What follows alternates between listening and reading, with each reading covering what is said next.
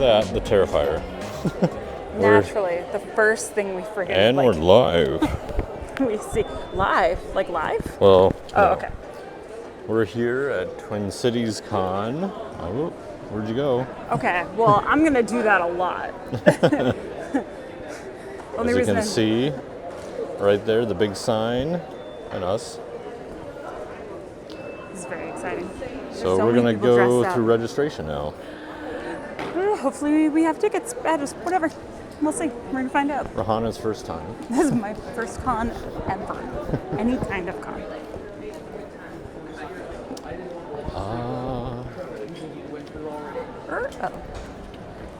Oh, go ahead. No, you're good. Oh, sorry.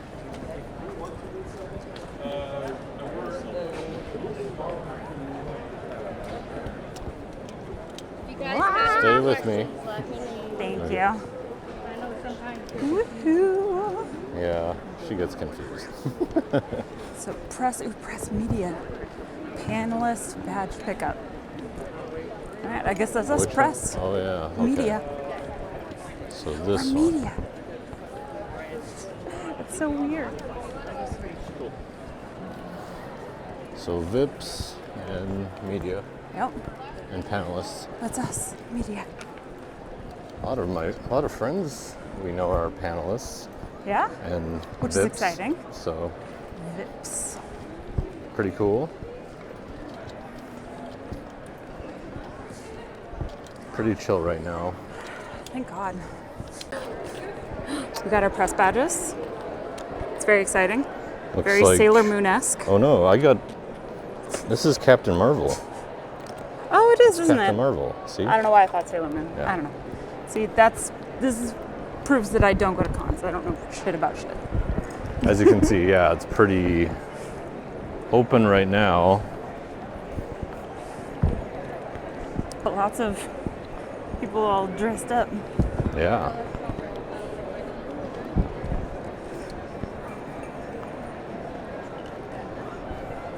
I like the YouTube video I sent you of the guy just hanging out by the Funko Pops. Did you watch it? I did not. That was like 2 hours long. It was, yes. Yeah. I just had it playing in the background, but he Oh. spent a lot of time at like a wall like that up here we're coming up okay. on. But I want to watch it. I wanted to watch it. R2D2. where? But yeah, once I realized it was so long, I was like, I'm Oh, never gonna like that. focus enough. Ooh. Okay, that's understandable. That's fun. Oh my God, Hagrid. So if you're looking for a specific one, you probably could find it here. Probably. As long as they're out. They're probably not K-pop Demon Hunters yet. Oh, that's fun. All right, what do we do first? Hi. Hello. Where do we go? What do we do? There's a lot of stuff happening. You can walk down any aisle. You're the pro here. I'm a first timer.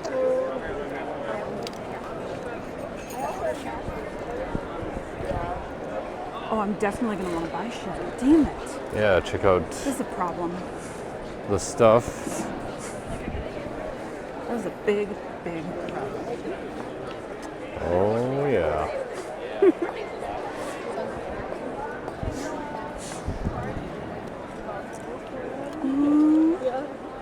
Oh, there's baby stuff. That's so cute. Predator.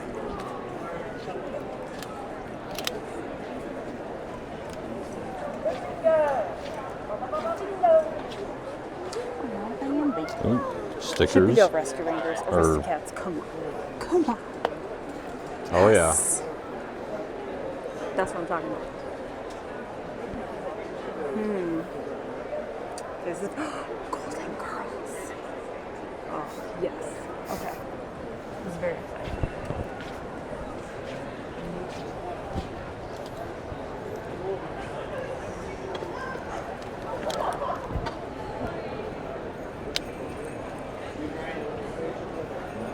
DuckTales.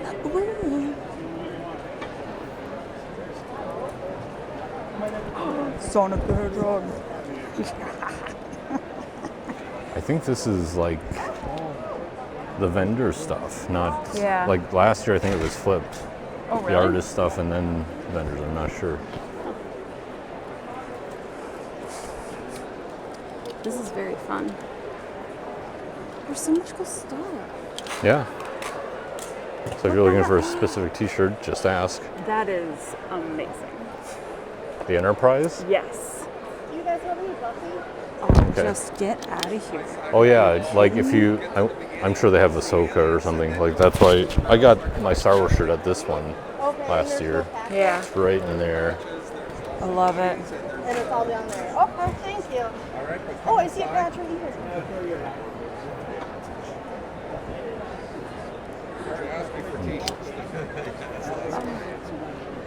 No, yeah. Okay. I see a Buffy.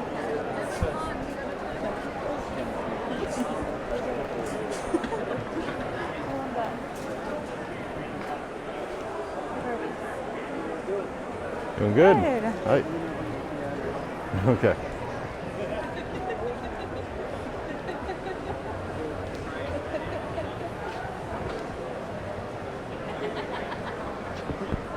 Oh. It's tempting. This is my sister's favorite character, and she loves Bob's Burgers, so it's really funny. Oh my gosh. I mean, there's just, I don't even know which way to go. Teenage Mutant Ninja Turtles. You guys. Teenage Mutant Ninja Turtles. Or Fraggle Rock. Come on. Just, how, I'm just, I don't even have money for this stuff. What's happening?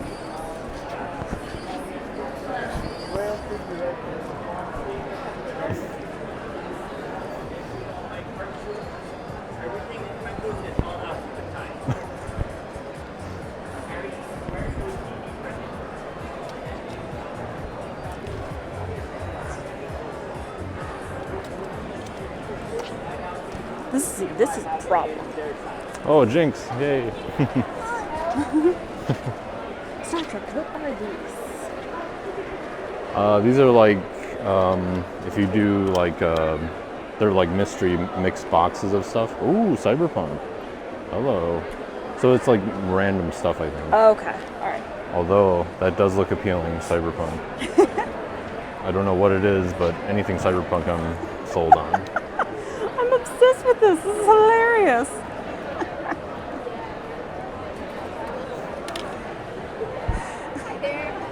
Hi. You like that one next to it? Oh my god. I like this one. What is happening? This. I'm gonna get this from my sister. How much are these? $10. Oh my, do you guys oh, beautiful. Okay, that was gonna ask, do you only take cash? Oh my gosh. All right, hopefully my sister's not watching this because I got you a Christmas present. Oh, these are so funny.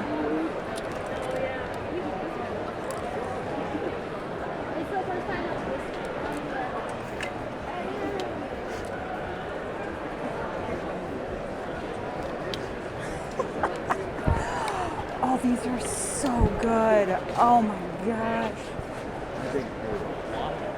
And then I also have I'm obsessed. these little Oh, portable books. oh, those are shelves very cute. with popular Oh my books. gosh, yes! Look at that. That's brilliant. Quicksilver, yes. So all of these are different collections of books. Oh my goodness. Okay, well, this is a problem. In a good way. This is a good problem. So like Oh wow. Plated Oh, Prisoner. yes. I'm just finishing that one. Wing.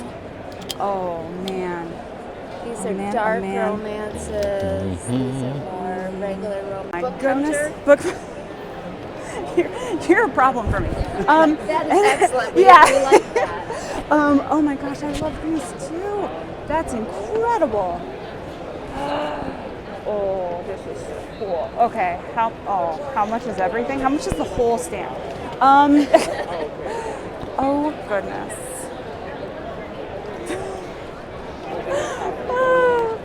This is great. I want to punch in the face. Yes.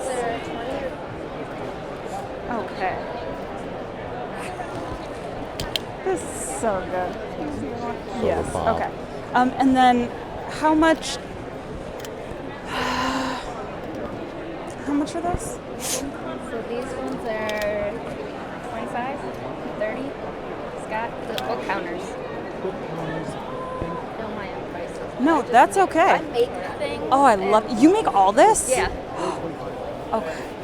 Oh, and what are these? Just like cute things for like a stand? Yeah. How much are these? Now the problem is which color. And then you have Oh. the ones that open, What? and then the ones that are solid. Okay, it opens to. Sorry. This is, you brought me here. It's backwards. Oh, oh, that's so cute. Okay. All right. The question is, what color dragon would my dragon be? And that I don't. I mean, who? Okay. Well, now I just. Yes. All or the books? Oh, the books. Books? Yes. So Scott, that's down in that. Oh. And then, did you want to get the Agatar? Oh yes, yes. Sorry, yes, that too. Oh yes. This is fabulous. I think we made it like 12 yards in, and Rohana's buying stuff. Which is great, but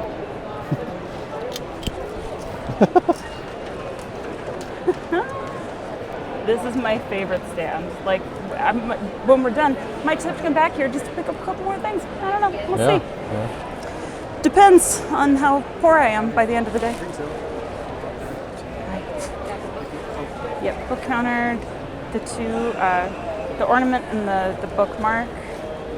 The adorable setup. Oh, she's gonna just die for that. This is Okay. amazing. She's done for Christmas. It's perfect.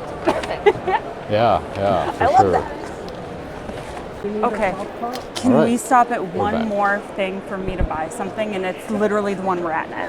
The next one. I don't care. Okay. That's up to you. Okay. Sorry. Have you watched all of the second season? I'm still waiting for the last dub. What is she behind? Which one? Which one? I don't even know. All of them. This is really tough. Okay.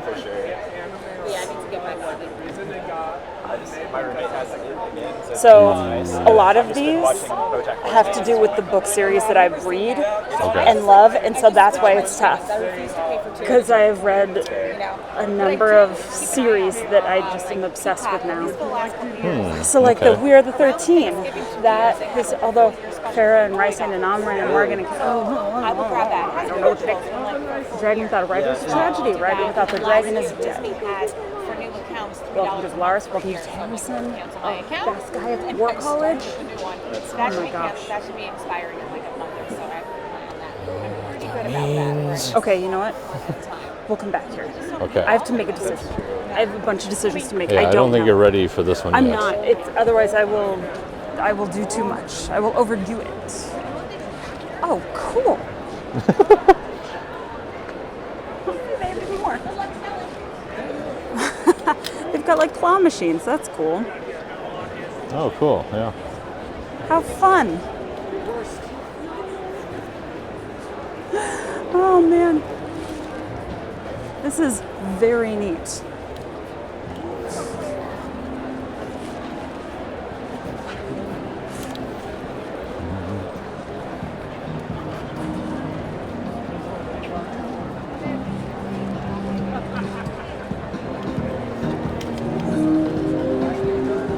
Oh, wow. Look at that John Wick. Yeah. Oh. Welcome to Bowie Art. Huh? Hi. Oh, hi. Hi. Sorry. Just saying welcome to Bowie Art. Oh, hi, thanks. The artist David Bowie is in this weekend. Oh, very cool. We are having pictures available in print. Oh, those are so cool. Thank you. Oh my goodness. The set that we have, the art series. It's incredible. That MJ is amazing. Thank you. All of those prints are also at this size. They are? Yeah, Okay. they're just bigger prints. Very, very cool. Oh my gosh. These are incredible. Incredible. Okay. All right. Okay. I hope none of my people are watching this because I am Christmas shopping. Excuse us. I'm Christmas shopping for everyone. Oh my gosh. Wow. Well, we are Ahsoka. recording, so that's a thing.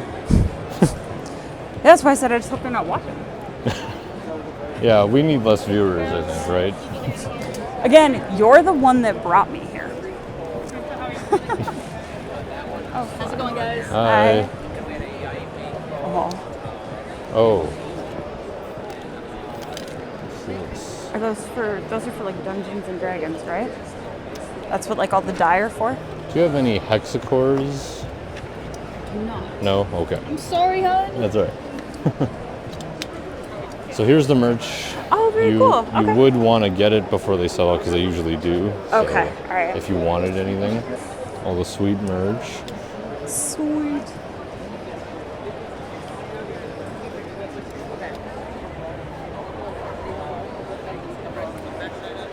Okay.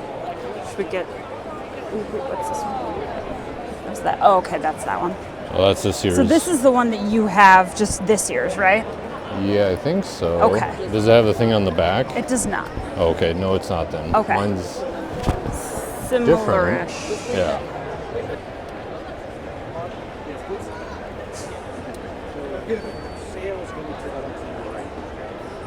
There it is. It's that one over there in the corner. Oh, cool. Tiptoe. Hold on. The Civil War, rebel cosplayers striking from Twin Cities Con have won their first victory against the evil Wisconsin Empire. So funny. It's so silly. I love it. Okay. I think I want the T-shirt though. Which one is that?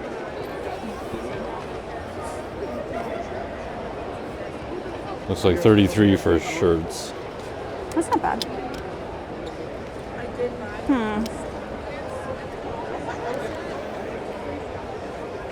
Yeah, last year they ran out of that one. I believe that. Yeah. Although this, I guess that's specifically episode 5 here, so, or, Huh? because this is their 5th year, so, Oh yeah, that's true.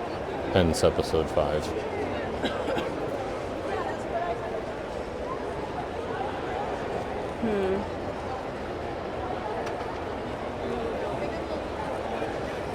That's cool too over there. Anyways.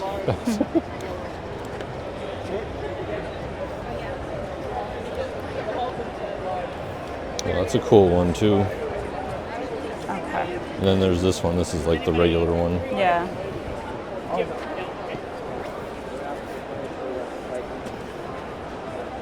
And then-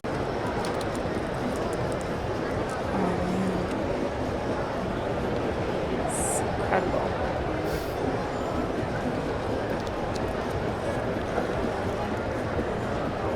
All of our work is hand painted, traditional oils on canvas, watercolors, This is incredible. done by both of us. Yeah, they're incredible. Oh man. I love that. Oh. This is This whole bin is all of our Lord of the Rings unbelievable. inspired stuff. We paint a lot of Lord of the Rings stuff, so we had to I- give a whole bin just to that. That's understandable. It's our favorite thing. Can you see she My, likes it? my partner is like the biggest. He got me into Lord of the Rings. We watch it like every year, like it's a thing. We go do a whole marathon, and oh, he would just, oh my goodness. Sounds like maybe some presents are in order. That's kind of what I'm thinking. Yeah. The problem is now I have to make a decision, Yes, and that, yes. oh, that's so cool. I got Wow. into it early on. Her family was all like, Lord of the Rings is boring. It's just people running. I'm like, did you actually watch it? Right? Exhibit hole. So, as you can see, that's where the photos are. We're like in here, sorta. We're like in here. And that's where Rosario will be. We get to meet Rosario Dawson. Yep. Where's the gaming? Okay. Gonna make sure the exciting. hair's right for that. We got all day for that. Or at least a couple hours.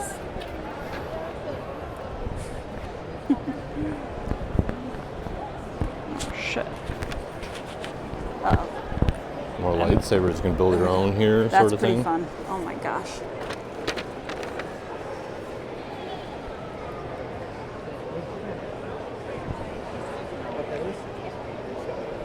Yeah. All right. Check that. So we're looking at that. Yeah, we're gonna go that way. Let's go. Okay. I'll follow you. Okay.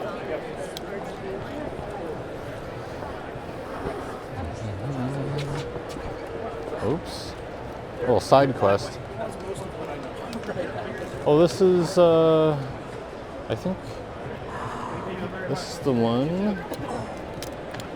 Oh, hey.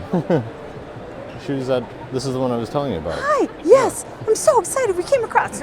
We like started walking by, and I was like neurospicy. I was like, oh my gosh. My brain just like, it's the place. I was like, my brain did the thing because of the sign. I would like one at everything.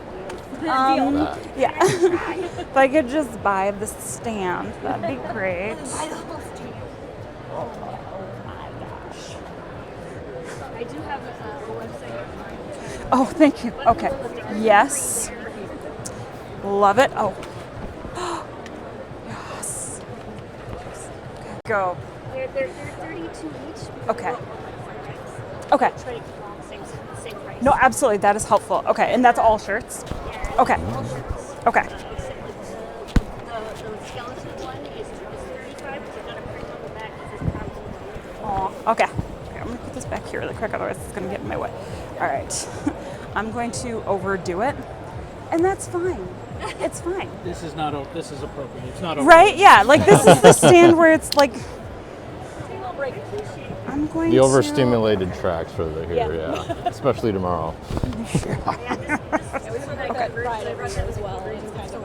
It's, yeah, this is, I was Yeah. just telling my partner the other day, I was like, it's like outside is as noisy and busy as my brain is. And he's like, I don't know what that means. I was like, it means I'm more stimulated.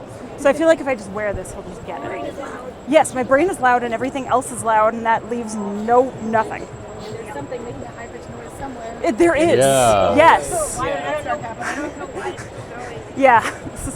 I'm gonna go find it and pick her out. I don't like it. Like the first 2 hours, the fire alarm. Oh my god. Oh. I remember all like, I'm gonna die. We did Planet City in Kansas City one year, and their fire alarm kept going off. They parked the food truck underneath amazing. the air intake. Oh, So every time they fired up the grill, I'm going to start with the 4 for 15. oh my God. No, I'm good. While she's doing that, Happy about this. I'm gonna grab this. It's, right? Yes. It does. That's the problem, You've been yeah. notified. Nerd. All right, we're here with the Never Told, right? Yes, the Never Told Authors. series, yeah. Tell us about Never Told.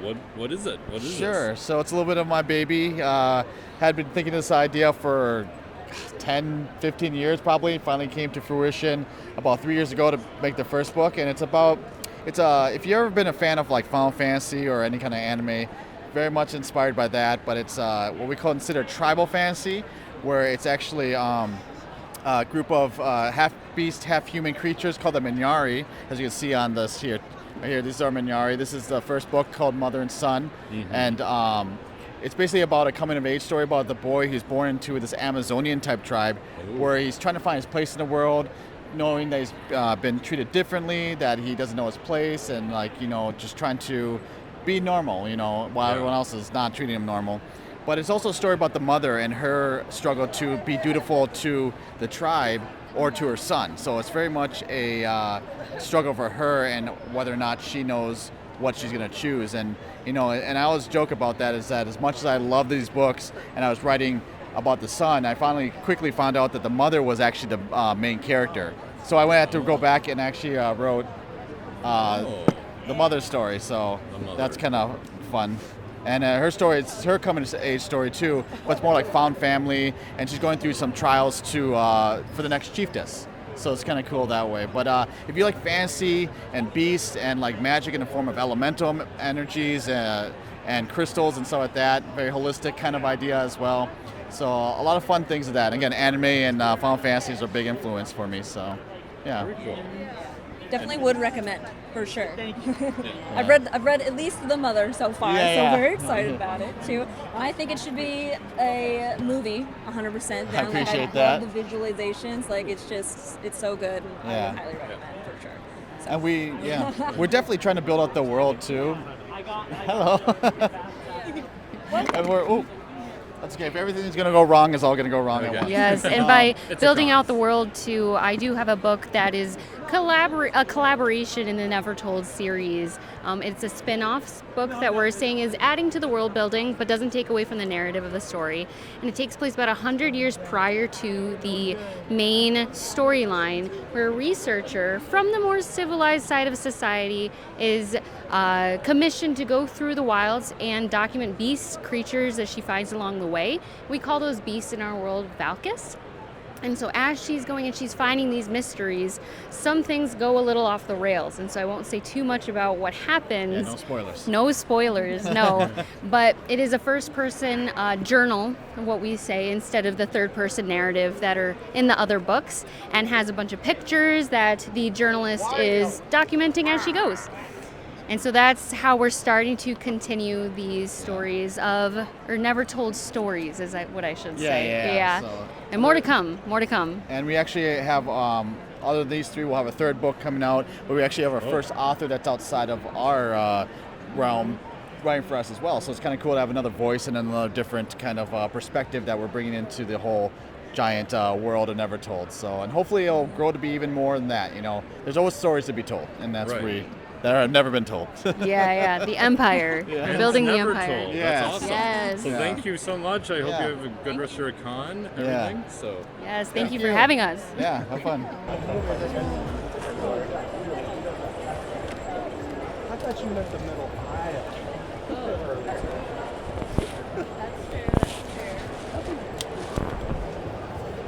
are you getting overstimulated or which one? No, I'm trying to make decisions. So I guess yes. Yep. Yeah, which t-shirt's that? Okay. I just love this so much. This, right? Yes. That was late diagnosed autistic, so I'm like, I didn't fit in anywhere. Yeah, I'm late diagnosed ADHD. I was And diagnosed I- ADHD when I was little, but I didn't understand. Okay, that's the thing. No one did when we were little. So that, yeah. Yeah, it was from listening to the late diagnosis of ADHD or autism. Yeah. Oh, I'll start looking into ADHD too. And go, oh, Right? that explains most of my life. Exactly. And So so, th- this is a good way to like connect with other people. And Yes. it's like we're not alone. Right? I Yes. can make a living doing this. I love it. So this is my friend I was telling you about in October at the thing over in where was that? The mall. It was in the mall. I'm. It was like the reading night Let's go to in the the costume mall. thing. Right. Yeah. Oh yeah, the burlesque one. Yes. That was like where it was Disney everywhere in there. Yep. That was pretty awesome. That's the one you did the poster for, right? Yeah.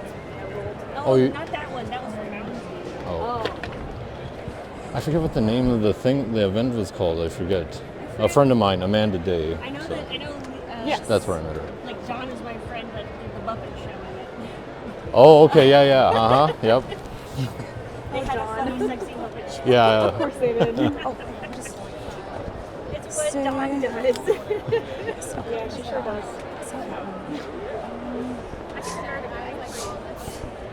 I feel like I saw one and I don't remember which one it was, and I'm trying to find it again, and I don't know. My brain's yes. It's exactly it. I forget what I'm talking about when I'm talking. In the middle of it, yeah. It's a problem. With Liz this morning, I was like, what was I talking about? Prompting us.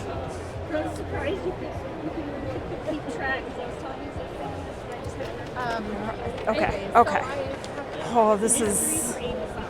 Oh, perfect. Well, that's good. Okay, well, now I have to get a third one. Okay, so we're doing overstimulated and embrace neurodiversity. Larges. Yes. And then I think I'm gonna wait. Hold on. Get it, Rahana. Oh, Get and it. weird, you're welcome. Oh, I love that. Okay, hold on. Oh, man. This is definitely her booth. Okay, chaotic awkward.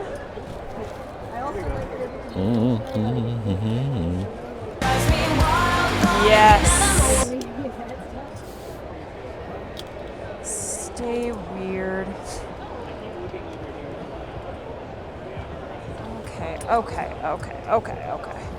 Okay. Alan, okay. Good prices.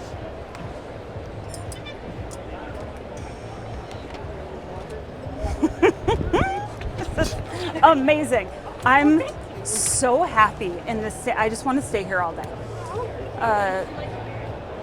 Yes, please. It is. This is just like a happy place. Happy to make the happy place. Yes. Oh my goodness. Neuro spice. Oh, nice.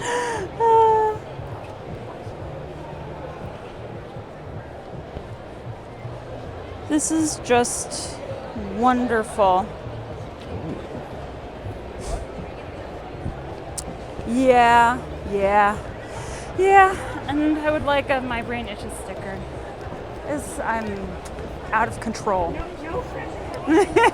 No, there's no pressure at all. The pressure is for me to not spend everything, so I'm trying to narrow it down, and my brain's like, but instead of doing that, yeah.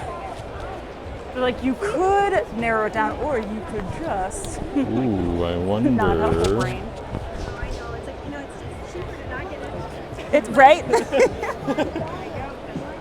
Do you have any of the Warning? So I say stuff like that all the time. A I'm like, band called The Warning? Do you have any? Warning, I don't. Oh, darn. Okay. You can look at our website. exactly. Like, you're welcome. Yeah. I am making your day more Okay. interesting. Cool.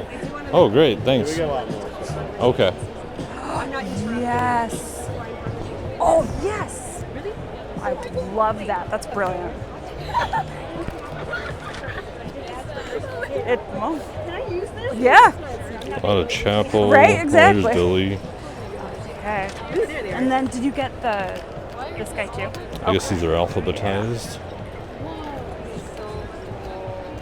Rage. Wow, a lot of good ones. Oh, thank you. Uh-oh. Oh, Rahana.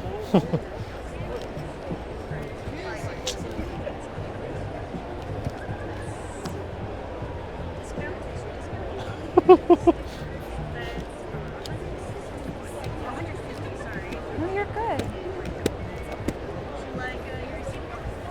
That is okay. Thank you, though. Nope, no warning. Woohoo! Oh, yes, thank you. Awesome. Oh my goodness. Thank you.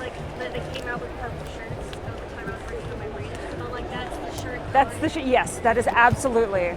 That is the color that shirt requires. Awesome. Thank you both so much. Have a good rest of your day. So wait for her. Oh no, I lost him. Okay. Come this way. Come this way. Oh, there he is. Haha.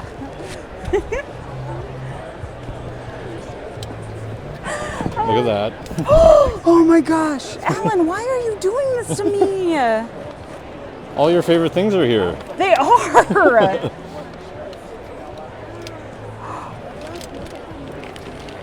Oh my god.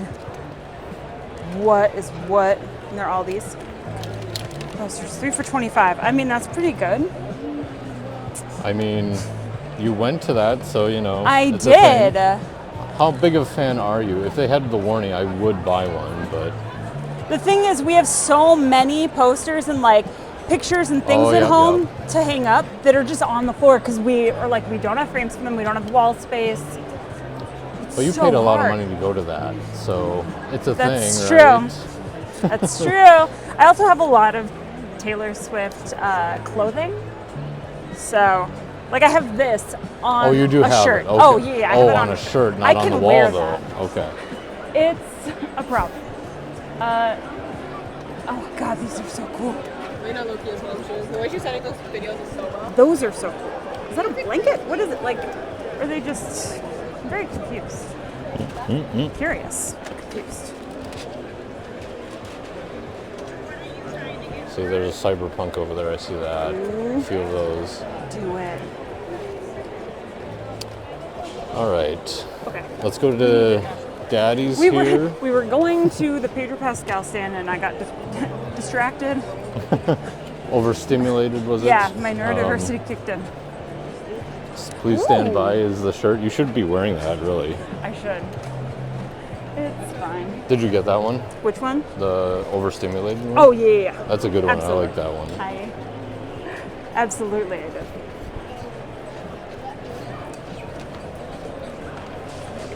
So here it is. Oh, damn, I love it. Oh, my God.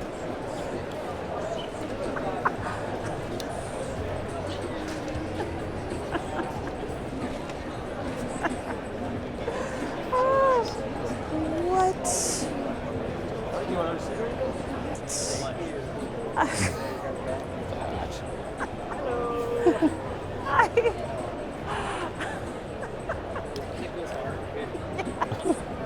Oh my God. Oh, this is just amazing. Nice.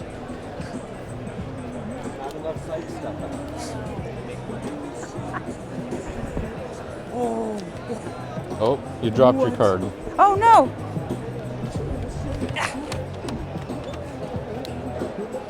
And the thing is hanging off the mic is hanging off. Oh yeah, clip it. Yep. Clip it. Just kidding. Future Alan, don't clip it. Oh my God, I love these. I love all these. This is so absurd. This makes me so happy.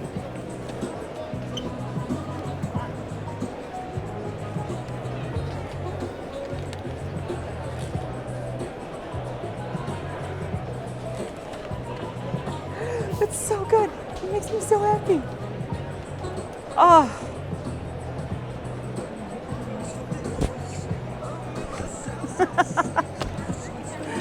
Oh, just the best.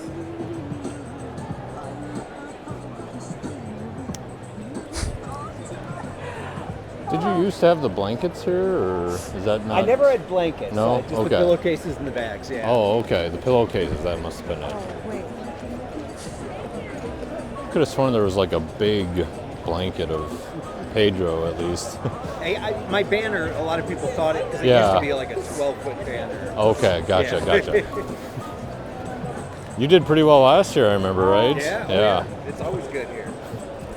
These are just phenomenal. These are just brilliant. Oh my goodness.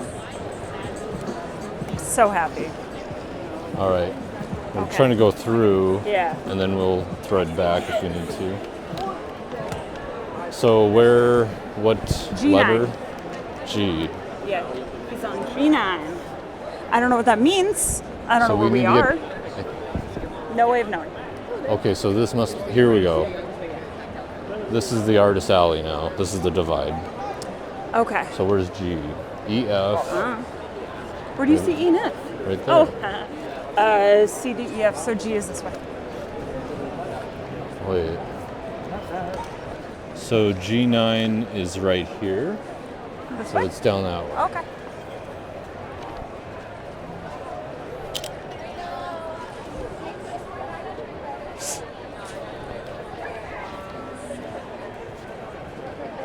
Oh, that is so cool. These are paintings on book pages. Oh yeah, yeah. Mm-hmm. Mm-hmm. Oh, so Remember this one. cool.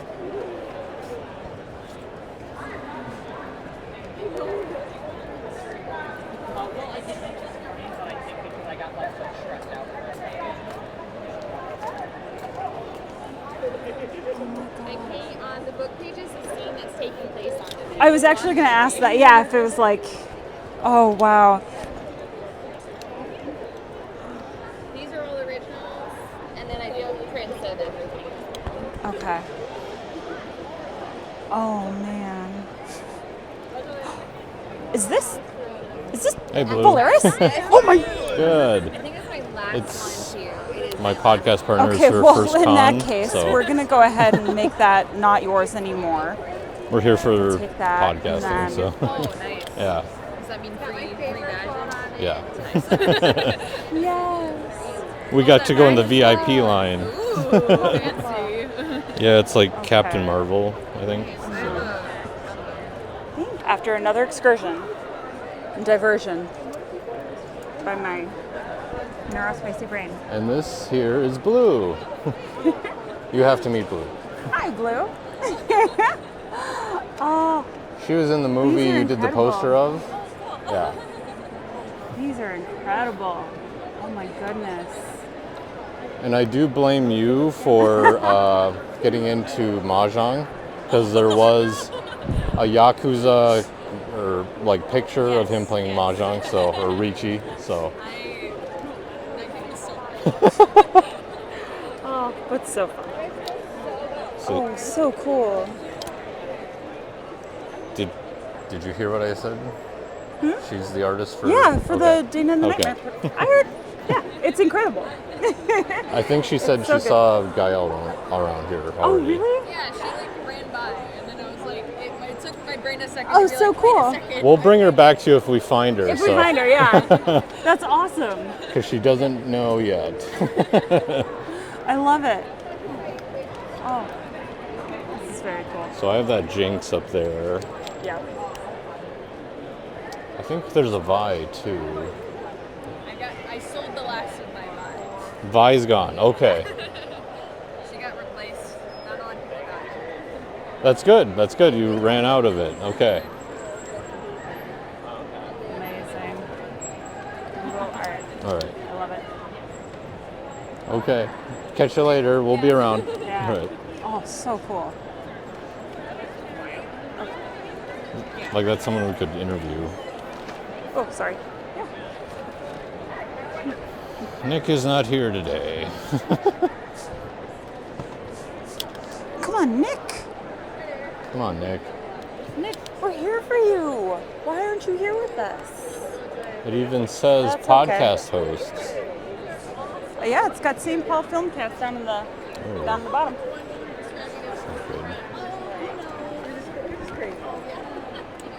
John Cover.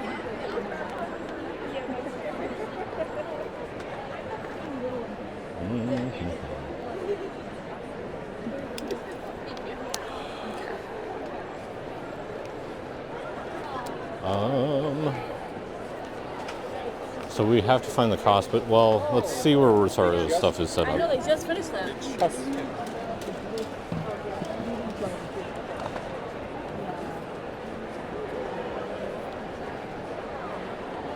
You enjoying your first con? I am.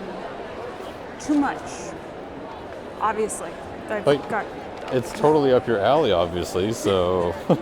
I mean, some of it is like spot on, and some of it, I have no idea.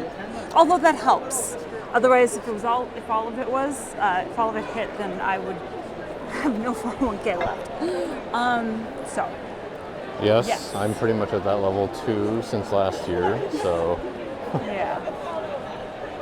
But yes. Ooh, derpy. I don't know what that is. That's the cat. Oh, okay. Oh man. From K-pop Demon Hunters.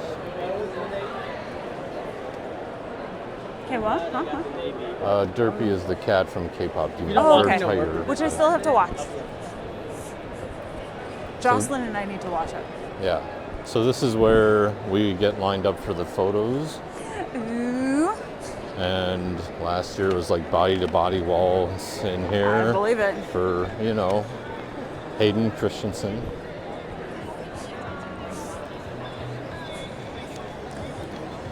That was a 4:30, yeah? I think so. Okay. You check your email? Yeah.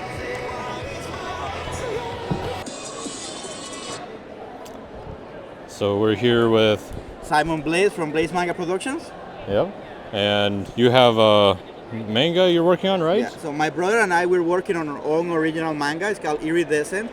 The cool thing about this manga is just not only a manga, it's a manga and an audiobook.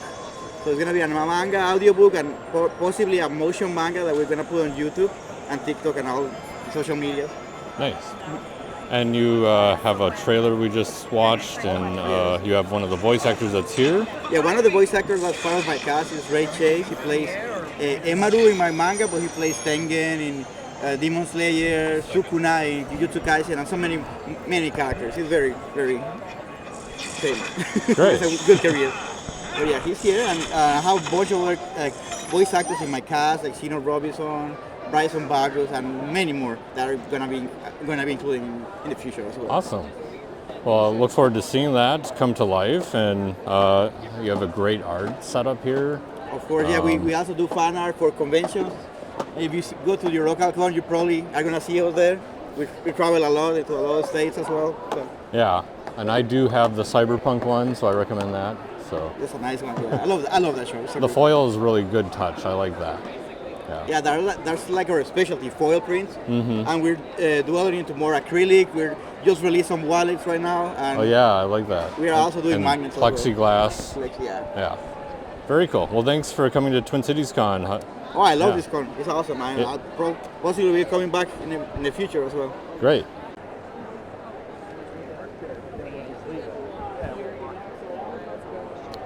So, check. Your hair is on the mic? Yep. check. Do you like chaperone? Oh, maybe. Not particularly. Well, that's just fun. Sailor Moon. New Sailor Moon will show up at some point.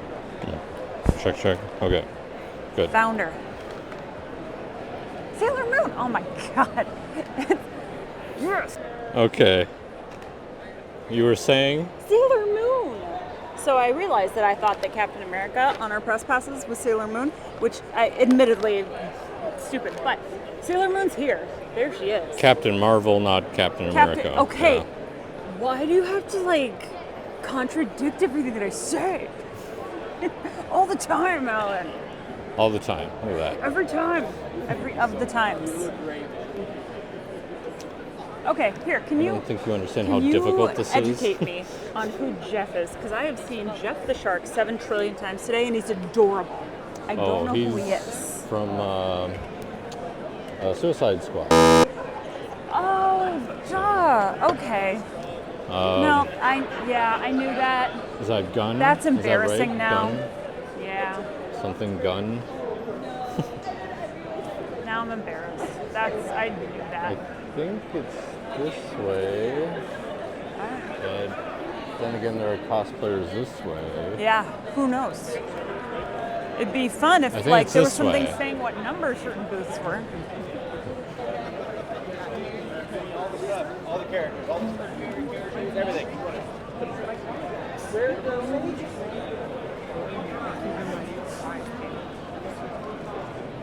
Whoa.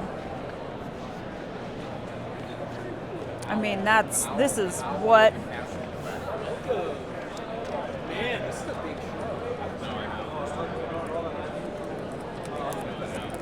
That's pretty dope.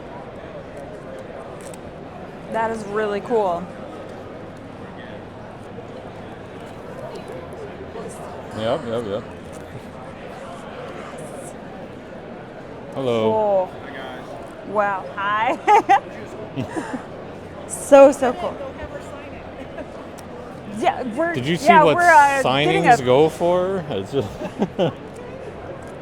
north of 100. Yeah, we settled on we're gonna get a picture instead. But yeah, it's tempting. These are incredible. Oh my goodness. Very well done. Oh my gosh. So cool. Okay, this is a problem. Can you hold this for me? I need to. Okay. She's going to work. This is gonna have to happen. These are so cool. They are. I mean, I do love them. Yeah, I think I have Green Lantern and Alien from this vendor, or artist. Yeah, vendor.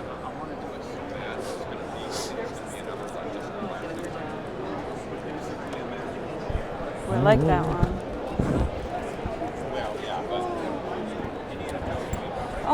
Love that.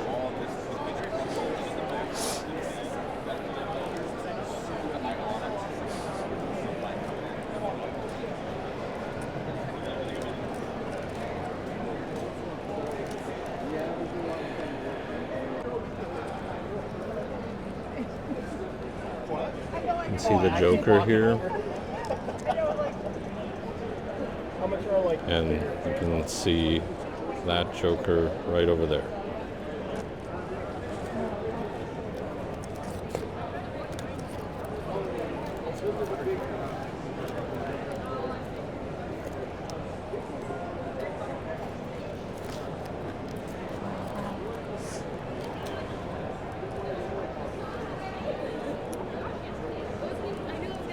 Hey, I'm here with Jim, the artist here at this booth, and we're talking about BB-8 from The Force Awakens. BB-8, yeah. I named my cat BB-8, by the way, just so Oh, you're aware. okay, yeah. It's a cool droid for sure. Yeah. Yeah. So you met Oh someone? yeah, I've become friends with Brian Herring. I've become friends with a lot of the behind-the-scenes artists, puppeteers, and actors on Star Wars. You know, a lot of the masked characters. But how I met Brian was many years ago. Maybe it was shortly after Force Awakens come out, and this guy comes up to my table and he's like, I was doing commissions, and he said, can you do BB-8? And I said, oh yeah, I can really do any character, you know. And I said, he goes, I'm BB-8. and I thought to him, and he has a British accent and all that, and I thought, okay, because I didn't really know who was a puppeteer of BB-8. He's like, Right. this guy thinks he's BB-8. All right, but it comes out to find out, and I was like, what do you mean you're BB-8? like that's. Oh no, Yeah. I'm the actor and puppeteer that did BB-8. Okay, so he was a guest at Kansas City Planet Comic-Con, and come to Okay. find out that like was a guest there, and then we become good friends because we're always see each other Right. at shows and that, and then a great guy, That's really awesome. interesting guy to talk to too, but he's introduced, you know, so he'd be at a show and he'd be like, okay, come meet Jeremy Bullock, and you know, so he's introduced me to a lot of people. That's amazing. Very grateful for that. You know. Yeah. So you drew BB-8 for him. Mhm. Okay. Yep. If you go to my, I think it's on my X profile. Cartoon Caveman is my X profile, and it's the profile picture there is the BB-8 picture that I drew for him. Okay. Just because it was kind of my first foray into kind of doing bigger and grander things, you know. Yeah. Cool. Well, thank you for sharing that story with us. Yeah, and sure. Check out cartooncaveman.com.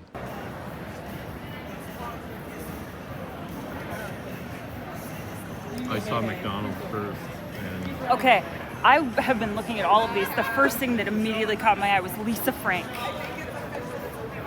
This is the only time I've ever been tempted to get a colorful tattoo. I'm not gonna do it, but I'm tempted. Okay. Yep. We got one of these guys. Yeah. Cool.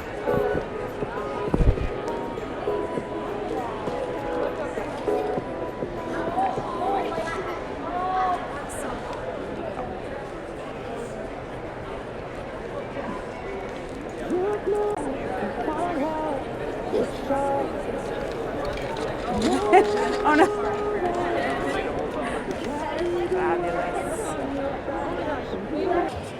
We're about to get our photo op Meet Rosario Dawson. and say something. That we love her. She's amazing. Yeah. I mean, she's been in so many things. Yeah. I was just Also, watching. I'm not going to be able to talk. Okay, we gotta go. So we'll be back Then you'll be in afterwards. line 5. And Everybody Rohana else, is line just 8. there. She For Rosario goes. Dawson.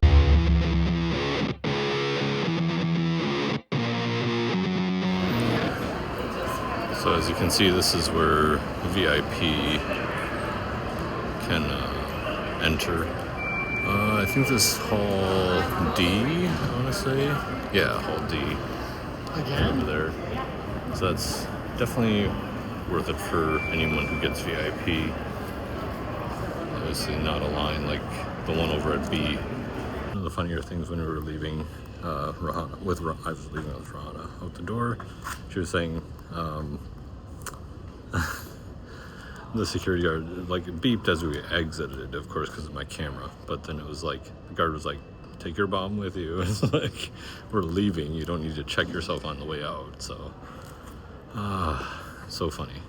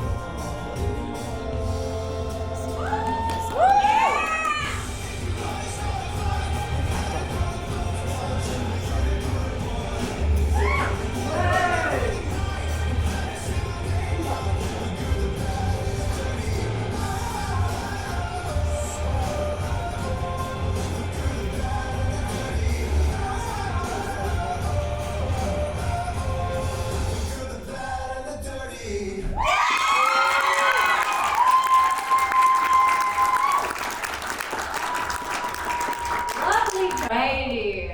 I've never played the game before, but all I know is that he's hot. That's all I know. And I see new people in the doorway. Please come in. You guys can come in. We don't fight. Well, I do, but we don't fight. Okay, that was an in-character moment, but you guys can come in, please. We can get you chairs or you can sit on the floor. Come on in. We don't fight. Okay. There is space for everyone, of course. We accept everyone here. We accept everyone. We accept the cosplayers, we accept the normies, we accept the cannibals. Vox, can you stop being a simp for me, like, once? I don't think that's possible. That face tells us everything. Okay. Yeah, pretty much, yeah. Okay, so our next performer. Oh boy.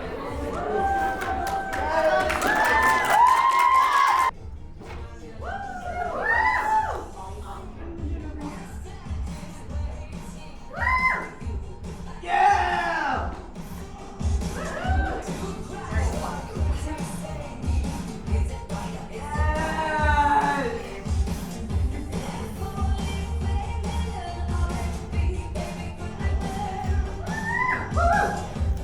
Moisturizing.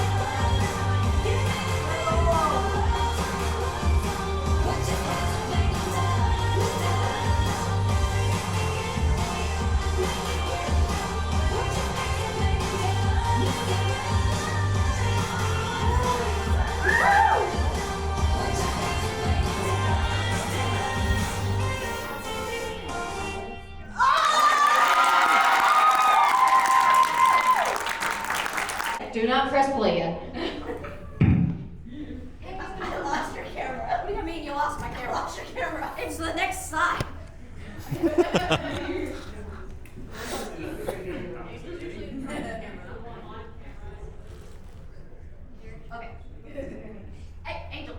Focus.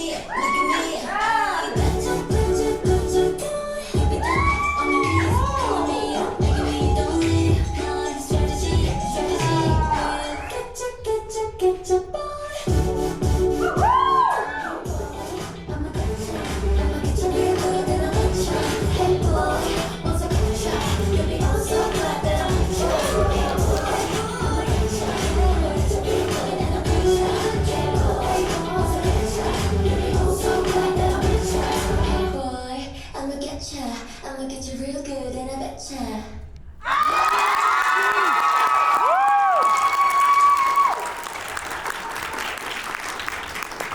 Again, wonderful song choices. Like, I've never seen your anime, but you also look so adorable. Genuinely. Okay, I'm gonna be real with you guys. We got like 2 new people in, and this is like the halfway point for things. So we're gonna take just a quick intermission so I can add their slides and their song.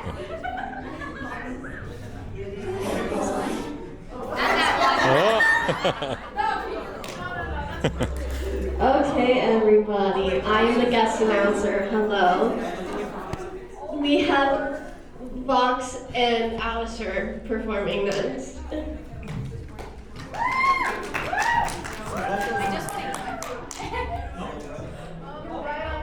Matt, you skipped one. There you go. You're right on time. You think your little mockery is going to make me cry? That I'm bawling about the past that could have been. Look around, yeah, I've been sleeping this whole time. I got a team, I got a dream, and all I'm gonna do is win. You're in my house, my room with my tools, and first you're at my mercy. First to watch me take it on. You've got ass up, you're deep fried, your last luck has run dry. At last your check is cashed, I laugh at how you look so small. Don't you forget. You can try to squirt and struggle and it won't do a thing. Don't you forget. You're so obsessed with me. Leave me here to be.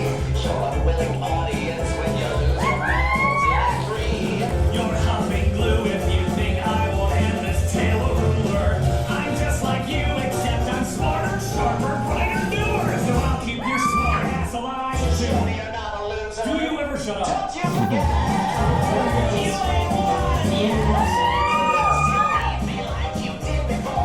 cute, you think I care? Now I'm the master, and you're my bottomist. Now that I flip the switch, though the radio's gone dead, you know all the show must go on. You wish that you would stay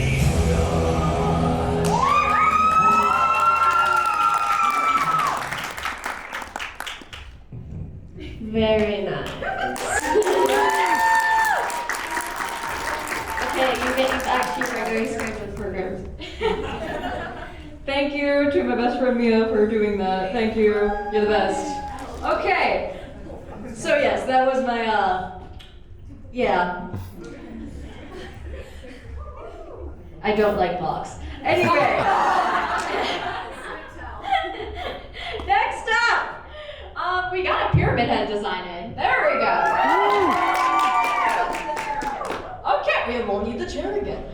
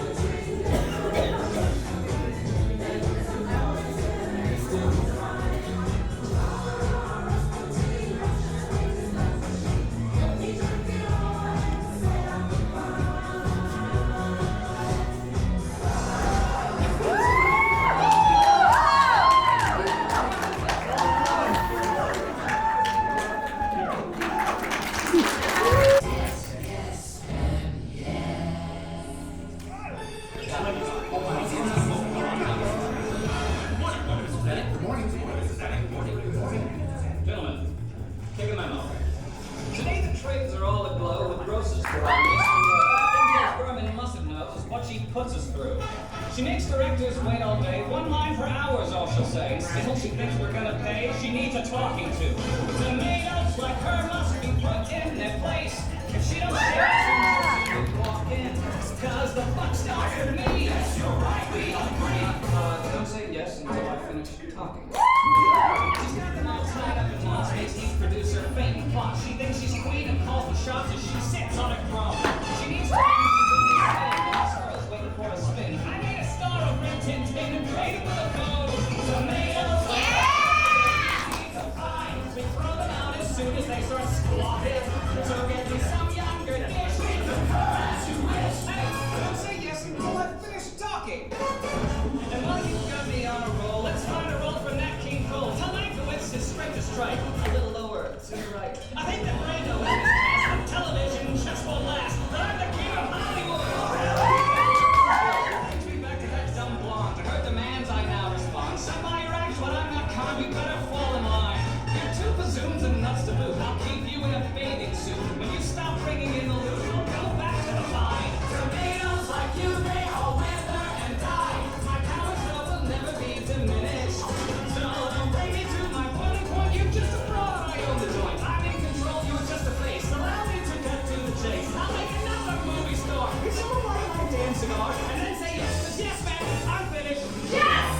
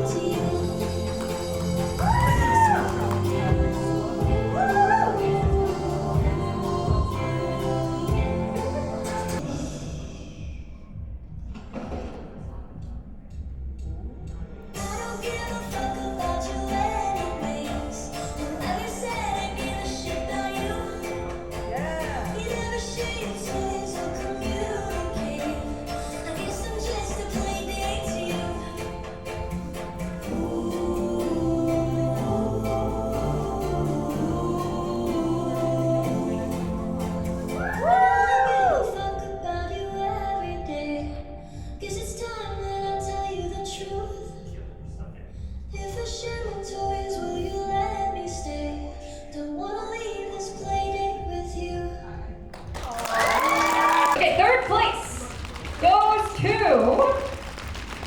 Blitzo!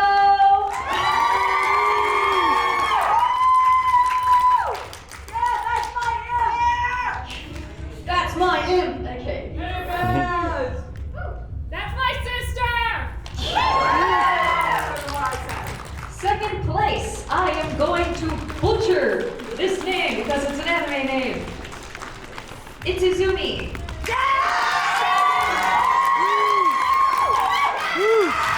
Was I anywhere close? Thank you. Good to know. Okay, and then for the win. For the one that gets a better bag than the others. Pyramid Head!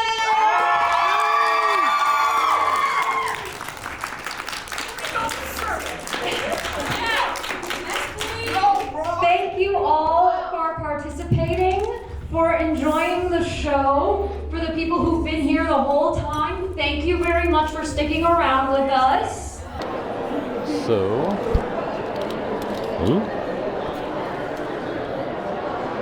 okay. So this is the line, as you can see.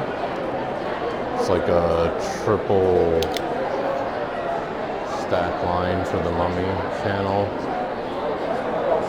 I should probably get in line. I know this is a large auditorium though, so it'll seat this many people no problem, but the line looks like it might be moving. What time is it? It's 11:19. Not bad timing.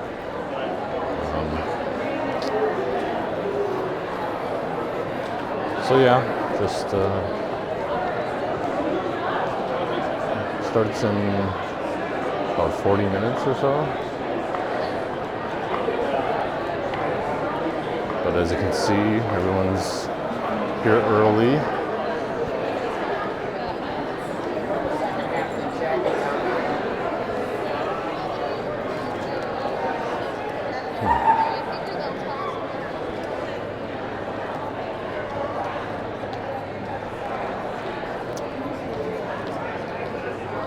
So, actually, the line to get in is not bad right now.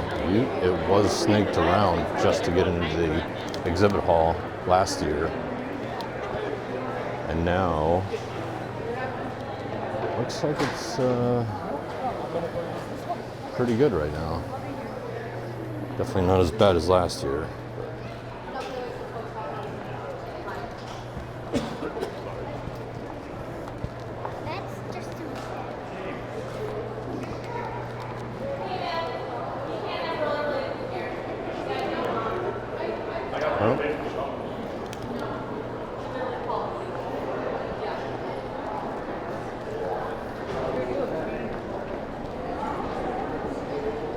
Not sure where to put the cup.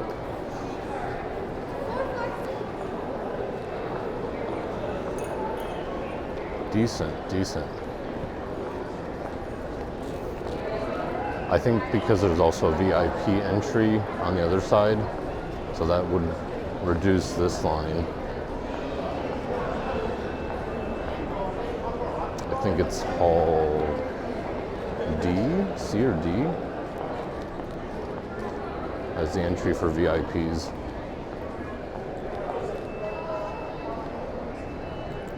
So yeah, definitely way better here. Much better.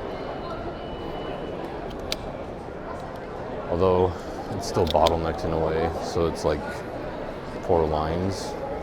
I'm sure later this will be much different.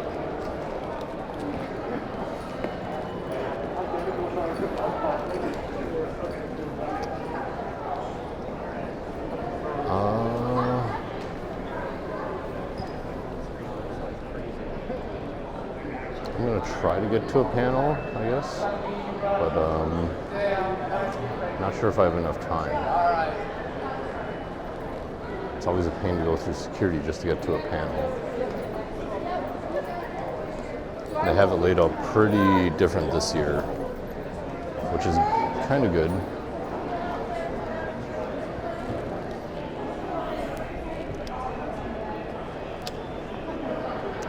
Rahana will be joining me later, as will a bunch of other people, so I'll check back with you then. Spider-Man kind of saved my life, so I'm very happy to be up here with all these fun people today. So happy to have. Yeah, so we've all, none of us were doing this for 20, 30 years, still relatively new at some things and learning as we go, so these are just my slide. I'll start. These are just some other cosplays I've done. Some of these I've made, like Spider-Man and Killmonger, that was all purchased. I fully made the Captain Enoch armor, 3D printed that, and did some upholstery, gluing things here and there, all the painting, gold leafing. Pyro next to that, I bought the bodysuit, but I made the shoulder piece out of foam. Yesterday after that, I was here as Prince walking around. I bought most of those things, but added some, like the sparkly things on the chest and the chains, and then the basketball more from one episode that was about 2 minutes of one episode of one season on one show that I wore. I creatively put that together. I had to get the jersey custom made and designed, and then found someone to make the mask. So whether you're starting from scratch on your own or piecing it together, I'm a fan of it all. So it's just some of my experience about some other stuff. You can look on my Instagram, St. Paul Prince, to see some other things. But today I want to talk about one. It was a recent one. I did Cyborg from Doom Patrol. Doom Patrol was on Max or HBO Max or who knows what it was. It was a couple seasons. I really enjoyed that version of Cyborg, and I liked the casual attire with it. So I made the face piece, and I pieced together the arm cannon I'll talk about. But yeah, I really identified with that. I don't know, I may not identify, but I enjoyed that portrayal of that character. And so some of us were at Confluence a couple weeks ago on the planning team, and some of us were talking about, oh, I have a DC one, so we did a DC day on Sunday. And so I think about 2 months in advance, I started working on this and put it together for that, so to join the DC crew. So what did I do? I started with actually purchasing a Zack Snyder Justice League kids costume of the suit and a plastic mask. And so that's the picture on your left, is that kid's mask that you can get at whatever store. It was painted, but I 3D scanned that. So I have a RevPoint 3D scanner. You can also do it with a lot of cell phones. Some of the iPhones have the IDAR scanner. You can 3D scan things. Some of them come with a white spray to make it easier to scan. So I 3D scanned that to make an image because I needed to make it bigger. And then I tried to 3D print a few different versions of it with different materials.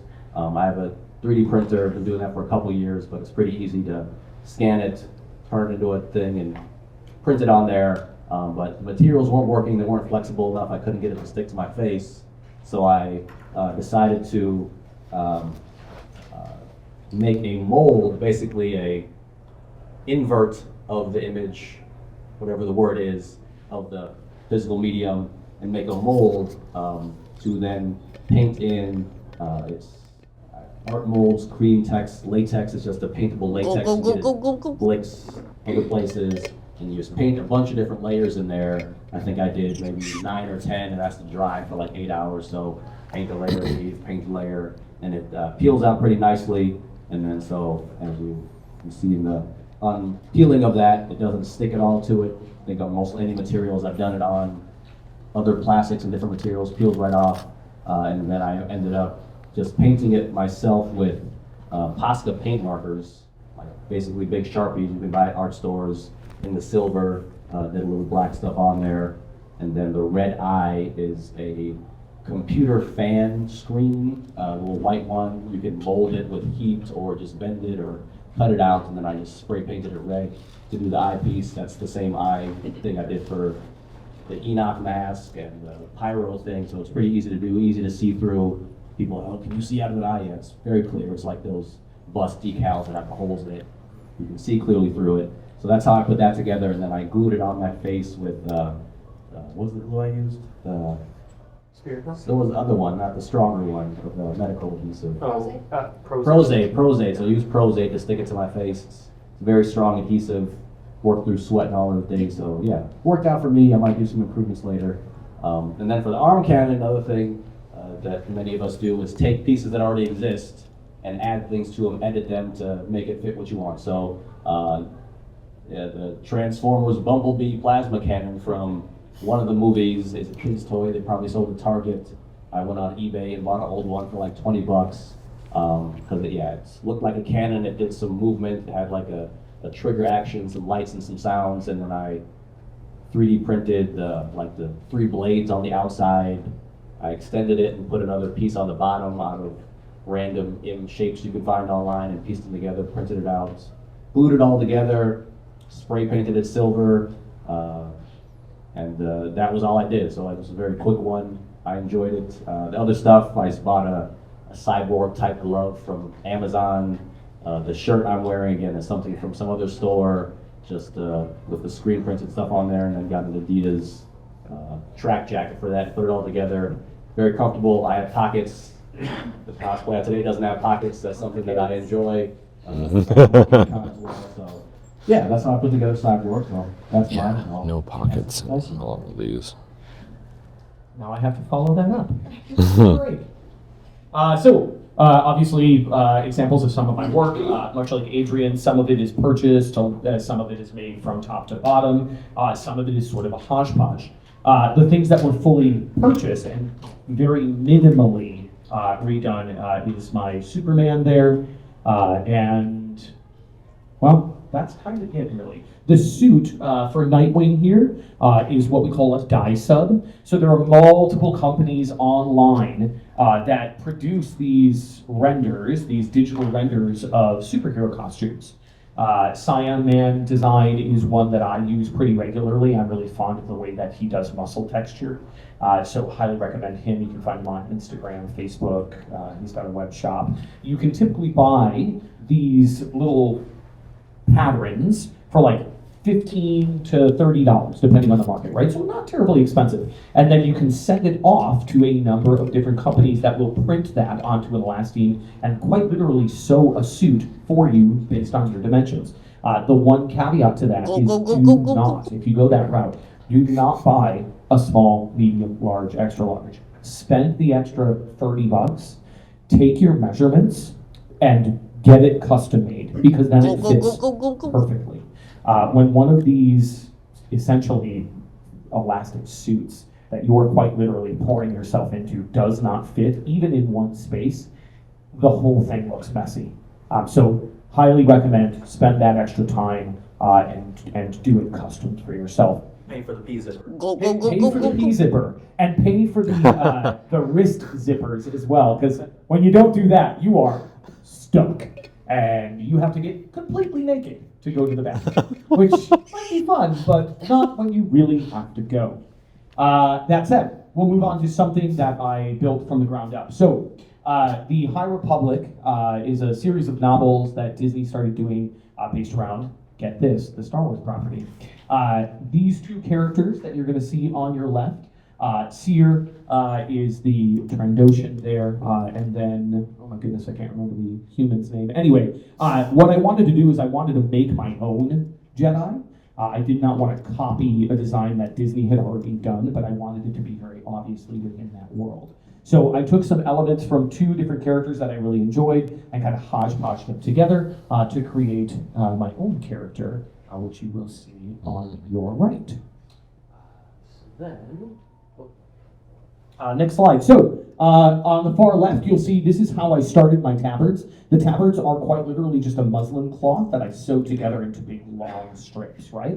And then you can see I have put down masking tape. This is or you can use painter's tape. Anything that isn't terribly adhesive when you're doing this sort of work. Don't use duct tape because it will stick to your fabric and leave a gummy residue, so you want like painter's tape or masking tape. So that's all painted down, and then I brushed on, where all of the white is, this sort of really high intensity gold fabric paint.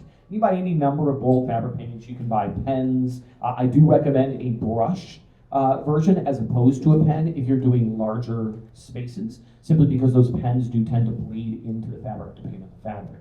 And a brush on, you can apply it quite liberally. Then moving on to the belt and everything there, the buckle was 3D printed and then sanded and spray painted gold. The actual leather work is just a faux leather, and then that's all put together with quite literally glue and riveting. So if you don't know what riveting is, you have it on your jeans, you have it on a lot of your cargo pants and things like that. There's a little brass or silver sort of buttons that you punch in with a hole punch, and then you pound them with a little mallet. And what that does is it essentially makes the fabric, you're not going to ever be able to rip it apart. You really got to want to rip it apart. So it builds structure. The pouch is quite literally just bought on Amazon. You can buy a pack of these pouches in 6 for like $10. So they're really, really, really affordable, and you can use them for a million different things. I have the same ones. Very commonplace. Yeah. The lightsaber started with a base lightsaber from Neo Sabers, so it was just all black. And then what I did is I took all the housing out, sanded it down, powder coated it, and then repainted it, wrapped it in leather, gold, all these kinds of things to make it look more High Republic. So it's actually a functioning lightsaber. I can put the plastic plate in it and it will ignite. Moving on to sewing. You can find a cheap sewing machine on Facebook Market every day. I guarantee you there are probably 20 or 30 of them on Facebook Market right now. Do not be scared of sewing. Anybody can sew. What I always recommend to new sewers is start with just cheap fabric. You got old t-shirts that you haven't worn in 20 years, which we all do. cut them apart and just practice sewing them together so that you get comfortable with how the machine moves, and then you can start moving into making shirts and pants and all that kind of thing. But it is an incredibly achievable skill if you're just patient with yourself. Then finally, a fit test. So that's the last slide here. After this fit test, I had to rip a couple of seams and re-sew things so that they fit properly. The central tabard that comes down in the point, I redid entirely because the fabric that I had was not laying properly. So no matter what happens, don't get frustrated with yourself. I make mistakes constantly. It's about seeing what those mistakes are and getting creative with how you're going to fix them. We all fall. How do we get back up? Then the last slide. So, do not be scared of making things when they don't exist. This stencil that you see, which is the High Republic symbol, is quite literally just 2 note cards that you can get at any store for really cheap, and then I cut them out with an X-Acto knife and glued them together so they're a little bit thicker. And that afforded me something to paint a really intricate pattern down instead of trying to do that by hand. Because my hands are not that steady. Then you can kind of see finishing on the tabard. So that's after all of that tape has been ripped up, you can see you'll get really clean lines when you use tape. And then finally, the finished product. So that photo was taken just this last spring in Japan at Celebration, Star Wars Celebration. And then another thing that I like to do is editing photos. Obviously, I was not on Coruscant at the time, but you cut out backgrounds and things like that. What I tend to use is you can buy a free, you can download a free program. It's called Canva. There's a paid version of that, but Canva is incredibly intuitive, and it opens up a whole world of video and photo editing essentially for free. So that's that. I'll pass it on to Nikki now. Oh, psych. Sorry. Sarah, Best for last. Yeah. Just say slide. Slide. Yeah, there you go. Well, yeah, my name's Darren Pond, and as you can tell, I like Spider-Man. You see this guy likes Spider-Man too? I like that, the shirt. Yeah. Yeah, so the Spider-Man suits were ordered from the RPC studio. And go back to what Tyson said earlier, send them your measurements. They'll do a great job with it, making it picture perfect. And the Batman suit, I pieced this suit together last year through various artists I found on Instagram. And I just added a bunch of Velcro and super glue to make all the pieces fit, and so they wouldn't sag in any spots. That moves me on to my next suit, which is the Iron Man suit. We can go to the next slide, please. I'm calling this project the Iron Man Initiative. I've always wanted an Iron Man story ever since I saw Iron Man 1 back when that first released. So this is like kind of like a lifelong dream for me. I was really hesitant on starting it because I knew it was going to be a lot of work. Thanks to my girlfriend, she really pushed me along, gives me a lot of confidence to do this. But so I'm a little less overwhelmed now than I was when I started. But in order to do this, you're going to need a 3D printer. And so we can go to the next slide. And so I got a 3D printer, one from Bamboo Lab. It's called the P1S. You can find it as cheap as $400 now. They actually lowered the price the other day. Really incredible machine, highly recommended. I'm using eSun filament. It's a PLA plus filament. I went with eSun because it's a eco-friendly, biodegradable, made from cornstarch, and it's not as toxic. Doesn't produce a lot of fumes. And so started printing all the pieces. I got the files from a website called do3d.com, and you can find so many STL files on there, and basically anything. It's really, really awesome. Tyson, did you get your arm from Do3D? No. So this was, God, what's his name? Do I have my phone on me? I can't remember the name of the guy who did the files. There's so many. Walsh 3D is another one. Yeah, Vector's really good. Yeah. They've got tons of stuff. Armory is one I got. Oh yeah. Some Star Wars stuff. Enoch stuff? Yeah. I would recommend, so when I was looking for the Winter Soldier arm, and this is multiple pieces, I just typed in Vibranium Winter Soldier arm because I knew that I wanted to do the Thunderbolts version of Bucky Barnes. And then 3D file, multiple things are going to pop up. Yeah. So you're going to have options. What I recommend when you're choosing a 3D file is look at Things generally that come with more pieces, while it is more time, are going to yield a better fit and functionality. If you're 3D printing something that's one solid piece, and any part of that piece messes up through the printing process, you are doomed to start the whole thing over again. Whereas, if one of my knuckles didn't print properly, cool, I can print that in 20 minutes. Well, maybe not 20 minutes, but that would be nice, wouldn't it? Oh my goodness, what? 10 years. Yeah. 10 years. Yeah. But yeah, multiple pieces, highly recommended. Yeah, I agree. Going back to that point, the abs in the second picture there are all one piece, but if those were separated, and there is a way to do that, but it's complicated. That would be awesome if it was all separate pieces. But once I had all the pieces printed, I went on to just taping everything. Most of this was taped together just for like test fit purposes. I had to rescale things to fit my body because you're going to need to do that if because these suits are made for about a 6-foot person. But luckily, most of the upper body fit me at like a 100% scale. The legs were a different story. I had to scale those down about 10%. I had to cut them in multiple pieces to fit on my printer, and then I had to go back in and PLA weld them with a soldering iron. And once that was done, I moved along to assembling the suit, which I used nylon strapping, elastic, super glue, really basic, Velcro. Bless you. Yeah, bless you. Velcro, and once I did that, I made a harness that would hold the legs up, which is the last picture there, and that's what the test fit. We can go on to the next slide, please. And after that, I just continued sanding the pieces, adding magnets to the chest plate to make that stay on. Bondo spot putty is going to be your best friend when it comes to creating a nice smooth finish on these pieces, because any imperfections that you have on your 3D print, before you add filler primer and paint it, it's going to show up and it's not going to look very well. And so that's what I'm currently working on in the third picture there. I have the most of the suit sanded, primed, and I did begin the paint process. And go back to what Tyson said earlier, you're going to make mistakes. I've made countless mistakes on this, and I try not to beat myself up about it. But you got to fix them. You got to find a way to fix it.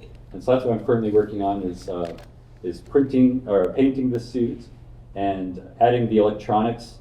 The motherboard I'm using for the helmet motorization and all the light features is from a company called Crashworks, and you can find them online. Or they sell their stuff on eBay, also through their website. But you can find these motherboards that allow you to open your faceplate and light up the eyes and stuff. And they come with directions. So that's what I'm working on now. I don't think that might I work. wanted to have the suit done by the con today, but it's a lot of work. I didn't realize what I was in for. Yeah, be prepared Yeah, for yeah, the that sleepless was nights. definitely. Yeah. This was 4 a.m. Yeah. for multiple days I'm leading up to this. So these bags are not makeup. They are just sleep deprivation. What are you using for the drawing rack? That's just a shoe holder. Yeah, just love it. So you got to improvise sometimes. Yeah, clever. So this is just more pictures, more test fitting. Test fitting is going to be your best friend when it comes to this. I made a stand for my Iron Man suits, and I got all the paints ready to go. That's really all I got. What's the stand made out of? PVC pipe. Nice. There you go. Just did my measurements on it, and measuring these pieces is crucial. I spent a lot of time, especially with the legs, measuring my thighs, my shins, the everything, circumference. Thank you. So I can answer any more questions if you guys have. Moving on to Nick. Yeah. All right, so I typically do like Harley Quinn, so I'm starting off showing off my Harley Quinn. I'm very happy, very proud of it. It's almost in its final form. I've been cosplaying Harley Quinn since 2017. There's just a few more things I want to improve on, but this is kind of a variation of the cosplays that I put more work into myself, because typically I'll buy like pre-made and like do some slight alterations. With Harley, there was a lot more crafting involved with making the shirt. I guess that's actually on the primary part of it, but that shirt was a beast. Dyeing the wig.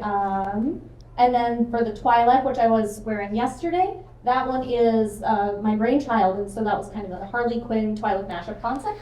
So cosplay is great as far as like, you know, whatever you can envision, there's probably a way to get it taken care of. So it's something that, you know, that one took me 3 years to kind of get to its first iteration, and I'm still building up on that one as well. But it's something that, you know, a cosplay doesn't have to be finished right out of the gate. Okay, I'm wearing a cosplay that is literally safety pinned in certain spots, so yeah, it doesn't have to be done. It's fine. You can always revisit it later. Nebula is, you can't see the arm, but I puff painted her metal arm. So in this, yeah, it's similar to what Tyson has, you know, instead of 3D printing, which would have looked really crisp, I puff painted and then hand brushed it, and I made myself a duct tape arm based off of my arm. So I made like a mannequin, stuffed it with cotton, and then I used that as a sleeve to kind of start painting it. And then on the end is Lest from Arcane. My roommate is very kind, and he has a really great 3D printer. And he helped me make the frame for the ears. He helped with the headpiece. And then I had fun learning how to like add the fur on top of it. So that was a really fun new experience. Body paint is always fun. How fun is fur work? Honestly, I like it. Oh, I like it a lot. I think it's everywhere. It does get everywhere, yeah. It's everywhere. Have a vacuum handy. Uh-huh. All right. And as I said, Harley Quinn is kind of my favorite. This one is definitely the variations of Birds of Prey. Harley Quinn is the one that I put the most effort into in terms of research, in terms of finding, I'm obsessed, so screen accurate items, and then altering existing pieces like from, you know, costume shops or like eBay. I think that shirt I'm wearing I got off of eBay, and I wanted it to be a little more distressed. So I think I actually took hair chalk and I flipped hair chalk onto it. Sometimes I was taking a wet, I would wet the chalk, rubbed it on there, and then just like scraped some off. It was a fun thing. The pants that I'm wearing, or the shorts, excuse me, those are puff painted with 3D puff paint. In the film, it's painted with latex, and that just sounded, it was more expensive to do that. My option is less tacky as well, so that was nice. And then the gloves are kind of the creme de la creme of the cosplay. I guess the wig is pretty darn cool too, though. But the gloves are kind of the creme de la creme. Those are kind of the focus of this slide. And we can go to the next one. So, Uncuffed Leather is the maker of the original gloves. I did not want to pay $425 pair for an authentic pair of gloves in this case. So I stalked Uncuffed Leather's Instagram, found some really great reference photos from there. The second photo is actually one of the reference photos, which is saved in my OneDrive on my work computer. They don't need to know that. And then I printed it out on like a 8.5 by 11 sheet of paper, roughly to the scale of my hand. I used their glove as a pattern to make it. And I know that sounds silly. You're like, why don't you just use a regular hand? The hands have little fingernails on them, and I'm very particular about how my things look. So I know, right? Yeah. So I cut it out to get the correct shape for the gloves. And the nice thing was there were some pre-existing gloves on Amazon for like $20. The varying colors of the faux leather were also on Amazon. And I wore those gloves for 2 or 3 cosplays, and then I was like, you know what? I sewed some of the gloves on the opposite direction. So this is my friend Cosplay DeVille modeling the gloves. So those went over to London, and we live there now. Thank you. I trust you. And then as you can see here, this is my good friend Bertie Beaver. So I have him with today. So he is Harley Quinn's kind of mascot sidekick, her friend. So the first photo there is showing what it actually looks like in the film. And the second photo there is showing what this guy used to look like. This was a dog toy that my friend sent me from Italy when we were trading stuff for Harley Quinn. And so I took this existing toy and I made it look a lot better. The photos don't exactly show how rough it looked, but the teeth used to be like that long. It was not a good look. So this is a good example of just kind of taking something that doesn't already exist and just getting creative with it. This is actually painted with acrylic paint to give it kind of a nice furry, like varying colors and the texture. I imagine a beaver not being exactly very soft to the touch. This guy's kind of scratchy, very wiry. And the final photo is showing his lovely teeth that I attached. And I was going to send this around if anyone would like to feel how crunchy he is. He's available. Do you want to? Are you willing to? I said it. Catch. He's light.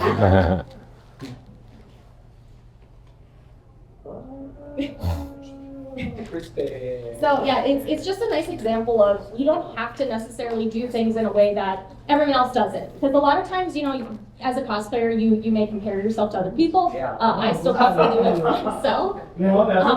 So yeah, it's just nice. Touch the beaver. Every now and then, it's nice to just kind of. It's nice to just try something outside of the box. Every cosplayer. Back when I started cosplaying, it was kind of the tail end of when it was a newer thing, and all of a sudden it became very accessible, and everyone started copying the same kind of patterns of how you do things. You're not gonna know if there's a better way to do it unless you try. So that is a good example, I feel, of like what you can come up with if you just try something. And then that's that one. And last slide is just showing off something cool I did. Sorry, I just wanted to brag a little bit. I got to go to a studio in St. Paul with a 3D screen, so I got to film as if I was Harley Quinn. And there's my beautiful friend Bernie. So that's Kind of screen the thing of Mandalorian. Yeah, it's literally the same kind of screen that they use for Mandalorian. Instead of a 360 screen, though, it was like I don't know, it was a single channel, but apparently it still costs like $2 or something crazy. Yeah, it was crazy. It's local to the Twin Cities, right? Yes, yeah. Where is it located? It's DNS Studios on Instagram, yeah, St. Paul, Minneapolis. I can't remember. It's like right on the edge of on the border there, is my recollection. The DNS Studios. They're DNN Studios, excuse me. Their Instagram shows a little different. But yeah, local. All right. Well, thank you, everyone. I have to go down to the next one. Hopefully, at least the line will be down, but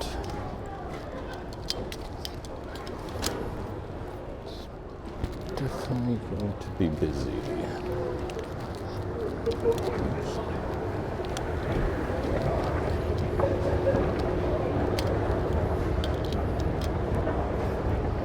All right.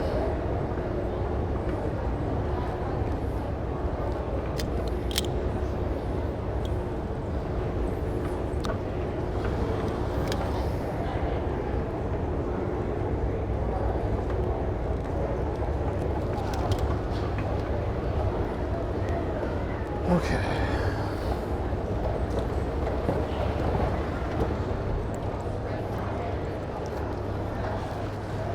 Off to the monk. Ooh.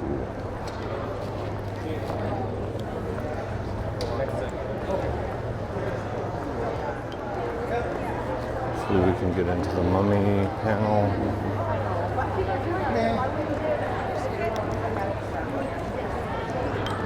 Looks good so far.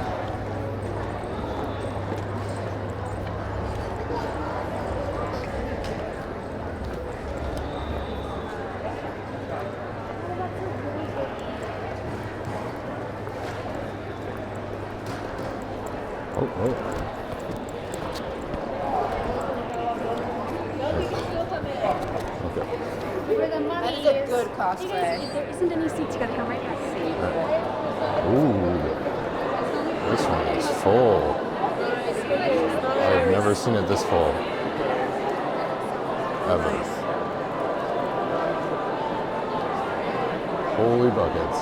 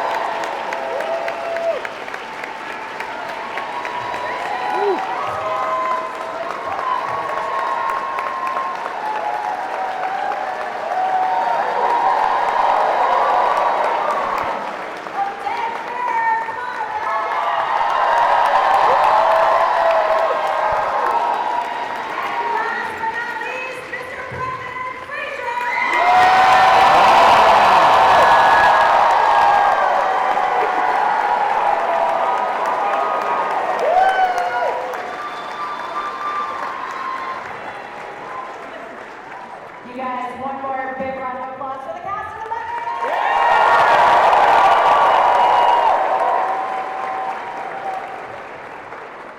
Okay, so I can already tell, like, you guys are the type of cast that really bonded and enjoyed working together. Who are these people? Tell us. Would you ever, in your wildest dreams, imagine that 25 years later, you'd be sitting in an auditorium like this, packed with fans of the franchise? Kevin, let's start with you. Now, you can't fall asleep just because you're all the way on the other end. I'm gonna give you Get to know him. Did you ever imagine you would be sitting here 25 years later with this kind of fandom still backing all you guys up? Then what at the time of filming made you feel that way? I had no idea this was happening. I'm very nervous. Oh. We got you. It's like a therapy session, but like several thousand people. That helps. We're gonna get deep into, you know, your site. Yes. No, this is amazing. Well, we're really glad you're here. Thank you very much. How has this movie and this franchise affected your life? Wow, it changed my life. But let me just tell you, Kevin is with us because we happened to be together 2 times. After 25 years, we met this year. We haven't seen each other. And then he showed up in Chicago, right? With a mask on. And stood on line. He stood on the line and then took the mask off. We were, Kevin is here. We dragged him to Minneapolis. It was so. I went up to Odette and I said, I had the mask on. I said, do you have any pictures of the guy who played Benny? Just to show you what a nice guy. He said, no, there's none of them. I said, are you sure? No, I'm sure. Then he turned back.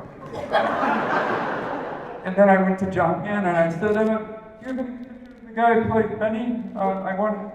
John said, no. And I said, well, I don't want any of these. But this weekend, everybody has pictures of the guy who played Benny, right? But to answer your question, and I'm sure you'll go, this picture changed my life. I came into Do the Mummy not knowing that it was going to be a big film.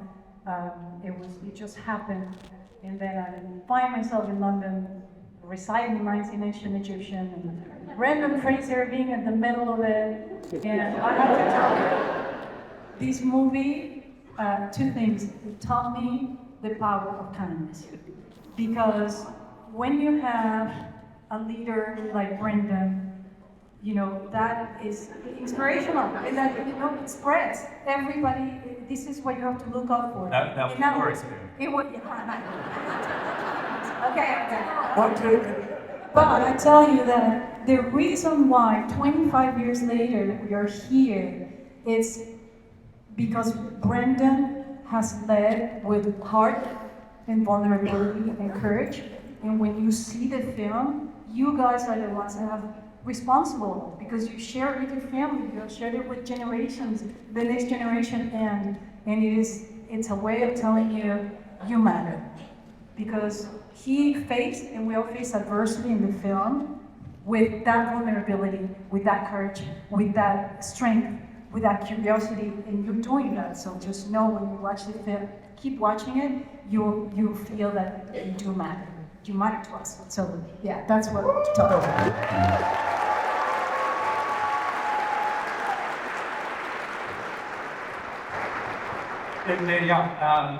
Well, genuinely, The Mummy was my first job, so I didn't really know what to expect. I was nervous as hell. I thought I was getting fired, and the director hated me.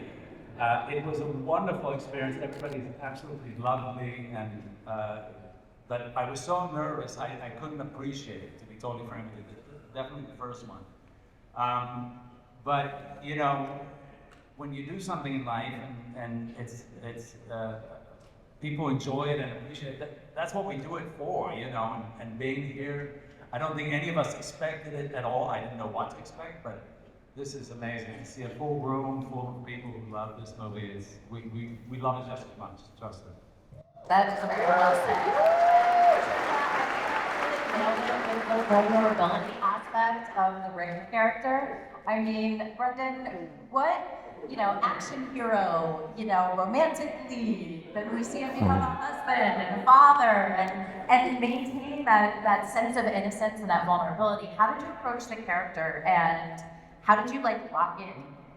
Coffee Wow. helps.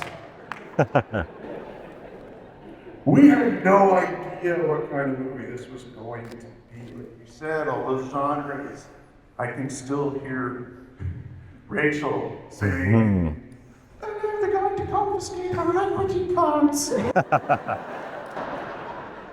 I guess you thought we were just chewing up a lot of scenery. Oh wait, no, that was Arnold. And John, who, by the way, was meant to be here. He starts his love. And so he said, I said my hooking balls. So how did you lock in? I'm not letting Oh, you I lock get in. that question. How did I lock it in? What did I do? I showed up, I hung out with these months. We were in the desert for a couple of weeks on end, and we all got stomach bugs, and got to know our camels and horses really well. You really just had to show up. It was mostly about burning calories and fighting dust a lot of the time. But if you can contend with that and believe in what you're doing so that an audience believes us doing whatever it is that we're doing, then that's the basis of just what playing make-believe for a living is. The end. Okay, this is obviously a question for everybody here, but it's a physical movie. There's no, can't get around that. It's a very physical movie. I was gonna say, Brendan worked his ass off. Yeah. All the time. Was lovely, smiley, hardworking, exhausted. It's making it sound like it wasn't a big deal. Us that sat around the pool trying to find, firewood to make, a little bonfire, specifically Arnold speaking, It's like, I'm walking to get some fire. Yeah. This guy was always working all the time. Exactly. A donkey cart shows up with all this broken up furniture. He stayed out all night guarding it. I hope not. He killed scorpions with his bare hands.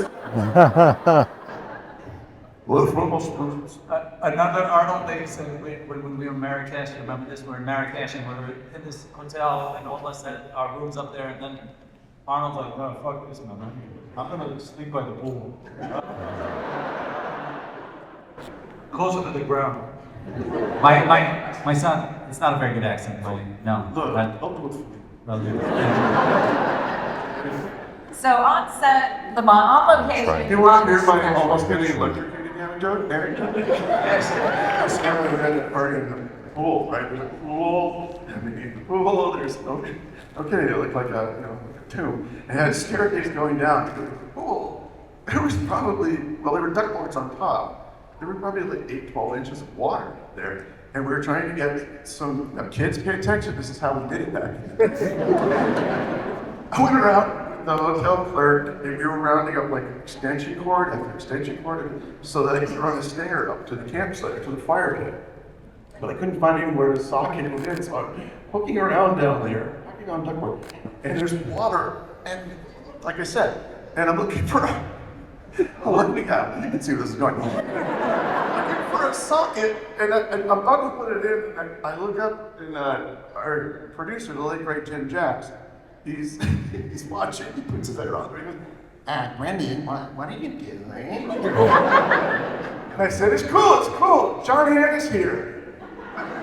He used to be an electrician. This is electrician before he was doing acting. I was like, John, does this all look okay to you? Oh yeah, it works for me.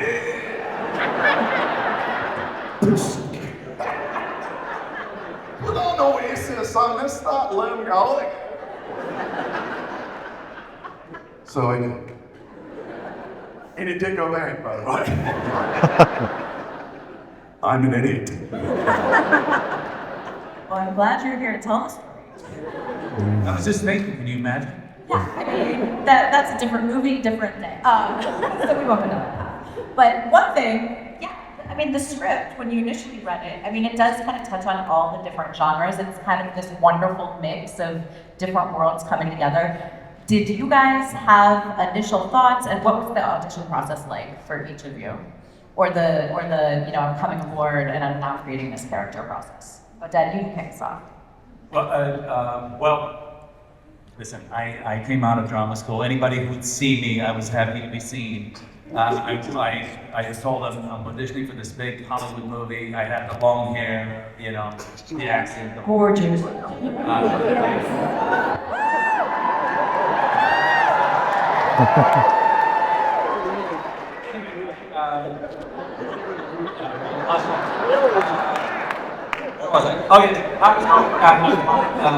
So I went to the audition, and I was very disappointed because I thought I was going to be the director, but instead it was this very excited young man who kept doing this, and this is great, this is fantastic, and I'm like, okay, well that's too bad, I guess I'll get pulled back or something, and then that's it. I did the audition, and I didn't hear back for a couple of months until I was just walking down the streets in London, and I bumped into the casting director. I was like, they absolutely loved you. This is amazing. They're going to call you.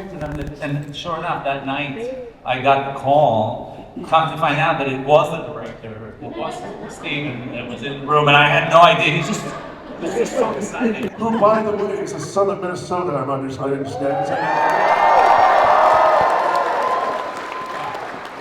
So lovely. I thought to myself, there's no way that this guy's a director. He wasn't. And Patricia, you obviously extremely successul in the Bodily Moral, like unbelievable. How was it to approach the character and transition into on camera? Well, I had already done quite a bit of work before The Mummy, but for me, being in The Mummy definitely changed my life because I went to a general meeting with the casting director of Universal, a wonderful woman named Joanna Colbert. Just went to meet her. It was not an audition, it was nothing. I went to a general meeting, which we used to have quite a bit. And I really hit it off with her, and little did I know that I was being auditioned, but I just didn't know I was. So I went home, and literally about 3 hours later, I get a call from my agency saying I've been offered a movie called The Mummy with Brendan Fraser attached, and I'm going to London the day after. And that's how it all happened. So I think it's important to say this because, of course, I have done millions of auditions. I would say thousands, no millions, but thousands of auditions since. But it really taught me that you should never stop dreaming. Because you never know how things change in 1 second.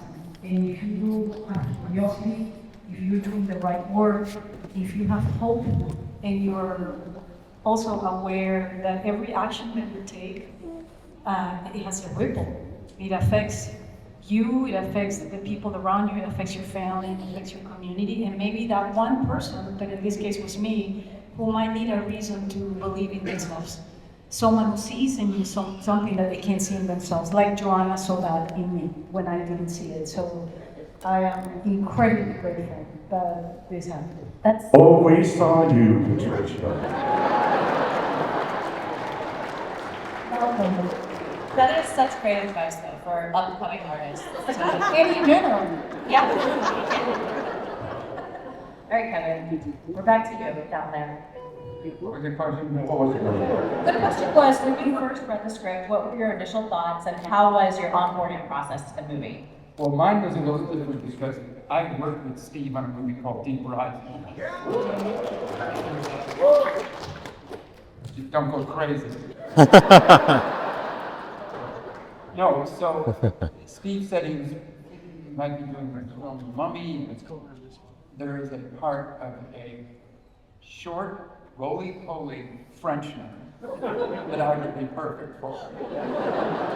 So of course, But no, it changed through that, and I would add, started to add little things to the just to see if I could get away with it. Steve was like, "That's good," and then that's how it happened. So I knew Steve, which was nice to go on a big movie like that, and I met Brendan briefly before that, and John I worked with before that. So it was nice to have some friends already there,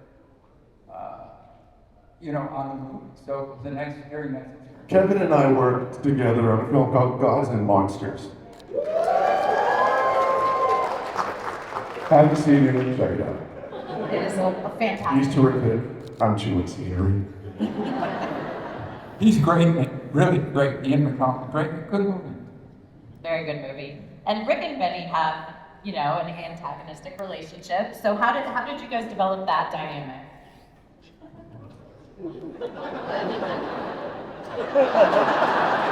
Somehow I think very naturally. Noticing a pattern of just throwing into your castmates. That was our cue, even on the film. I said, Brendan was that good, and go. But I think Steve told me, he said, "You and Brendan are two 10-year-olds." And just get at each other like two 10-year-olds. Oh God! It just worked out easy and naturally. Very fun. Kevin, I gotta ask, wrong side of the river. How did that become? I have no idea. To this day, perplexed. Those are two of the most boring lines. I've said it to so many people. Yeah. In fact, I think when I got the script, I said to Steve, somebody said, "What side of the river am I on?" He runs north and south, right? It's the Nile. And we were actually standing in a woodland preserve pond in England. Yes, that's right. And Rachel came up out of the water in Camisole, and Steve was like, "Oh, okay." It's wet and we later divided into that to spend some money to kind of obfuscate the waiting. So many of the questions here today were sourced by you guys, so thank you for submitting to Twin Cities. We hope to touch on as many variations of the submissions as we can. This is a good segue because one of the questions was, do you guys have a favorite line? Was there a favorite scene, moment in the movie? I know it's been quite a long time, so you don't have to remember the line in particular, but something that sticks out when you were filming. I've heard a couple stories. Anybody else have anything that they remember? I love the scene where Kevin is trying all religions. I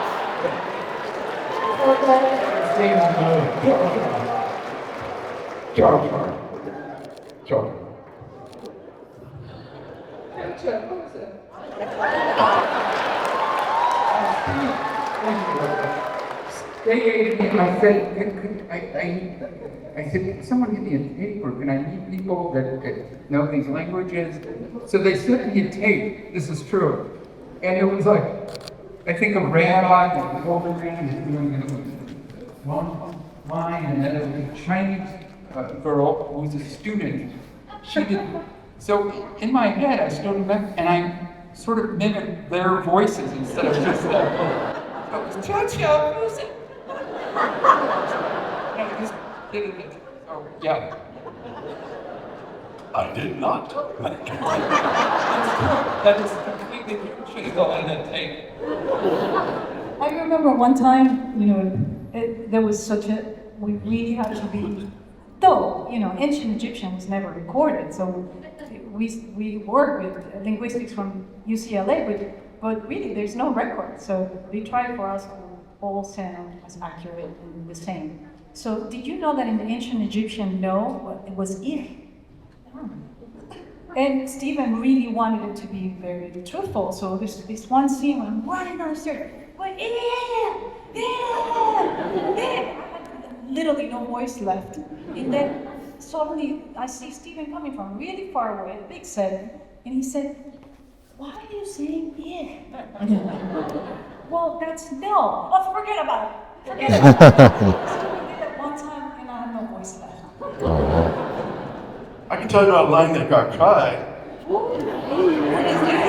In the second Mummy movie, when Arnold sees the Scorpion King and he runs over to him and he bows down and he throws his arms in the air and he says in Egyptian, he says, wait, do it Arnold here. Me potos! Me potos! And then my line was, no, my fat ass!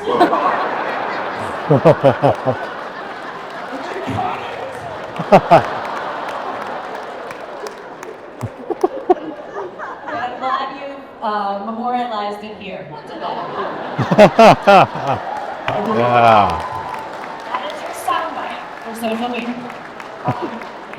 This is another common question I'm sure you guys have heard, but we're curious, did anybody walk away with any props, wardrobe, anything like that? The one that walked away with all of it.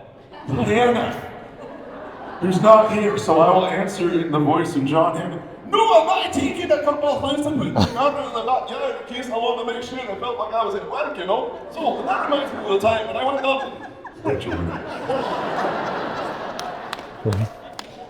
Anyone else? No? We got, you know, a couple of things from the costume and so on. Oh, scars. We didn't, you know, what they gave us. John did that was a different thing. We didn't realize, apparently the sets, we didn't, anyway, his driver had a big van, apparently. I don't know. Yeah. It's all in the backyard. Still visible, right?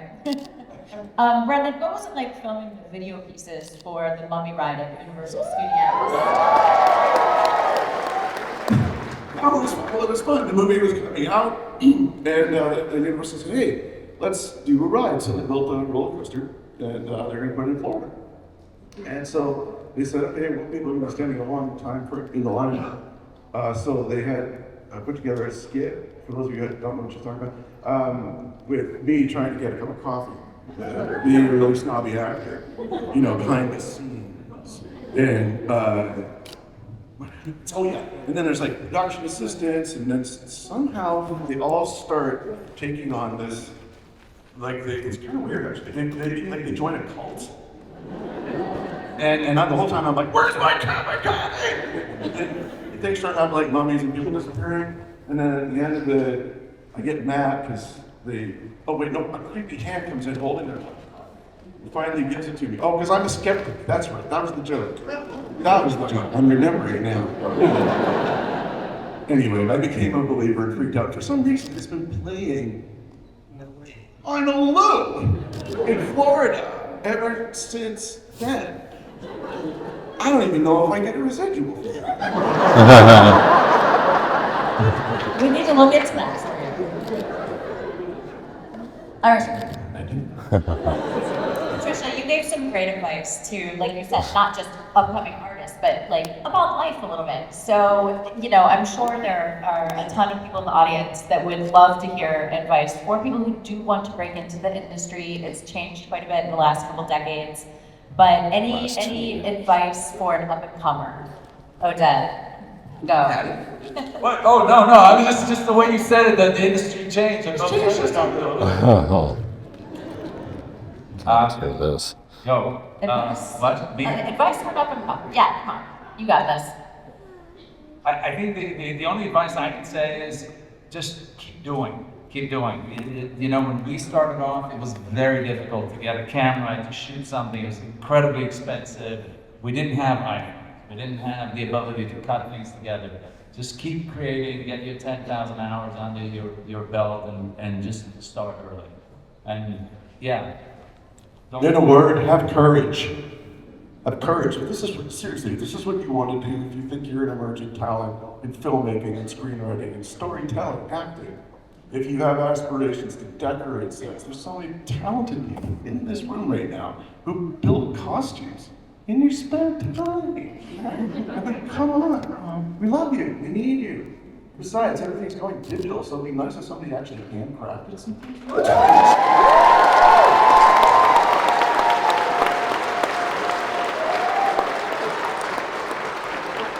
Probably makes me happy. But have Just at that panel. Easy. If it was everybody would be doing it, you need an obstacle there so you can, be the hero who needs to overcome that. And to overcome that, you actually got to be able to respect your obstacle, maybe even though frighten them a little bit, And then you can screw up the courage, and that's what the siege is. So good luck. Yeah, we've all been rejected 1,000 times, so be aware of that and just keep going. Yeah, this is indeed a business of rejection, but I think what they're both saying is so true. I guess my biggest advice will be, don't compare yourself with others. You can admire others, but don't compare yourself with others because your uniqueness belongs to you. There's absolutely no one else in the world like you. And that in itself has the full value of what something valuable can be. And the other thing is create your stories. Now you have the phones. You can create your own stories, whether in whatever area that you are. Don't wait for others to give you the opportunities. They will come. But if you're focused in what you love doing, the creative part, and not the gratification that comes from it, then you are on the right path because you're caught in the curiosity, the adventure, and that courage. But if you're waiting for the results, then you are always going to set yourself to failure. So stay in the present and don't worry about what other people think. I love that.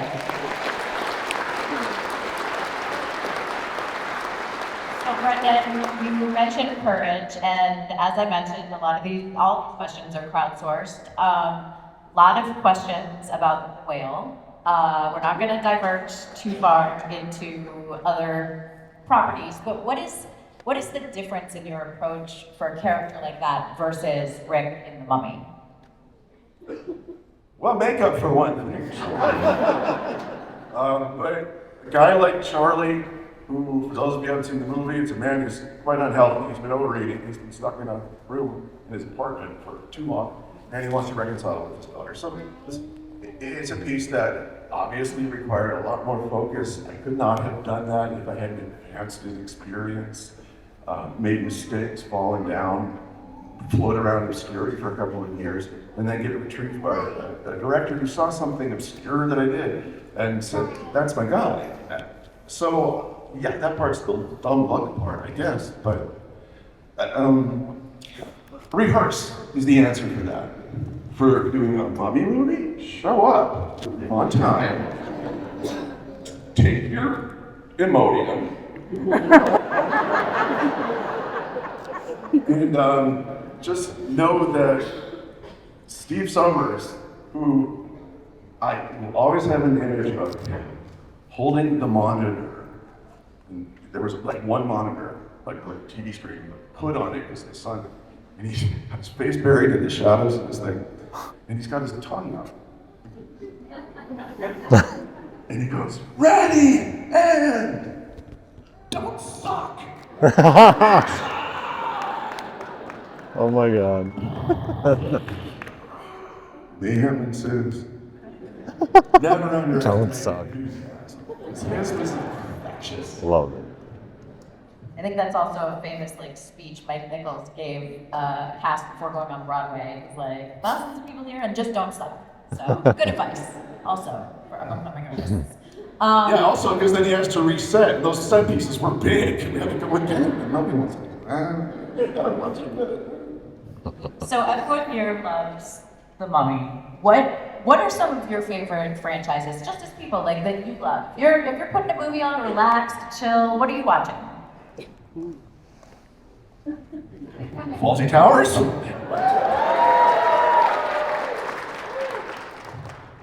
I don't get to choose. You don't get to choose. Whatever my family is watching. It's good, it's all very good. I enjoy it. Can name every one of them. Georgia? I think Indiana Jones. Woo! Classic. Universal monsters from the 30s and 40s.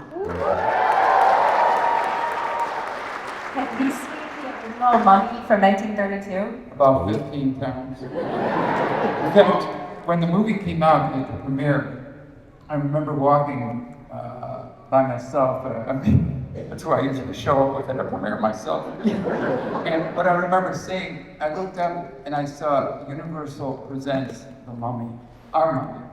And it really, well, it got me, even more than during the film I did. But when I saw that on the poster, I went, oh my God, Universal, The Mummy, me, Brenda, Odette, Patricia, Rachel, John. Yeah, it's perfect. If you had, we're running out of time, guys. I'm so sorry, but of course, you know, you can go back to the main hall, visit these guys all today, some tomorrow, and to kind of cap it all off. If you had to describe your experience with The Mummy, the franchise, the characters, in 1 or 2 words, what would that be? We'll start on there with you, Ken.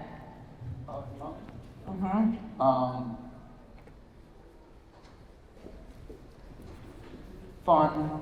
And that's what people come up to me and say, that movie is so fun.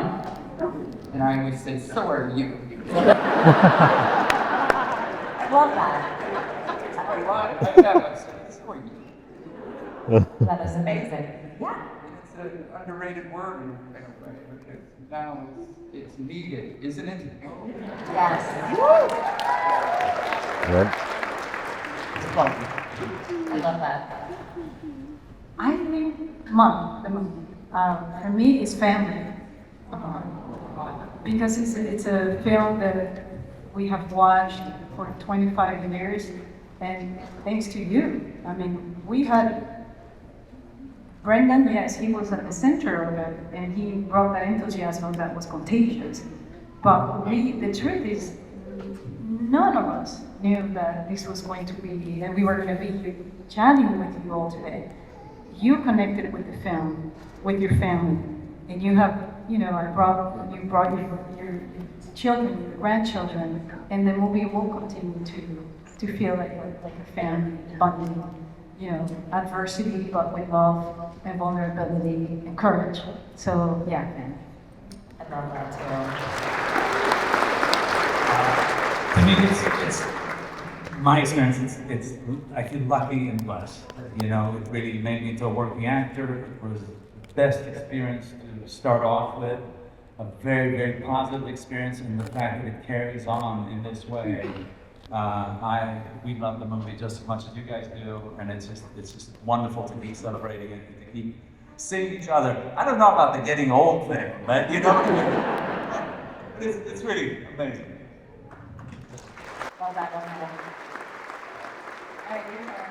Required viewing! Thank you for coming out, everyone. I really appreciate it. Yes, thank you.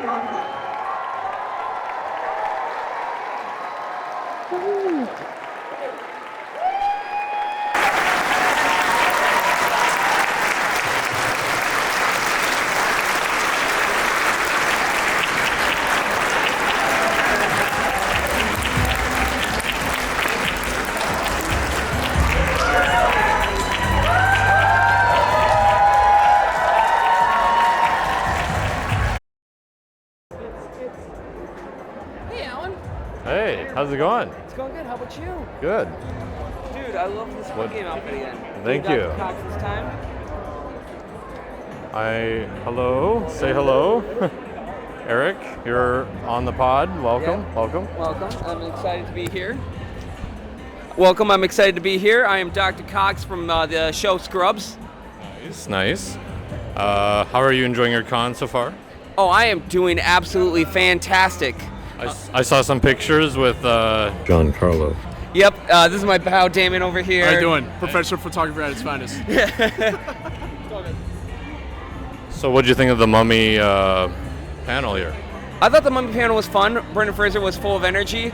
I think all of us were also hoping that we'd get more detail on the Mummy 4 since it coincidentally just happened to be this week that they announced it. Right. But you know what? We're very happy to have them here. They got so much heart and passion and energy to it. It was an absolute highlight. Yeah. Well, enjoy the rest of your con. We'll see you around here probably. So, yes, for sure. Yeah. We'll see you around. I'll see you at the Giancarlo talk maybe. Hopefully, if the Brendan Fraser autograph, if I can get the Brendan Fraser autograph right then and there in time, I'll try to make it to there. Okay, cool. Thanks, Eric. Yep. All right. Let's go. Eric is a local filmmaker. Z-Fest, that sort of thing. Also a big nerd. Okay, cool. Oh, hey, how's it going? Yeah, so you're ready to go. All right, good. Yeah, I was about to say, I'll go see. So,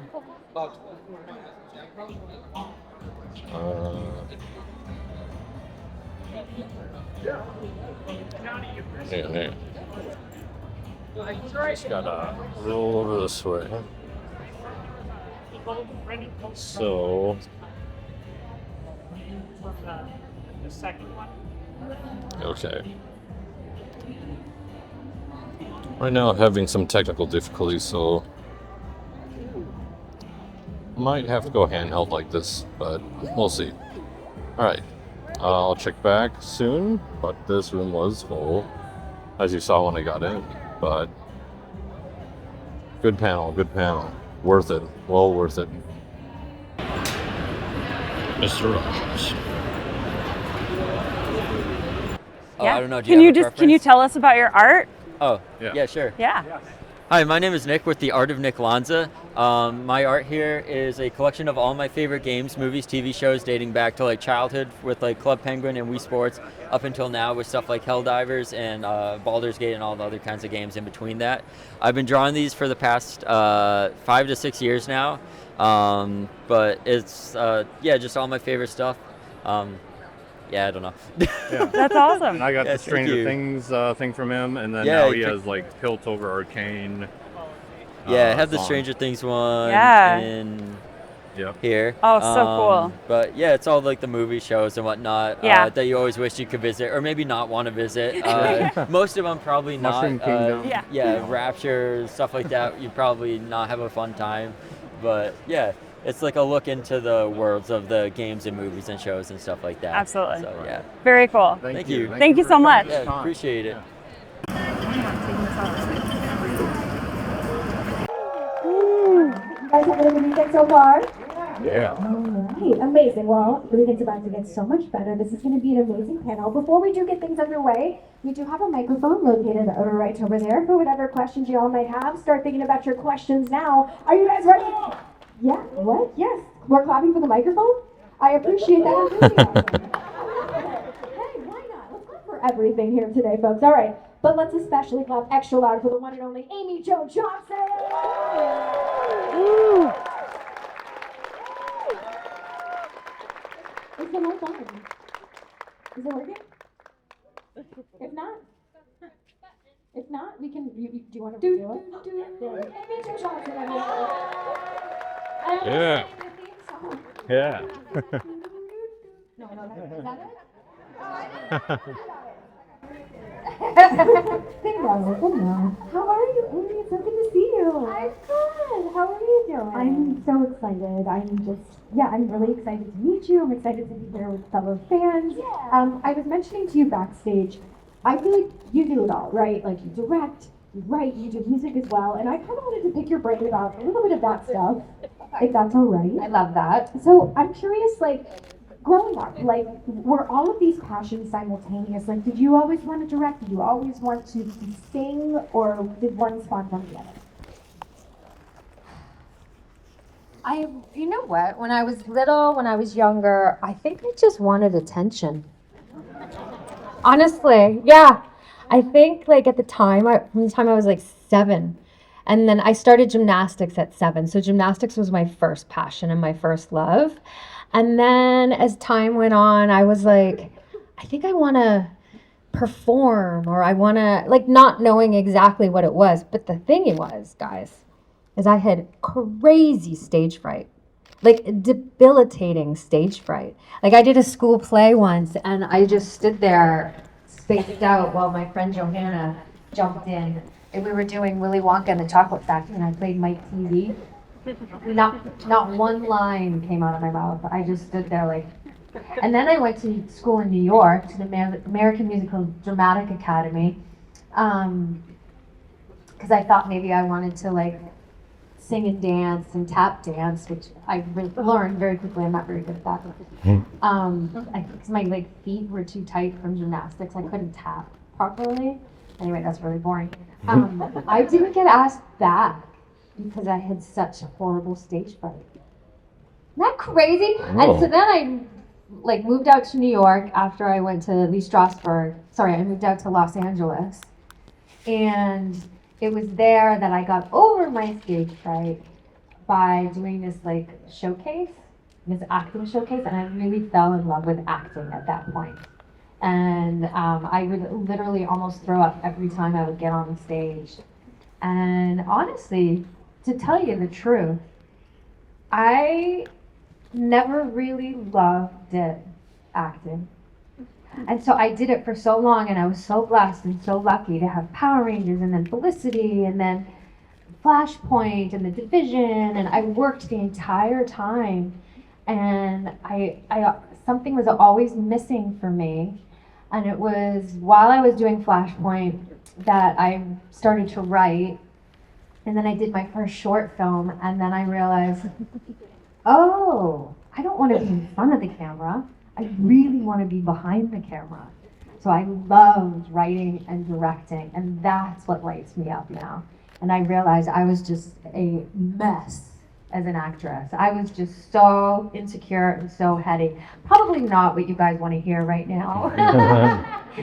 But it's the truth. Like I really found my power and my like confidence in myself as soon as I stepped behind the camera. But I'm sure like your experience like being an actress also helped behind the camera too, because it's almost like you have this unique perspective of, you know, what the actors go through. 100%. I think of it as I went to school to become a director for about 20 years as an actress. Because I learned how to hit marks, and I learned how to be on a set, and I learned the proper etiquette, and I learned a little bit about the camera at that time, and 100%. I don't regret any ounce of the career I had as an actress, because it has definitely informed me as a writer and a director, for sure. Is there anything specific that draws you to characters? Like, so your films, so the space between, obviously, like you explore like human heartfelt stories. So what draws you to characters and specific themes?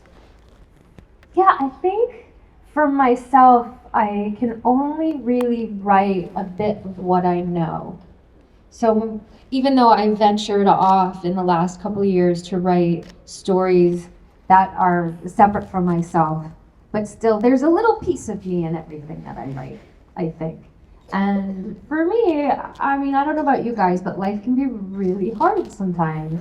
And I find the best way to navigate my way through is to find the humor that lives within like the really hard times that we go through. So I'm really drawn personally to that type of a movie that can be really honest and make you cry, but then make you laugh in the next second. What's the best piece of advice that either a writer or a director has ever given to you? I did this crazy little movie called Interstate 360. No, Interstate 60. 360? No, definitely not 360. Interstate 60. I don't know. It was with Gary Oldman and Jimmy Marsden, and it had this fantastic cast and Amy Smart, and I played this. There's children in the room, but I played this woman who was on the quest to find the perfect. What word should we? Whoopee. That was my part, literally, you guys. But highlight of my career was Gary Oldman looking at me after Bob Doyle, who wrote Back to the Future, was the director and the writer of that movie, came up to me, gave me a note while I was acting, and walked away. And Gary Oldman looked at me and he told me to not forget my instincts. Don't forget your instincts. And that was some of the best advice from a legend. So that was like a highlight for me. I love that. Yeah. I love that. So kind of to pivot to your music as well, you have such this like beautiful, ethereal voice. And I'm curious, like, does your music come from a separate place as you're directing and writing, or is it all kind of simultaneously one thing? A little bit simultaneously one thing, because it's all very cathartic for me, but I've always kept music. I started probably writing music in my early 20s when I picked up a guitar, like 21, 22. And I always, it was like things that were in my diary or my journals, and usually sad things that I was kind of trying to figure out in my life. So music has always been a place where I go and emote. And now that there's Instagram, sometimes I like to just go live and just sing my songs, and I love it so much. I keep music, I don't know, as a place when, like, right now trying to get my next movie off the ground is taking a really long time because it's a really hard industry to gather the money and gather. It just takes forever. They will happen, but it just takes a long time. And in the meantime, I find comfort, and I can, like, a way to express myself is through music. So I did an EP last year where I recorded 3 songs. It's called Still Here. The EP is, there's Still Here, Fly By Fairy Tales, and Sunlit.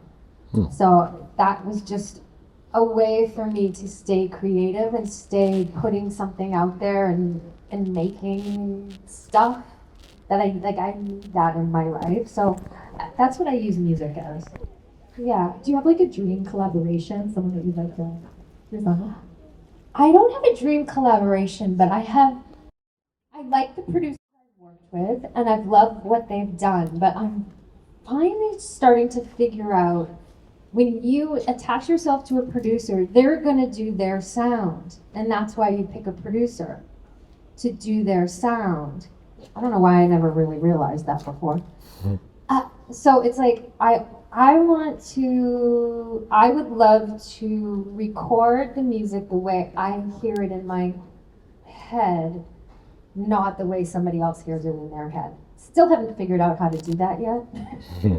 I think it's almost like I have to find the right producer, because I don't know how to press all the buttons and I don't know how to do all that stuff, but somebody who will more so help me figure out the sound that I'm trying to create. Not that I don't like the last EP I did, I love it so much, but there's a point where I just want to do something different. I don't know, whatever. What am I talking about? Anyway, we'll figure it out. I think it's great. And I love that we get to come here to conventions and talk about these things that you're so passionate about and so great at as well. In addition to, you know, Power Rangers, of course, which obviously has affected all of it. Like, I mean, it's our lives, right? Like, I grew up with it. And clearly, pink's my favorite color. It's been literally the best gift in my life, for sure, without even knowing it until later on in my life. At the time of shooting Power Rangers, I had no idea how much it was affecting all these children who would now be adults, and then I'm doing conventions, realizing the impact that it had on so many people. It's just like this really cool blessing in my life.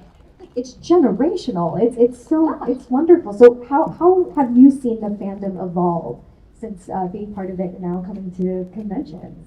Well, everybody grew up. And they had children. Yeah, some of us did. And for myself, I didn't know I didn't know the love that Power Rangers had until I started doing conventions, until I opened myself up to that. And one of the greatest things for me at transitioning from doing acting to writing and directing was I did a bunch of short films and a bunch of my first feature, and it was all through crowdfunding. And that's where I really was like, oh my God, there's like this massive ball of light and love for something I did almost, well, now 35 years ago, but at the time, like 25 years ago, that all these people are there to support me and to help me and are there on the ride as I like figure out what creatively I want to do next. So that was like, and that was all just like Power Ranger fans, which is amazing.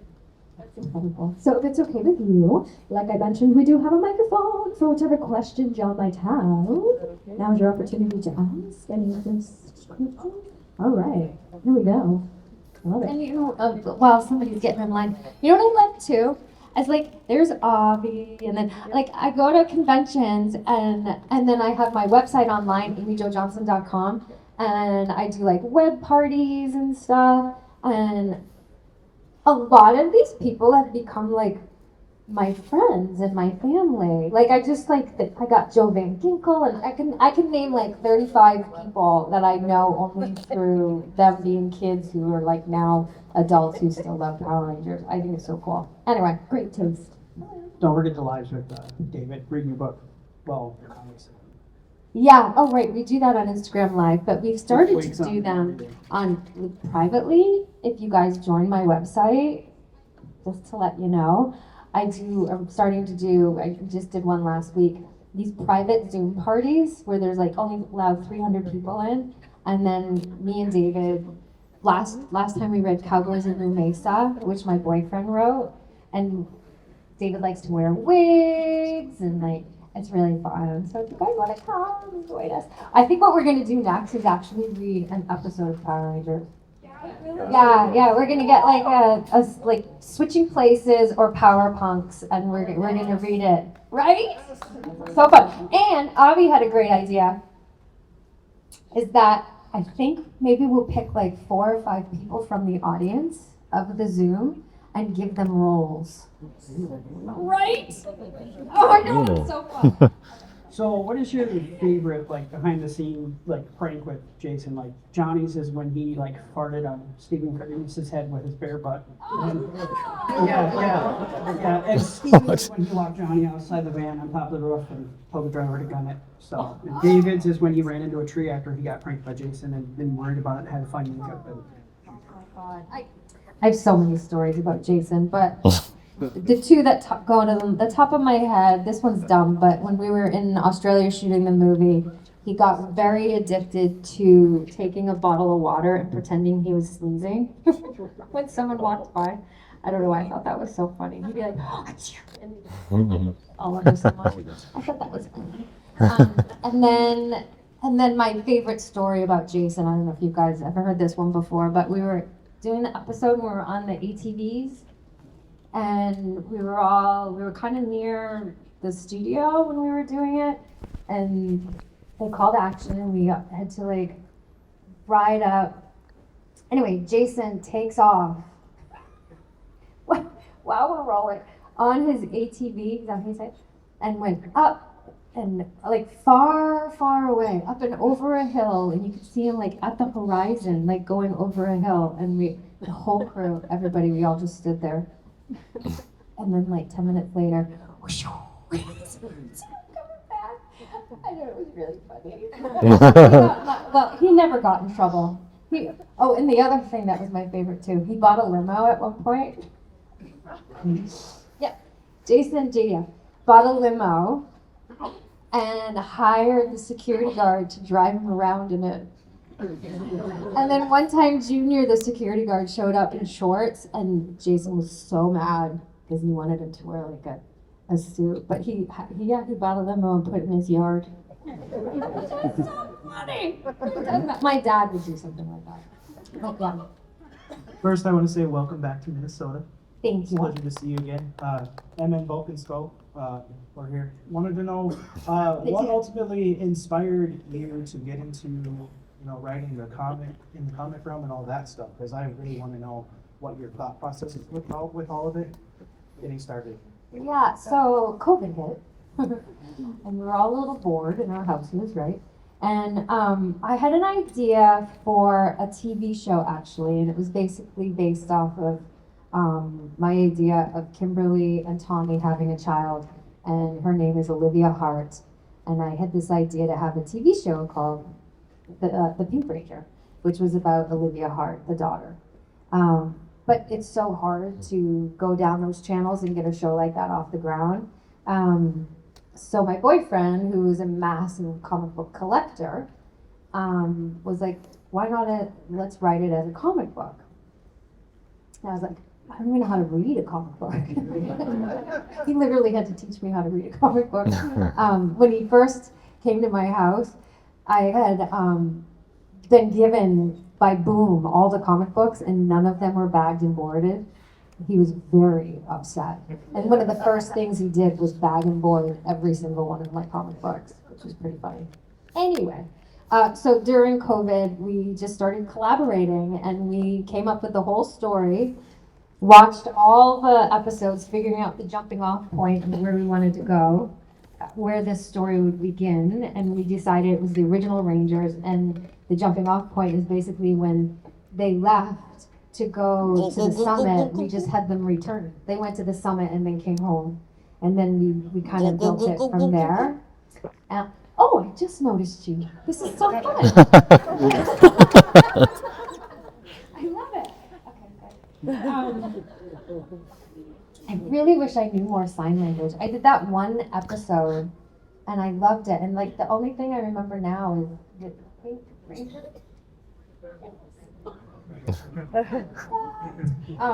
where was I? Oh, the comic book. Yes. And so we pitched it to Boom. Took about a year to get a return phone call. And then another year before our actual meeting. It took forever, but we already wrote the whole thing. And then they finally picked it up, and we got a great editor, and she helped us really navigate it. And then Nico Leon did all the artwork and like took it to a whole other level. So it's been a totally fun ride. I'll finish really quickly. Do I have aspirations to write more comic books? Definitely a return to. And then also I have a thriller that I wrote. It's an erotic thriller called What We Become. And I love this artist named Tula Latoy. She did something, and Becky Coonan, they did something called Somna last year. It's so sexy, it's so beautiful. And Lisa, Tula Latoy, is the artist that I want. And as I'm making this movie, What We Become, I want to do it also as like a comic book, 3-part like graphic novel. So we'll see. A little different than Power Rangers, but you guys will go along for the ride, right? Yeah. Okay. Woo. Thank you. It's not porn. It's just, it's just sexy. Thank you. And if you ever need a bulk and for anything, we're your man. Okay, in the erotic thriller? Love it. Doesn't matter, anything. Okay. Hi, what's your name? Hey there, my name is Mike. Hi, Mike. Hey there, I was just wondering, since I don't know what Power that Rangers is. was adapted from Super Sentai over in Japan, I was just wondering when it first got started, did you guys ever get to meet or contact any of the people from Japan that were involved with that? We didn't, but I've met a few since. And if you guys read The Return, the artist, Nico Leon, is obsessed with Super Sentai or that whole Power Ranger avenue of it, like the original, like where it came from, right? Yeah. And so you can tell by his artistry, the way he drew the Power Rangers in the comic book is very much like inspired by that. Thank you. Yeah. What's your name? Hi, my name's Devin. Hi. Hey, so my question is, as somebody who was many people's, myself included, first crush, feel like when you were kind of doing Power Rangers for the first time, and what did it feel like when you kind of like started doing cons and then you started to realize how big of an impact that it had? Yeah. What was like how did it feel received in those two different? I think honestly back in 1992, 93, there was no social media. There was, and all of you were tiny young children. So the only, like, I didn't understand that at the time when I would receive letters from people who were in jail. Oh my God. I was their crush. That was a little intimidating, right? So the being like a bunch of little kids' first crush, I didn't understand or hear or realize until I started doing conventions. And that felt very different than the people in jail.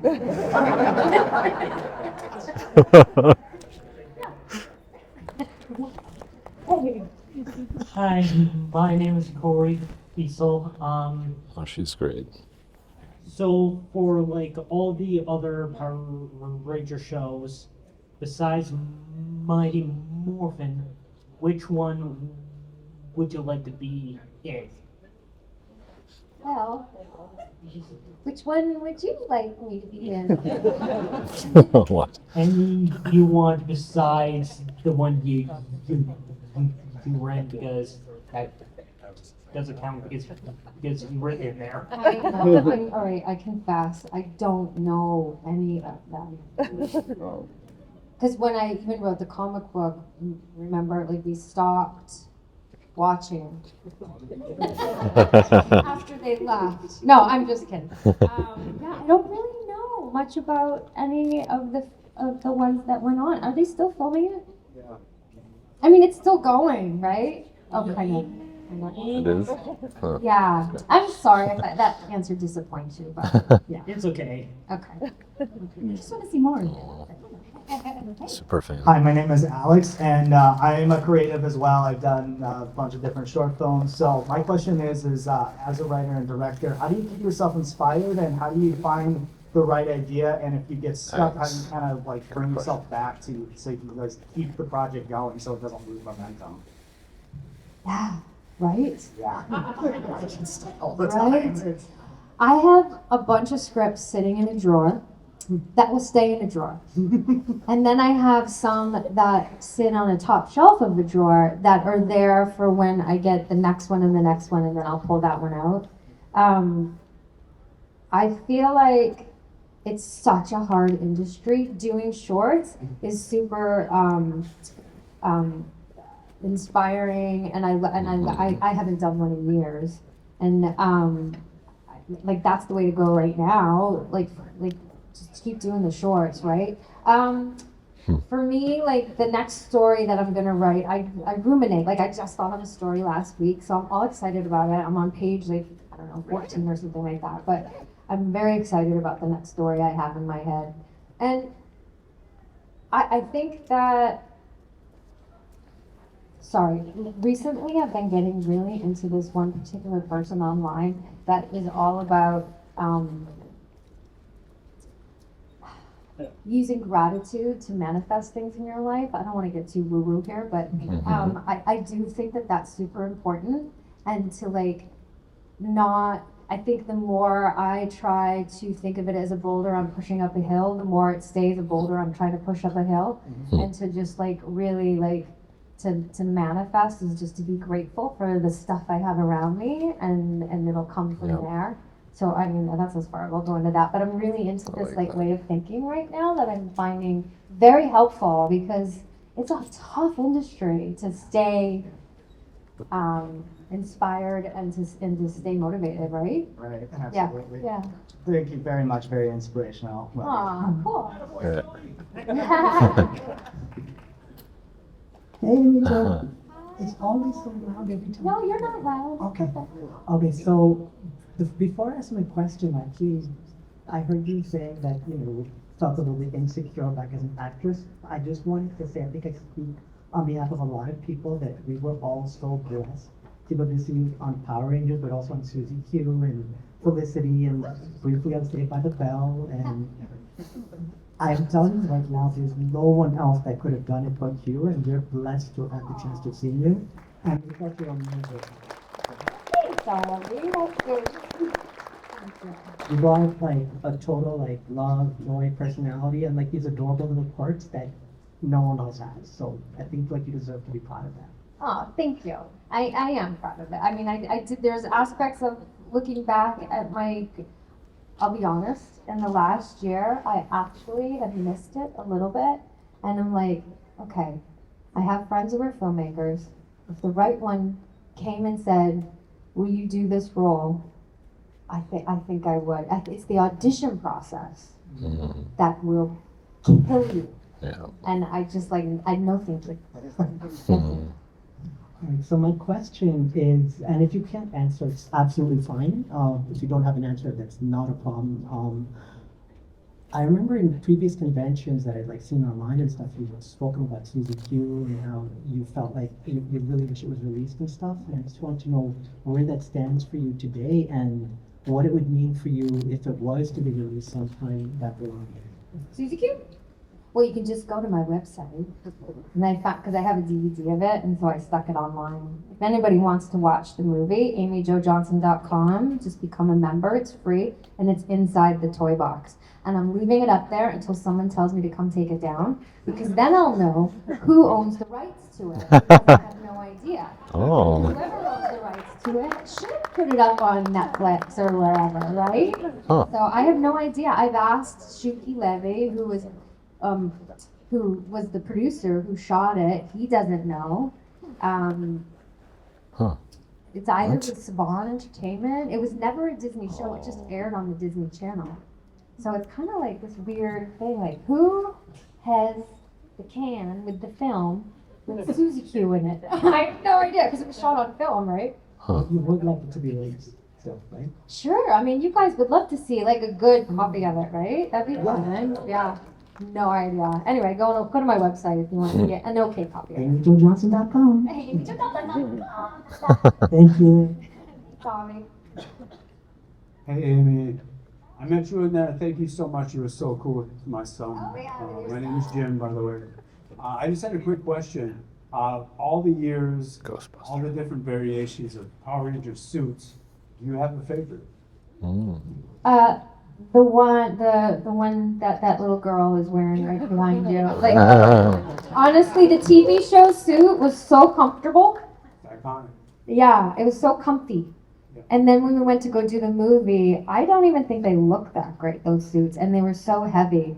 They're kind of bulky and weird and stuff. Yeah. I love those ones, honestly. Oh, you like the movie one? Yeah. Oh, yeah. They were heavy. It was hard to read. It was like a whole ordeal to go to the bathroom in those ones. I like that. What was your favorite Power Ranger? Two people come to mind. I would say, three people. Oh, four. No. I would say definitely David Yost. Billy is like in my heart. He's my family. And then obviously JDF. Or the Tommy. Yeah. So since you're speaking of erotica and sexiness, this hasn't been released because I know who owns the rights, but you were overseas at a Comic-Con, and a little boy about her age came and asked you what you want to be for an animal, and you mentioned cougar. That being said, what color would you want to be for the Cougar Ranger? And you know what? When that flew out of my mouth, I did not realize how that sounded. It was a very awkward moment, but she could be purple.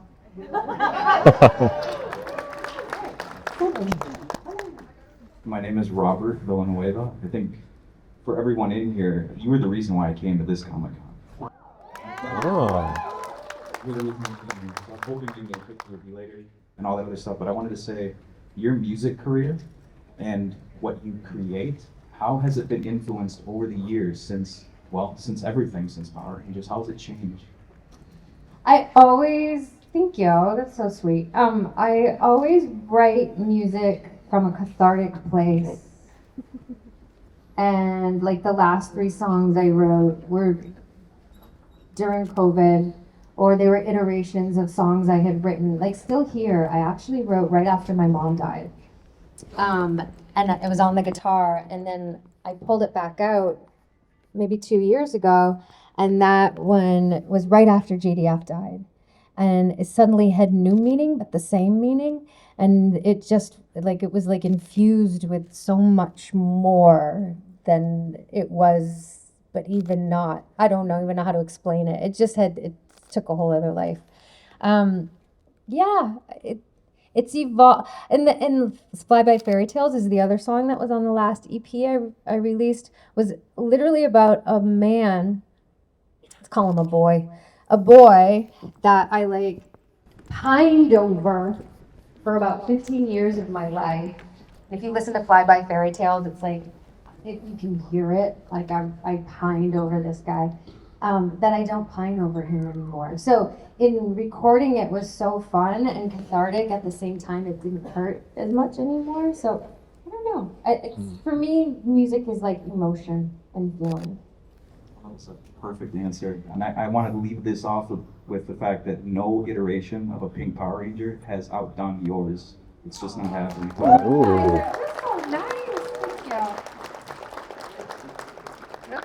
Hi, I'm Jordan, and these have been beautiful questions today, and I promise I care about all of that and all of your answers, but since it was such a big moment in time, how did you feel about Felicity's haircut?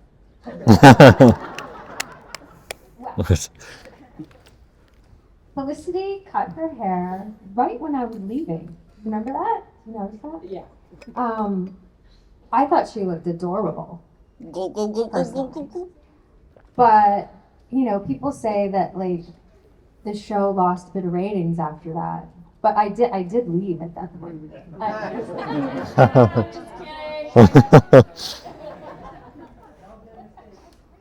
crazy? It's such a big pop culture moment about a haircut. Yeah. Hello, I'm Jackie, and yeah, I was like 8 when Power Rangers came out and all that. But I watched season 2 over and over and over again. And you talked about what it was like to realize how much love the fans have for you when you started joining the cons. But I was wondering if you had any of those memories where somebody recognized you in public early on in your career that like you just keep fondling with. I got so much fan mail at that time, and it was a lot. And I remember moving houses, and I had these, I don't want to sound rude, but I had garbage bags filled with fan mail that I would just carry around with me. And I would from house to house, from place I would live, and they would sit in the garage. And one time, when I was about 28 years old, it was 3 years after, it makes me want to cry a little bit. I don't know why I'm crying. But I went and I sat down and I opened up the fan mail and I just started reading these letters. I think it was right after my mom died. And it was I had no idea. It was this crazy, beautiful moment. And there was one on the top that I read. I don't know if it was on the top. Where was it? There was this little girl named Raimi.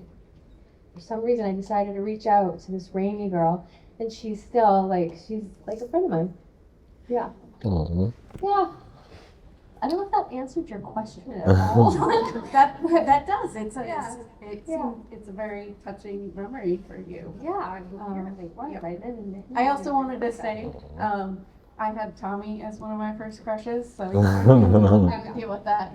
And I mean, Amy Jo Johnson had a huge crush on Jason David Frank. Oh, okay. And you gave me permission to wear pink. I was a tomboy growing up, and before Power Rangers came out, I refused anything pink, and now it's one of my favorite colors.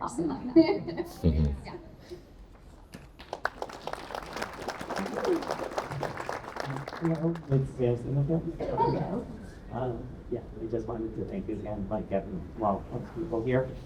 You were a big part of my childhood too.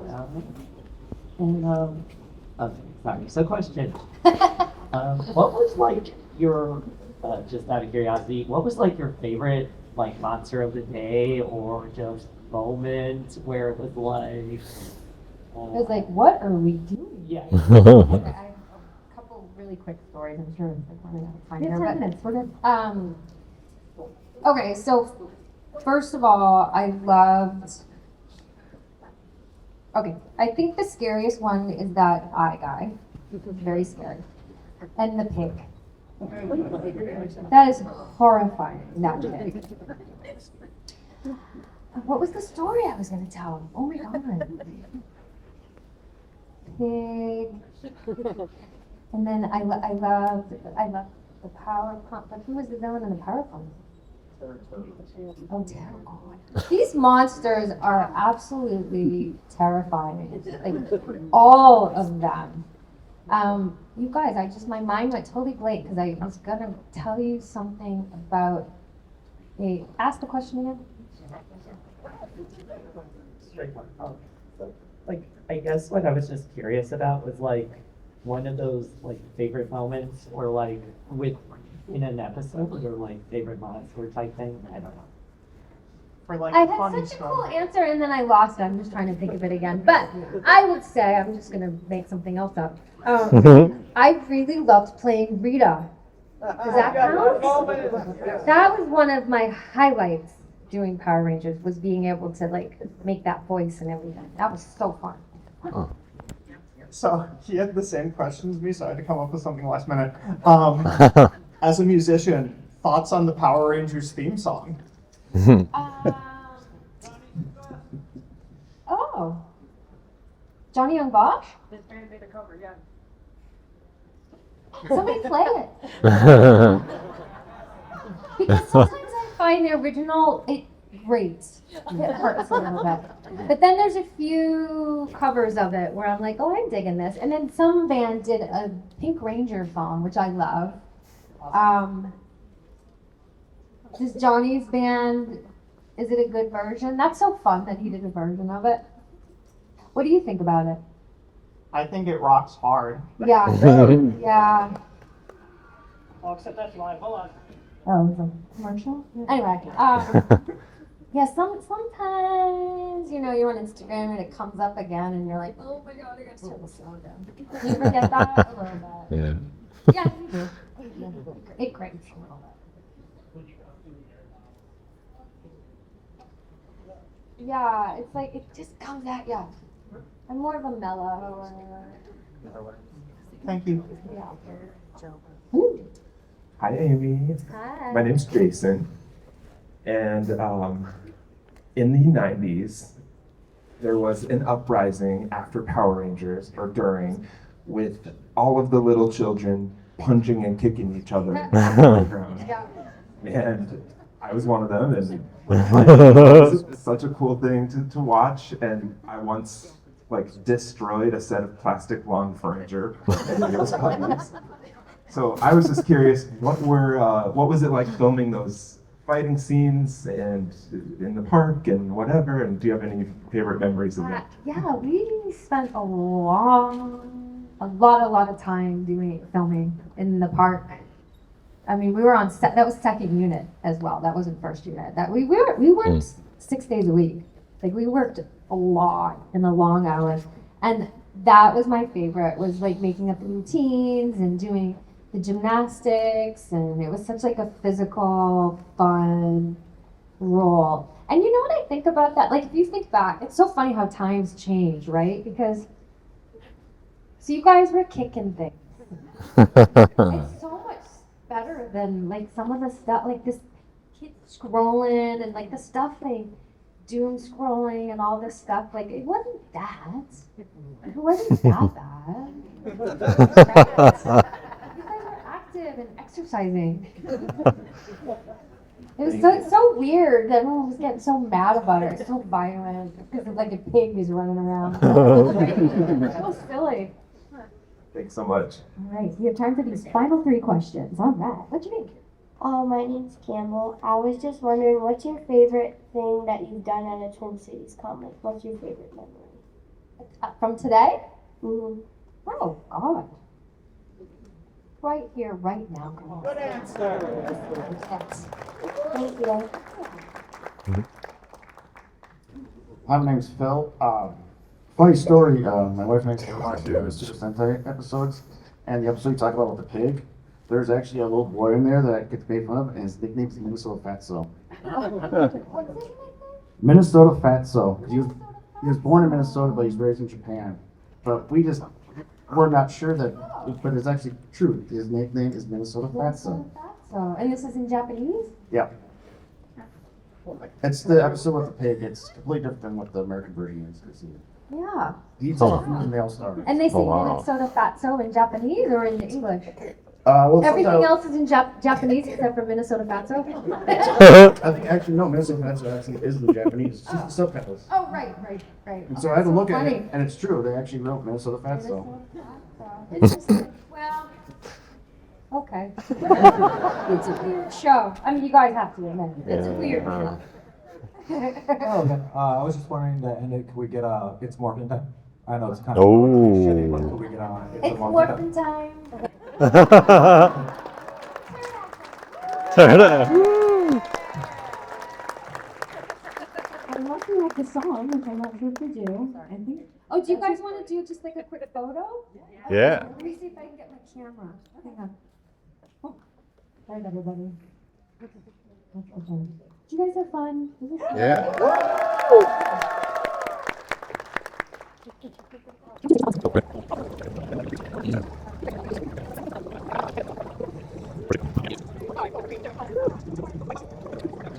Woo!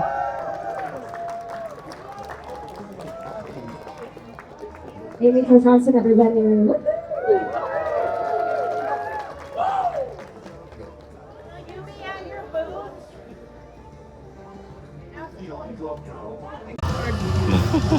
So good. Good cosplay. You alright? No?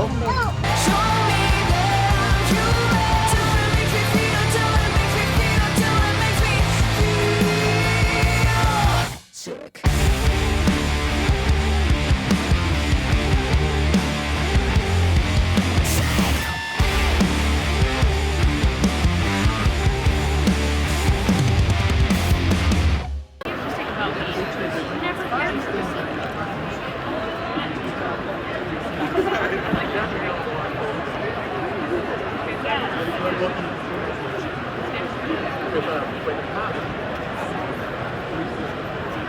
I don't know yet.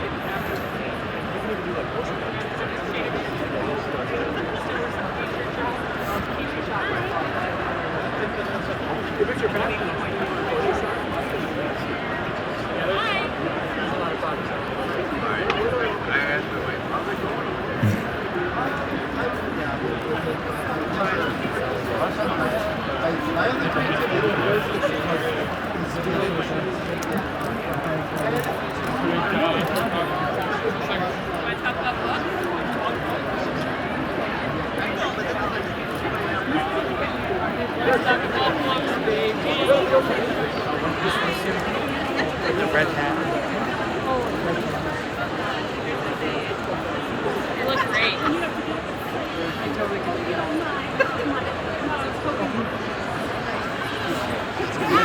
I can relate to that. But at the dog park, little Bruno, he gets fixated on golden doodles because they're so fluffy. Yep. Like they like Oh my god, you're a puppy dog. I love you. I love you. like love bombs the hell out of them. Yep. Right. So That's favorites. Oh my god. I know. Hello. So we need the content, so we're just gonna record. We're waiting for Giancarlo Esposito. Esposito, Oh, I'm sure this known is. from a million things, but for at least me, primarily, it's Breaking Bad and Star Wars. Yes. Very exciting. I need to find you. Caitlin's looking for a video. Very short. Oh, I didn't know he's from Denmark. He's from Denmark. Oh, really? Yeah, that's Oh. really cool. Oh, really? Yeah. Wow. That's US, fascinating. I did not know that. Wait, he's Italy. Italian though. Citizenship, yeah. Oh, I don't nice, know. But lived in. He was born in Copenhagen. Oh. Hmm. The more you know. Oh, Reno 911. I don't.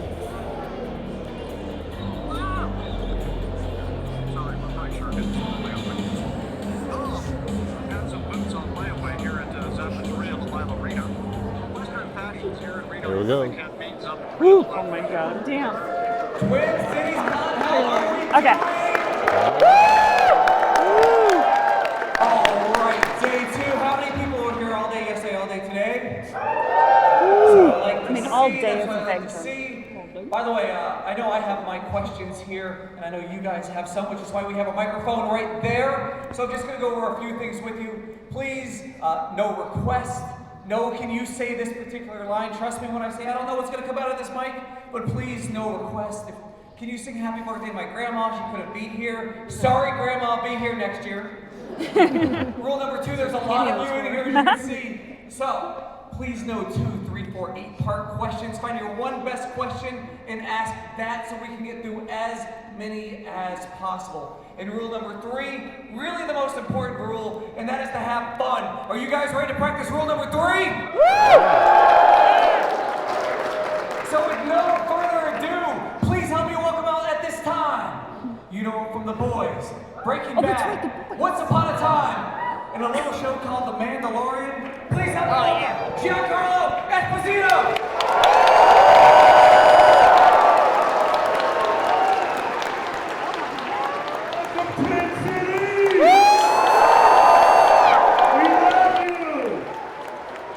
Wowie zowie! Good place to be out in the cold, huh? But you ain't seen nothing yet. It's coming, baby. Get me out of here. I'll come back and visit my long partner. Don't worry. Good to be here. Hello. Hello there.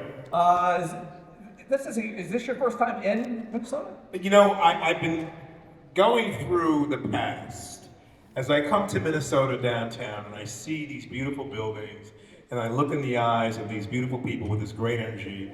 Something has told me that I've been here before. So it took me about 24 hours and then I passed the Mayo Clinic. I know, I laughed too. I was like, why is that so familiar? I was here probably about 20 years ago doing a creative arts reading at the Mayo Clinic. Wow. And so I knew I had been here before. So when people have asked me, I kept saying, yeah, I've been here before, but I couldn't really quite pinpoint it until today. So I mentioned a couple of shows, you know, The Boys, Breaking Bad, shows that my 5-year-old doesn't watch. But a show that my 5-year-old does watch, and especially all the repeats, is Sesame Street. Yes, indeed. And I want to talk about your time on Sesame Street, because I was watching and I was like, what? Who is it? Like, why do they look so familiar? Let me get out my phone. Oh my God. I've been doing this for a little while. Sesame Street was a great experience for me. I had a chance to be Big Bird's camp counselor. And so it was a vacation because I was in the city. I was a city boy at that time after coming from Europe and going to professional children's school. And to be for 2 weeks in Bear Mountain with Big Bird was like a vacation. And I was excited about it. But it, in a way, changed my life because of the man in the suit. And that was Carol Spinney. Carol Spinney was Big Bird, and he had done it for many, many, many years. He's passed on now, but he was wonderful to be around and also had some great advice, not only for me as a young actor, but for me as a human being. And so when you feel the energy of Big Bird, you know, for those of you who have young kids who watch Sesame Street, you really feel his energy, and it was real. He was a great human being, and I had a fun time doing the show. One thing that a lot of folks who have done Sesame Street or the Muppets have said, when you are talking to the characters through the Muppets, it's you are talking to the character. So did you find yourself like, oh my gosh, I'm talking to Big Bird? No, there's no doubt about it. I mean, I thought, how hilarious is this? You know, I played Mickey, Big Bird's camp counselor, and I'm looking up to him talking, and he literally is a bird. And so you really get a sense that you are speaking to, well, first of all, animals are very special. And those of us who have animals understand how keen their senses are and how vulnerable their emotions are. And so if you're able to really connect to your animal, you understand how perceptive they are to moods, to emotions, to feelings. And so it's a reminder for us to remember ourselves, because we are just a more evolved animal. And so because we don't think our animals can talk, but they can, Big Bird could, our animals speak in a different way. It's a language that if you are an animal lover or owner, that you understand that language. You know, a horse is a consoling animal because a horse can sense your whole emotion, your energy. And a horse can shake a fly off its tail. So they are so in connection to their physical body, and therefore they're in connection to yours. And so they use a lot of equine therapy as a thing for people who are depressed. It's a true thing. And that connection is very important to be able to remember it in our lives as human beings, that we are an evolved animal. For us to have that connection with each other means that we have to tune in. And it's a lot about, I speak of this and take a moment to talk about it because it's what I do. I act, and there's an inanimate object when I'm on camera and film, or even when I'm on stage. The animate object is the other human being. And so I can't act alone. So much of the time, I'm sharing energy. Just like we all here in this room are sharing energy with each other and sharing energy from the stage to the audience. It's a feeling, it's a sense. And when you're tuned into it, you can feel how that energetic vibration can uplift you if you're attentive to it. Now, we have all these electronics which are to be helpful in our lives, but if we give that too much attention, it sucks our energy away, which is why we're reminded to look at our screen time. That is a tool that we are to use, but we, and I am guilty of it as well, sometimes use it as company, just like the television set or the radio, right? It becomes our company if we're lonely. So if we're able to communicate with each other, and I become more eager to investigate my own rhythm surrounding this. I have 4 daughters who I love very much, and they ask me how I am, and I take a moment to think about it. I take my own temperature, as I say, and I go, I'm a little lonely today, or I'm a little anxious today, right? So I tell them, or I suggest to them, to ask for what they want. Ask for what you want in life. Share who you really are. Take off the mask and be real. So sometimes I'm in a position where I'm just open and I go, I'm anxious. And my daughter will go, what are you anxious about?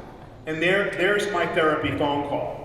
I can share with someone who I love, who may not have as much experience in life, time in as I do, who may be less jaded than I am, ask me, what are you anxious about? Let's talk it through. You never know where counsel can come in life. It's a wonderful thing.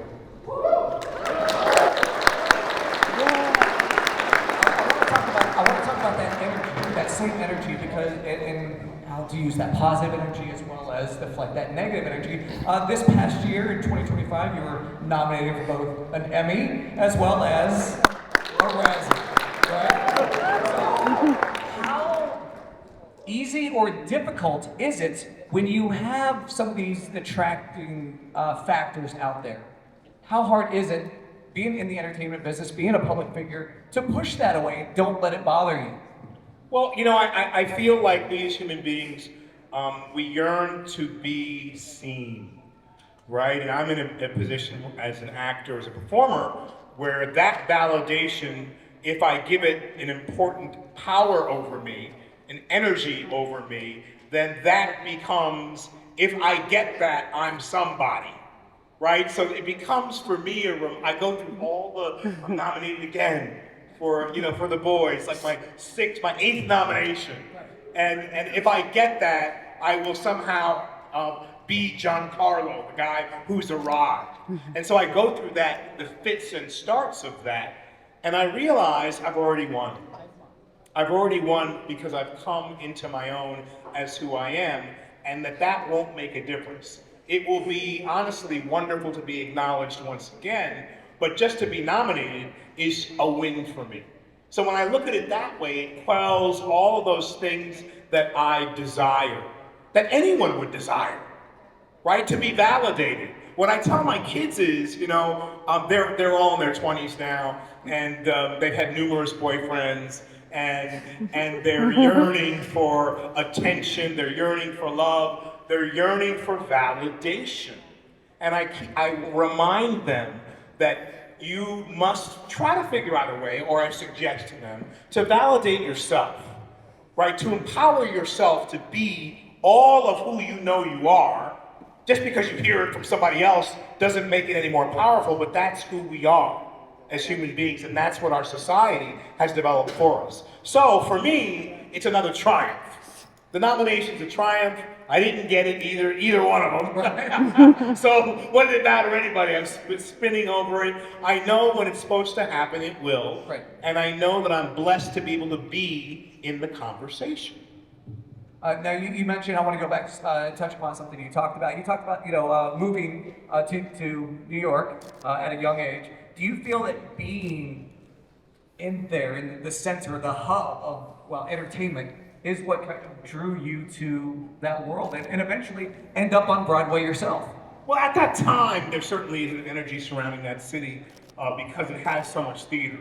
And my mother was an opera singer, and my father was a stage technician. They met at Alla Scala in Napoli at an opera house. I grew up in Europe and then finally came to America. Yes, the answer is yes, because the energy of the city, depending on where you hung out, dictated that, the circle of people I'm surrounding myself with are entertainers who do theater.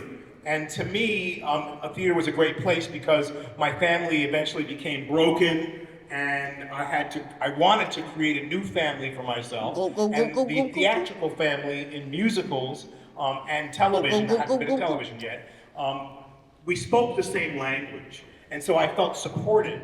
And so therefore, yes, it was a place that I could put away the painful emotions of my family splitting up. I could support my mother and brother. We could become a family again surrounding hearts. And it was also a place that piqued my inquisitive nature. Like, if I can tell you anything, it's about trying to remain in wonder, enchantment, and joy. Part of why I come to Comic-Cons is to sit here and talk to you. Part of why I come is to look out in the audience and have people come to my table and see people who are dressed up as cosplay, see people who are enjoying themselves, see people who are acting as if, right? If you don't know, you act as if. You fake it till you make it. This is a place where you can be free, right? You can just, right? So this is why I come here, to support that little child in me and the adult who needs to relearn how to enjoy life, right? So this becomes a very important part of my particular Comic-Con experience. I wanted to chat about, real quick. So, by the way, this is going to be my last question. If you guys have questions, please feel free to. It's getting sexy up here. I love it. Ellen, do you have a question? Get up there. That too.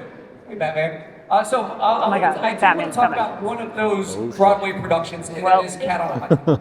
Yeah. Yes. So you did a production with James Earl Jones, Felicia Rashad, Nika Noni Rose, Terrence Howard.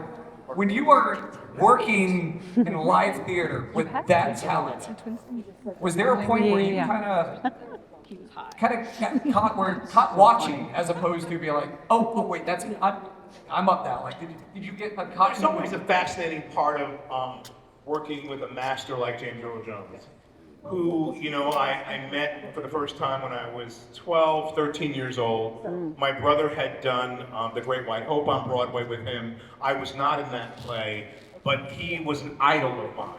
So to work with him, to talk with him, to sit in his dressing room with him was really an honor. I felt like he grew up in the theater. He overcame a stutter by becoming an actor. Like, is that not the ultimate way to face your fears? Like, many of us, inclusive of myself, have certain fears in our lives, and it's hard to move through them. Sometimes we become frozen. I had a daughter who I had dinner with 2 days ago, and I have a car in LA that I encouraged her to use because she just moved to Los Angeles. It's just sitting there, and she looked at me at dinner. I said, "You've been using the car?" She goes, "Papa, I'm afraid." I said, "What are you afraid of?" I just need to push. I'm afraid to get on the highway. I haven't driven in so long. And I said, in my experience, when you face your fear, you can then break through it no matter what it is. And I said, because your sister wants that car in Brooklyn, New York. And I told her, if you're not using it, I'll ship it to Brooklyn. And she said, well, I also have guilt that I'm not using it like I should, and that it's not being useful, and that someone else could use it. I said, okay, I heard her, and normally, 2 years ago, I'd say, okay, I'll send the car shippers. They'll take the car and ship it to your sister in Brooklyn. But something said to me, give her a chance. Encourage her to face this fear. She has a boyfriend who drives really well. He's been taking me on the highway when he can. I said, good. I said, okay, then we're just gonna leave it as it is. Because I want to see her move through her fear. And I want to see her take it at her own pace. So I, as a parent, want it to happen right now. Let's get in the car. Let's go. Drive that thing on the highway. Hit the gas. You can do it. Right? That's my natural, yeah, you're laughing. You've experienced this. But I realize, let her open like the flower that she is when it is her Emotional time. intelligence, imagine. And she will do it because she's aware. The first thing is to take notice. To understand that there's a challenge in front of you, to make a decision that you're going to face that challenge. Just knowing that, even for 5 months, 6 months, a year, and thinking about how you're going to do it is the encouragement you need to start to take the first step. And then you take the first step, and then you've broken through, and then you take the second and the third, and then you become more comfortable. We as human beings are not used to being comfortable, uncomfortable in our own body. Right? Life is awkward, it's uncomfortable, it's stressful, it's never the same. Yet we yearn to be supported and for things to be uniform and the same. Well, guess what? That ain't life. It's just not. And I'm sorry to burst your bubble, but when you're faced with a challenge, you change. You rise to the occasion. You realize that being comfortable is not the space that the world is in. And to be uncomfortable and awkward is a natural place to be. But we're afraid of making a mistake. We're afraid of flubbing our lines. We're afraid that someone's gonna look at us and judge us. But the real deal is, someone's gonna look at you and judge you anyway. So you might as well get over it and be yourself, because everyone else is taken.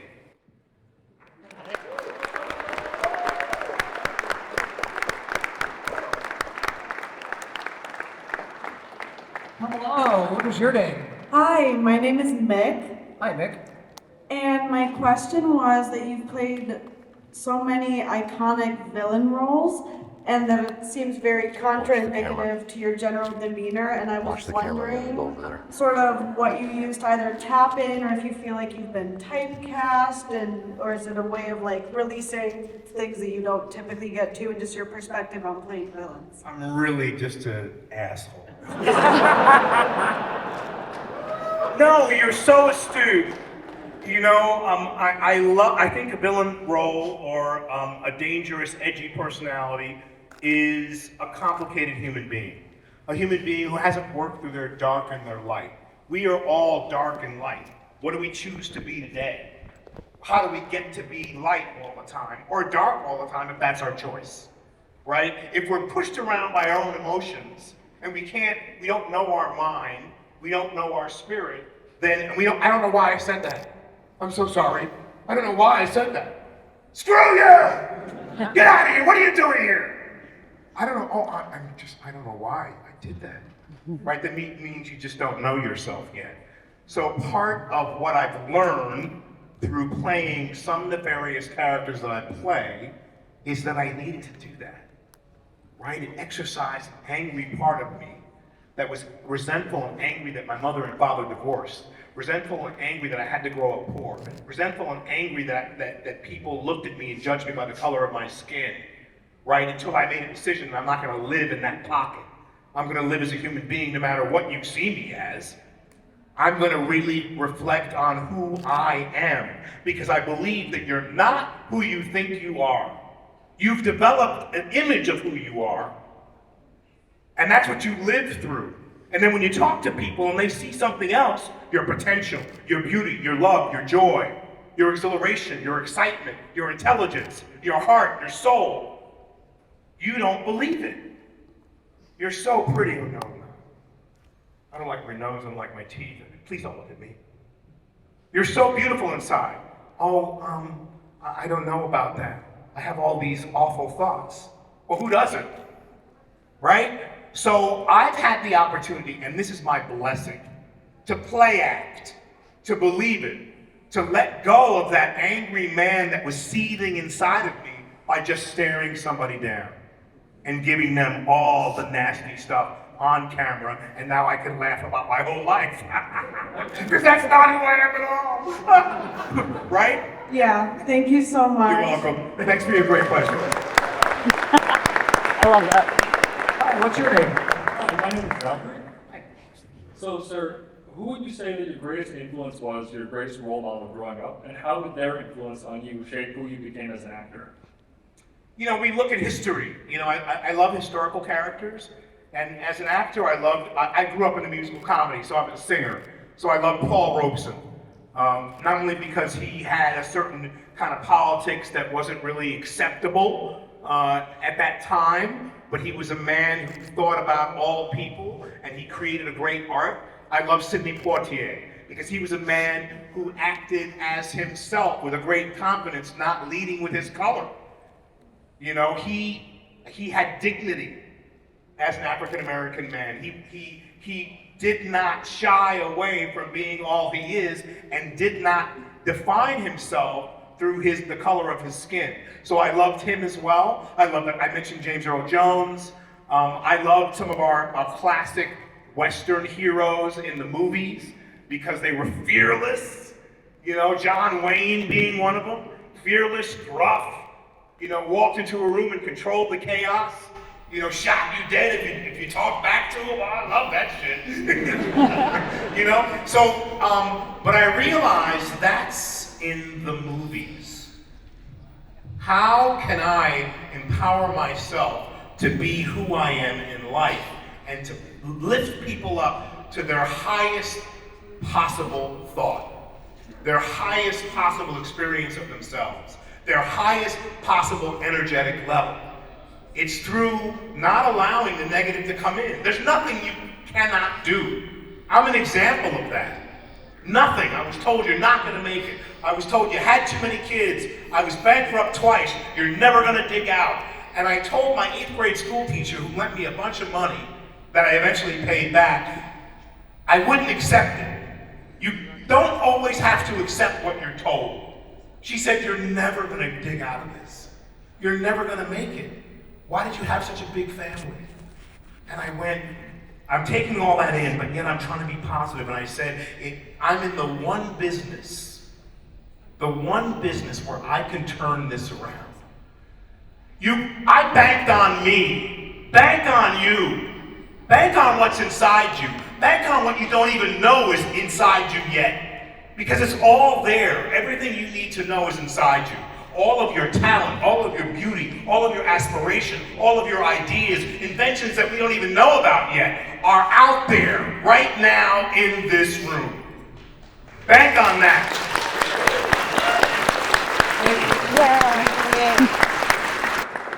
Hi, what's your name? Hi, I'm Eric. Before my question, I was just gonna have to confess that you talked about the Razzies and everything. At first, I think you were fine in Megapolis. And that's why, as a Razzie, I did vote for Borderlands over your movie for the screen combo. But to my question, you played some very iconic roles. Gus Fring in Breaking Bad, and in the movies you played Bugging Out from Do the Right Thing. Woo! And those were two polar opposite characters, and yet they both really want to win at the end. My question is, if Bugging Out and Gus Fring just had some kind of fight, verbal fight or something like that, who's gonna win that argument? That would be a kick-ass event. If Bugging Out walked into Los Pollos Hermanos and said, how come you get a butts on the wall? And Gus said, you know I'm not a brother. I'm not your brother. And you have to pay for your chicken. And guess what? We have no Parmesan cheese. I don't know. I think it's not always the loud mouth that wins. To be honest with you. So you're saying Bugging Out should watch out for the box cutter? You read my mind. Thank you. Hello, what's your name? Michael. Michael. My question is, so one of my favorite things I've seen you in that recently was in the video game Far Cry 6. You are a fantastic presence in that game. And I was just wondering what attracted you to that medium. What was the last thing you said? What attracted you to that medium, to video games? Okay, so look, you're seeing it like I'm really a 6-year-old. And as an actor, you laugh, but no, it's true. I'm a little kid, I don't get my way, I want to scream and holler. I recognize that about me. I also recognize my inquisitiveness about things I have not done. And I was really interested in how you make a video game, like how that happens. And I was concerned and suspicious that they wanted me to play Gustavo Fring again. And so when I met with them, I told them I'm not interested in that, and if that's what you want, find another guy. And we talked about it, and when I heard the story of this, I've been fascinated with dictators, right? Strong men who take over things and tell you what to do, and they rule their country with an iron fist. What is that mentality? And this character of Anton really, it excited me because I didn't know and wasn't familiar with all of the facts that surround a little island nation that's trying to be, it's being encroached upon by not only the US, by countries in Europe. It has a natural resource that all the people could prosper from, but it's undeveloped. And I was really fascinated to figure out how to have this man love his people, but yet he had to indenture them. He had to make them work to create and to refine this viviro, this product, which he could sell to the world, to keep the country owned by him and his own people. Very tricky and complicated situation. But more than anything, the reason I did it was because I didn't know how to make video games, and I wanted to be in that world. So think of me with a green suit, with sensors on my knuckles, my knee, my ankle, everything that would move, a helmet on, with a bar in the front, with lights attached to it, and a camera in the middle, because it's taking my facial movements, and then a room full of cameras that are recording me as I walk within it with no furniture and everything is green. Right? Kind of a wild situation, but I have to be real and act real with my scene partners. So to be inquisitive about something you've never done before, to want to know how it's made, I would be on the set for hours. Yeah, they shot me. They shot me, and then they take all of that, put it into a computer, send it to people around the world, who then digitize what my movements are. And when my manager first saw the first rough cut, he said, "This is film. They shot you." I said, "No, it's not. They made me." And I was fascinated by that process because I think that that's artistry in motion, and that's why I did it. Thank you. You're welcome. That's really cool. Hello, what's your name? Hello, my name is Alex, and I just want to say welcome back to Minneapolis. Thank you. And there's throughout your career, you have had so many great roles and worked with so many great directors. By the way, I want to give a shout out to Not on Earth. I love your story with Rami Lewis-Stahl as Yo-Yo Lampshade. That was a great one. But my question is, since Brendan Fraser is attending this convention, I wanted to focus on a movie that you two did together that I'm not sure if many people have seen it, called Monkey Bone. I'm just curious about what was the experience like working in that movie with director Henry Selick? I loved Henry, but first I'll say I love Brendan. It's so great to see him here. I was just talking about this movie on the elevator. I said hi to him, and it was ecstatic to give him a big hug and receive a lot of love from him because he was a highlight of that movie for me. I played Hypnos, the god of sleep. I had to learn how to do something I had never done before. I literally had to walk on my knees in a green suit with a dummy of the body of a satyr in front of me, that dangled in front of me. So I'm literally on my knees, and the body is attached to my body, and I had to make the body move. The body was in front of me and it would move. And I thought, wow, this is a challenge, and it's gonna hurt my knees. But I freaking loved it. Henry Selick is a genius. He did James and the Giant Peach, for those of you who don't know. Maybe you'll get a chance to watch it with your kids soon. Great movie. And Brendan was in this movie. Bridget Fonda was in this movie. A lot of great folks were in this film. One of my favorite scenes was on the golf course, riding up in a golf course, in a golf cart, and hopping off the golf cart and walking over to Brendan and taking out, my 5-iron, and literally his head was in one of the holes and just teeing off on him. I mean, it was a great fantasy picture that I think is really, really wonderful. And a little factoid, it was my very first little action figure. There are collectibles, yeah man, from Monkey Bone of all of us that are about yay high. They come in a set of all the characters, and it was the first time I ever saw myself so it was a 4-hour makeup, I had horns and a red face and a dinner jacket. I was the partying hypnos god of sleep. Fun movie, I love talking about it. Thank you so much. Well,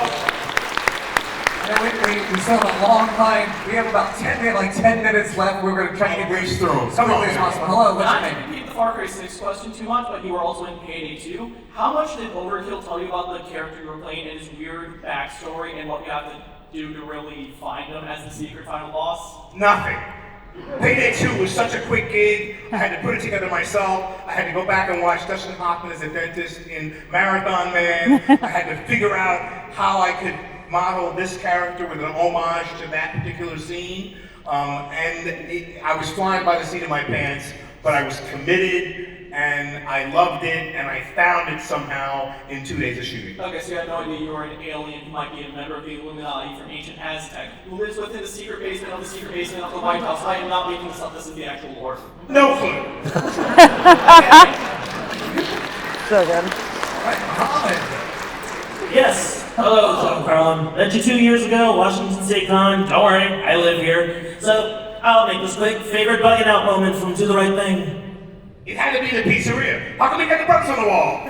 I mean, that was it. I mean, really to complain that we weren't represented in an Italian pizzeria. I'm half Italian, half black, half African American. It was the perfect moment for me personally, and it was the perfect moment for the film. And I love Danny Aiello, God rest his soul. We had a great scene and we cried in each other's arms after the scene was done because we realized he was carrying so much anti-Semitic crap against black people, and I was carrying so much anti-Semitic crap for Italian people in America. And so it was a healing moment for both of us to shoot that scene. Wonderful. Pleasure to see you again. Good to see you again. Thank you. Hello, what's your name? Hi, my name is Jared, and I was just wondering, after doing so many iconic roles and series and whatnot, I was just curious if there was a particular series or project you wanted to be a part of, but haven't been reached out to yet. I have this feeling that when I don't get something, it wasn't meant for me.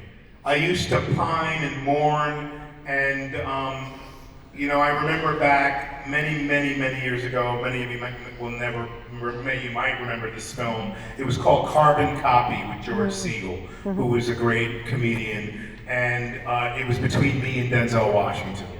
And who wound up getting the role. And I always thought it was more suitable for me to get the role because of my background. But Denzel was great in the movie, George was great in the movie. It wasn't meant for me. So I do have those moments where I wish, but they're less now because when you take your life into your own hands, you start to create it.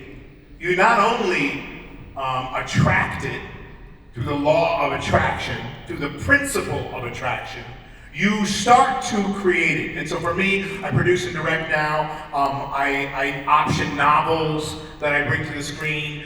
Parish is now a show that I did for AMC. Not many people saw it. Parish is now on Netflix. It took me 10 years to make it. It was on Netflix. It started last weekend. It went from 8 to 3 in 2 days. It is partly the story of little parts of my life, but it is the story of a man who puts his family first, but he has a skill from the past that you start to realize he was very good at. And what will a man do, right? To be an ordinary man has to become an extraordinary man. I did it because I wanted to play an everyman. Not a hero, not a villain, an everyman facing the challenges that we all face in our lives every single day, trying to take care of our family. And if you get a chance to watch that, I would watch it. So, when you start to create in your life, you miss what you miss in the world that's offered to you that you have to audition for. I don't care what you do, you miss it less. If you have a dream you've never made good on, start making good on it today. Because what you do today will determine your tomorrow. What you do today, 10 minutes a day, to create and attract an idea you've had for 10, 15, 20 years means that it's going to happen. The universe hears you, it wants to deliver for you, it believes in you, it loves you, you just have to speak it. Thank you. Hello. So obviously your career is just littered with these iconic moments, iconic lines, whether it's, you know, the box cutter scene in Breaking Bad, or something as underrated as the your scene in Maximum Overdrive, which I recently was familiar with, and I absolutely love that. You have something I... Yep, that one too. That one too. You are not a god. You are simply bad product. You are done. Are there any lines that you recorded in any of these projects where you thought, man, that is awesome, and then it wound up not making it in? My ego is so big, everything I say is awesome. No, I never think of it that way. You know, I get some of the best lines, and I just have to think, where does it lie in my being? Where should it be? You know, like here I perform them for you. But in actuality, on screen, I take a lot off of them. But I realize if I take a lot off of the delivery of the line, it's more natural to me. But I have to say, I'm in gratitude. I get some of the best lines ever. And I have to think that I never know if they're going to blow up or not. I don't even care. I just want to be able to deliver them so that you feel them. But I feel blessed to have great writing behind what I've done in many different situations. So I never pine for a line to become iconic, but I do have so many. You're right. Thank you. Thank you. Okay, less than 5 minutes. Hello, what's your name? Hi, my name is Carter. And Hi, my Carter. question is, were there any props that you saw that you thought were really cool that you wanted to keep but couldn't? All of you, Carter. You know what I mean? I'm trying to stick stuff in my pocket. Security's like, oh, I see that. Take that cup out of your pocket. The Los Pollos Hermanos cup. I finished Breaking Bad. I never got a tray. I never got a cup. I think I took a pen. I'm so honest about it that I have to tell, you know, I'm going to take this pen home, this Los Pollos Hermanos pen. I wanted the dark saber, dude. I was going to say, the dark saber has to be Yeah, I could have had one if I hadn't broke 6 of them. I broke one after the other, and there was nothing to smuggle away. You know, I want my costumes. You know, I want all of that, and then I just have to give it up and surrender that some of those things are going to go to a place that are more important than my basement. You know, so I let go. And if someone gives me something, the first tray I had from Los Pollos Hermanos was a fan who came up to me and said, "You should have this," and I was screaming with joy that it could go in my display. Thank you. All right, got a couple fat hands in a row. Hi, my name's Lincoln. I have a question. So, what was your favorite part of playing A.B. Winter on the show The Residents? Oh my God, a very special show, The Residents on Netflix. What was my favorite part? My favorite part was saying yes, because I didn't know what to do. A friend of mine, Andre Brower, passed away while he was doing that show. And we love Andre, yeah, big hand for him. We love Andre, and I didn't know if I could do it because it was sensitive to me. And I had to start thinking about how will I do this if I say yes. And I didn't watch anything that he already did. I had to shoot everything he already shot. And I said yes because it was a way to honor another human being who was a great actor. And so there's this saying, what would Jesus do? And I started saying to myself before I accepted him for 3 days, what would Andre do? What would Andre do? I know, it's funny. He's laughing beyond the veil. What would Andre do? And I said to myself, Andre would do it for you. And so I dedicated my performance to Andre. I made it my own, and I love this show. I loved it because I play a guy who's stern. He's not a bad guy, but he's a guy, look, I yearn for order in my life. He's a guy who has to create order for other people. And that order is comfortable. What he creates for them allows them to be comfortable in a certain space, which is the White House. So I love that role, I love that show, and it was really fun to do. Thank you. Welcome. All right, so unfortunately, we are out of time. But here's what I want. If you guys could all, everyone who's in line, come up here to the front. Everybody who's in line, come up here to the front. And on the count of 3, you are all going to yell your question out. I don't know what's gonna happen here. So, all right, you guys know the rules? All right, ready? On the count of 3, yell out your question. 1, 2, 3, go! What was my favorite part of Mandalorian? I got it! Yes! Yeah, young man. My favorite part was coming out of my TIE fighter, 40 feet into the air, Ooh. right? And kicking the door open and coming out with that dark saber. It was a hero. Twin Cities Con, please give it up one more time. First off, thank each and every one of you for being out here. One more time. For Sean Carlin. Indianapolis, St. Paul, thank you. Thank you, everyone.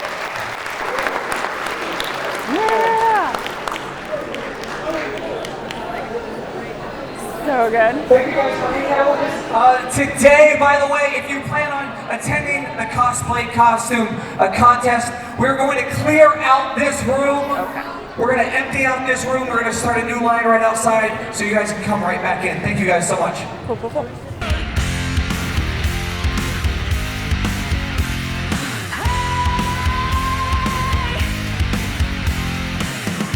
We are here with Cola Cosplay. Cola Cosplay. Hi, can you tell us a little bit about your cosplay? How'd you get into this? Yeah, sorry. Say again, I couldn't quite hear. Tell us a little bit about the cosplay. Yeah, well right now I am mid-transformation into Rhea Ripley. I've been cosplaying for about 8 years now, and I typically do like superheroes. Today though, I'm gonna be Rhea Ripley because everyone needs a little muscle mommy in their life, so I thought, that might be fun. Yeah, that's like the very short, brain dead answer right now. I like it. We can see, and we'll show in a minute, like you've done so many different fun characters. Is there one that's been like your most favorite? Harley Quinn, yeah. Harley Quinn. I revisit different versions of Harley Quinn about, I don't know, I have at least 15 Harley cosplays, so I've got a lot of them. Yeah, there's a ton. And I think this year I've done 5 because I was like, I'm going to knock some of these out that I've already started, and I just kind of kept going. And Yeah. still more to go. Yeah. Is there one that you really want to do next that you haven't done yet? Someone suggested, what was suggested to me? There are a lot that have come up recently, but oh goodness, I can't think all of a sudden. Anything from other than West from Arcane? Anything else from Arcane or? I mean, Jinx actually has been on the list for a while, so maybe Jinx. There are many variants of Jinx. This is true. Yeah, like I've wanted to do the video game version. That one was semi-suggested or requested. Yeah. But I got a new Harley costume that I will be wearing tomorrow, so I have a new Harley. So yeah. okay. Got to meet Paul Dini tomorrow, so I'm excited about that. Yeah. Very fun. Yeah. Well, Awesome. you. Thank you for so much. having us. I Thank love your you. Catwoman costume. Oh, That's probably thank you. the Michelle Pfeiffer one. so- Surprisingly, that one's really comfortable. Actually, it's Yeah. easy. Oh, to do. good. Yeah. It Yeah. takes me an hour to get ready. That's super easy. That's awesome. Yeah. Thank you. Yeah, thank you. Space. So like even for something small, which if it was bigger I get, but for something Okay. small, yeah. Like I don't need it. Right, yeah. Don't need it. Yeah. R2D2 over there. Yeah. Big fan. Big fan. Big fan. Need C3PO in my life too. Right? Watch out for Chainsaw Guy. Yeah. Man, Chainsaw Man. Fun fact, did you know that chainsaws were invented to help with childbirth? What? To use against women. Dead serious. They were invented for that, yeah. I'm surprised, but He's also getting a little Yep. close. Ah! Stay on target.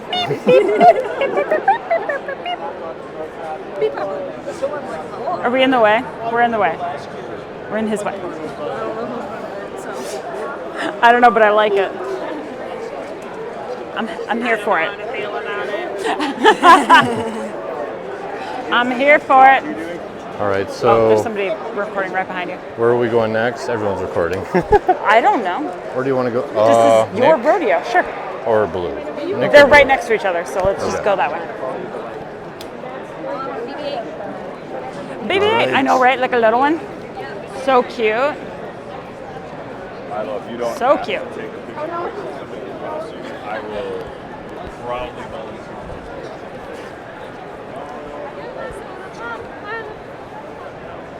Oh, more Funko Pops. Yeah. Right?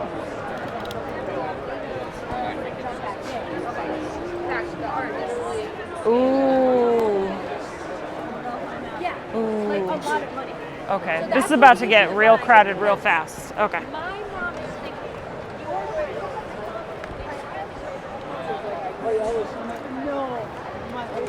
T-shirts. There's some stickers. Nezuko sticker. K-pop. Derpy sticker. Ah! Oh, so many.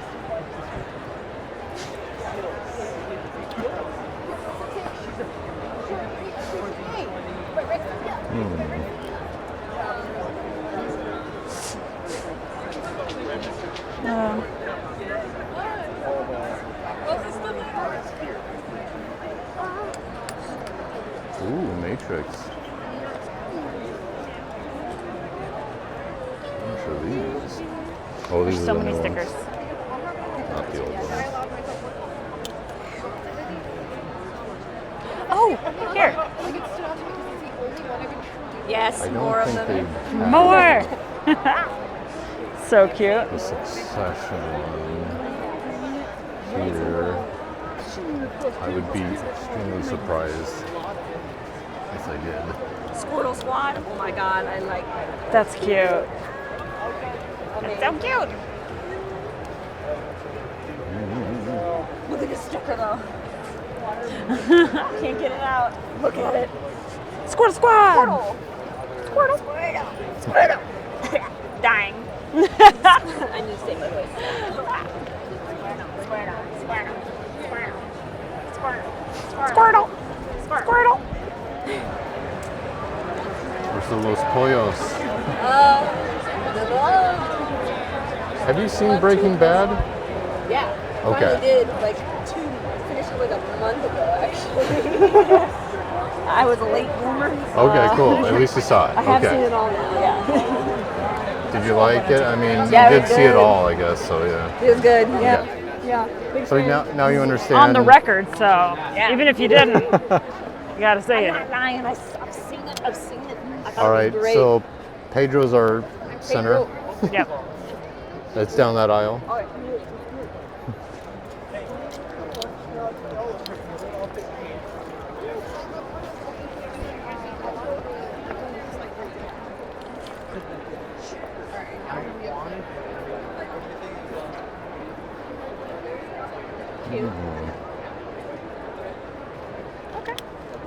Okay. Show me your kitties. Oh, this one. This is the one. This is where I got this. And I got that one, and I got that one, and I got a couple others. Does they have a sticker of this one? Yeah, they got stickers. I got this and a sticker. I like the neuro spicy. I got that one too. You did? Yeah. That's actually what got my attention the other day. Stimming is my vibe. Oh, that's the one that I saw the other day. It's like swimming. Yeah. I don't see it. Oh, that's right. It's right there. Yeah, I like that one. So good. That almost didn't happen. So good. Side quest girl. I don't see the overstimulated sticker. Oh, I don't think they have a sticker for everyone. Only some. Scribes. What? Scribes? Scribes. Scribes problem. Yeah. It's just like a little wood block thingy, you know? Little wood block. Side All right. quest. Let's keep up. Please like PC side questions, like Twin City side questions. Okay, that'd be great. Thank you. Thank you. Hello! Hi, yes. Cosplay as Derpy and Amazing. Woo.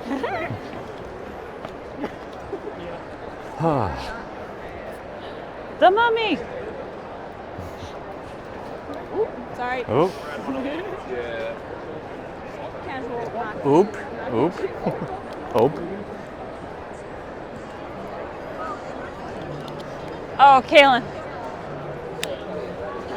This is a bag of a killer Bella. Did you ever watch like New Girl? I love New Girl so Okay. much. Bushman. Oh, this bag of All day. All day. Did you watch It's like some of them are 29? really good. Parks and Rec? I have, but I barely remember it. Okay. All right. That's okay. But maybe I would remember it. Just John Ralphio. As big as the West. I like it. Don't be suspicious. Don't be suspicious. Don't be suspicious. Don't be suspicious. Don't be suspicious. Don't be suspicious. Oh my god, that's a good one. So good. This is the bag. There's so many memes on There's it. so many good ones. Oh my god. Ooh, And like, Driver. did you watch Ted Lasso? No. Oh, okay. No. There's one up there from that that's just hilarious. So good. Yeah, these are just so good.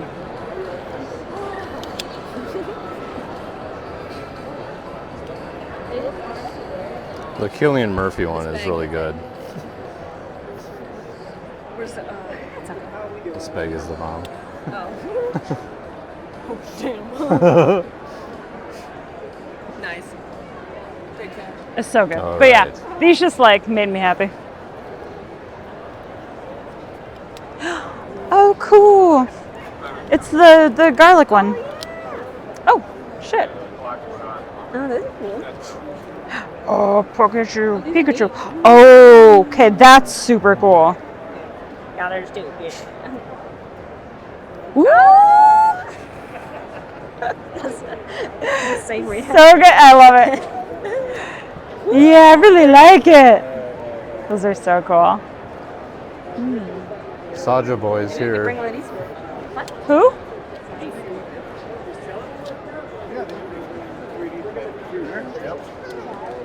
That's for Oh, got it.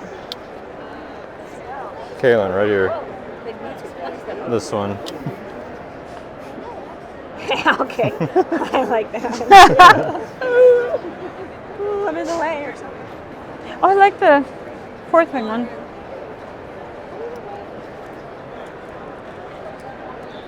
Saja Boys. So cool.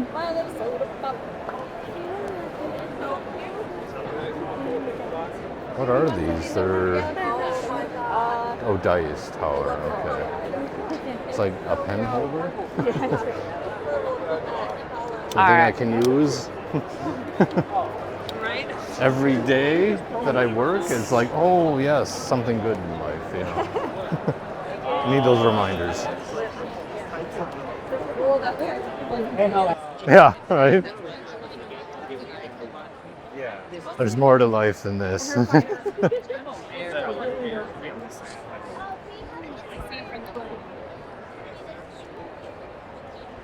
Dr. Stone, hell yeah. Those are cute. I know, we just keep seeing them everywhere. They're so Everywhere. They are. Sorry, you keep seeing the ceiling. Right? Keep seeing the ceiling. That's so cute. Hi. Oh, I love it. Oh, cute. It's really hard to like frame up for 2 cameras at once. Yeah. I don't know how vloggers do it. How, who does it? Vloggers? Oh, yeah, I have no idea.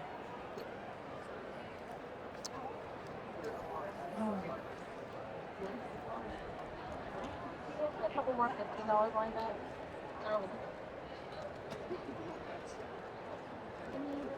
So cute. Charlie Cox doesn't even know what this game is about. I know. All right, looks like Blue might be available if she's there. Yes. Yes, you're here. Okay. Can we do like a quick 1 or 2 minute interview with? Okay. Hello. Oh, Sorry. Right. I'm good. Okay.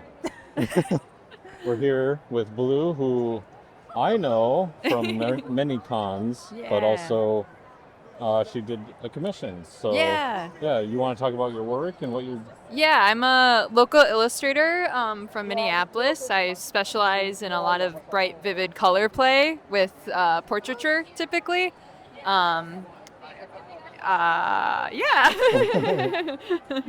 Yeah, and she worked on the poster for Dana and the Nightmare. Yeah. Very well done. Very good. Yeah. Do you have a favorite kind of inspiration, like certain like pop culture, or do you just kind of enjoy doing things like that where it's more just coming from So inside? what I personally really enjoy drawing are the guys from Yakuza. I have 5 prints of them because I'm very normal about it. But other than that, I guess artistically, I really like the graphic design elements of like early 2000s like Sega. They have like such a cool visual language with Sega. how they Yeah. conveyed everything. And they're starting to kind of bring it back, which is really cool. Yeah. Sonic. Yeah. Pretty much, That's yeah. like the only video game I grew up. I was like Sonic, so yeah, that's all I relate to. And I blame you for getting into Mahjong. Yeah. Because Yep. there was a picture of Yakuza. And Yeah. I thought of you, and I was like, oh, I'll see what this is about. And Yeah. Yep. Well, thank you for showing us. Yeah, thanks for talking with Have me. a great rest of the con. Yeah, have a great con. Potato chip. Yeah, chaotic. Oh my god, that's so great. Oh my god. Okay, I'm gonna buy something. I want a chainsaw dog and the potato chip food. Yes. Holy crap. Potato chip.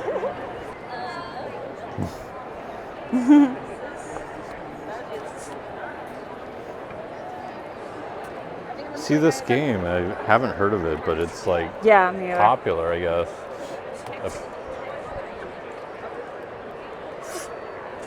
Be honest, Chad. I haven't had time for a video game Oh, in a minute. like you could do anything at all, Alan. You have all the time in the world. Oh, I did play Wild Rift for a minute. Take it and eat it. Picture of the fire. Yeah, that's cute. Check. All right. I promise the next one we do with Nick will be standing up. We'll make him stand. It better be. I can't do it anymore. Yeah, I feel you. Remember.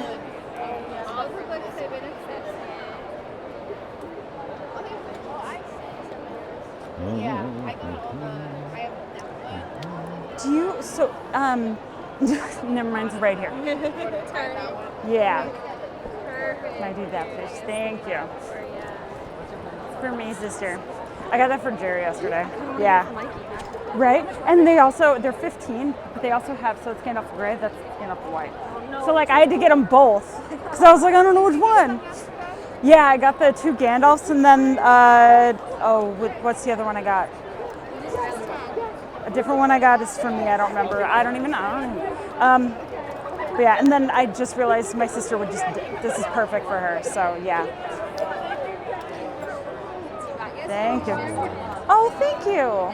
Oh my gosh. I love it. I'm trying to remember the other one that I bought yesterday. So I got the 2. Step back one a little bit. Just step back. All right.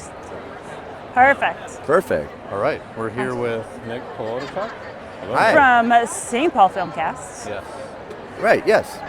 Sister podcast. You're here at Twin Cities Con. Tell us about it. What do you Yeah. got going on?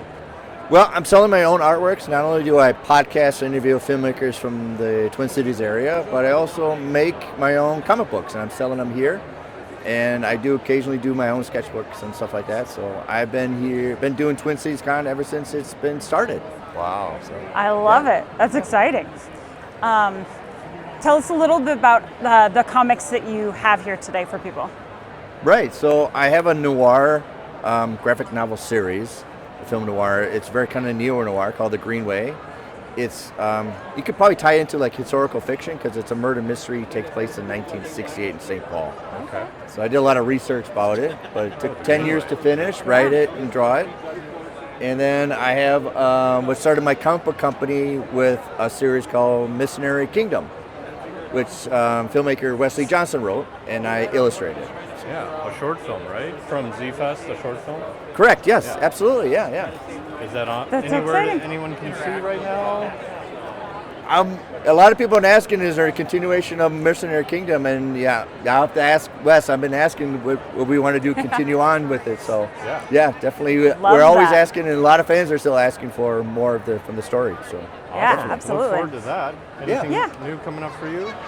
Well, I'm working on completing an animation short film called Mallory, and also we're going to convert that story into a comic book. That's And so we're going cool. to see how it translates to different tones and mixtures with the comic book. Same story, different medias, and see how they Mhm. translate to pretty well. That's really cool. Well, thank That's you for awesome. your time here, Nick. Yeah. Well, it's always great to see you guys. Thank you for coming out. and Absolutely, supporting everybody. yeah. Being on our pod. You heard it. Get down here now. Let's do it. We're listening to God speak. Yeah, what is happening? God is here with us today. Say again, God? What was that? What should I do? No? Okay. If you want me to move, say nothing. I know you told me, but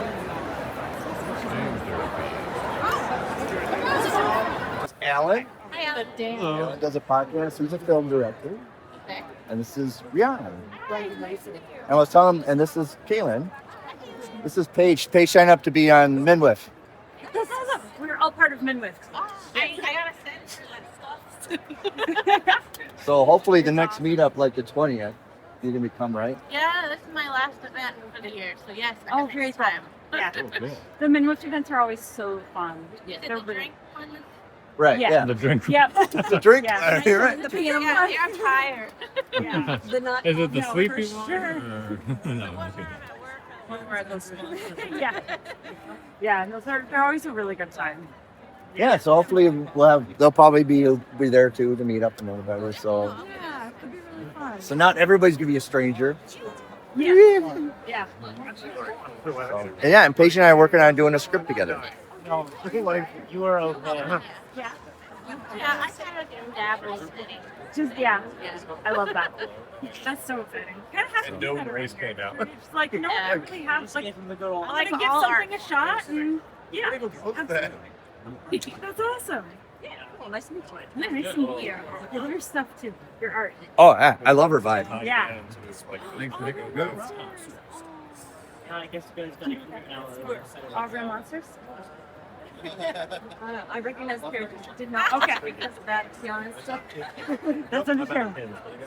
I don't actually know how my mom let me watch that. I couldn't watch anything else. So. Back and look At the All Real Monsters, yes. Okay.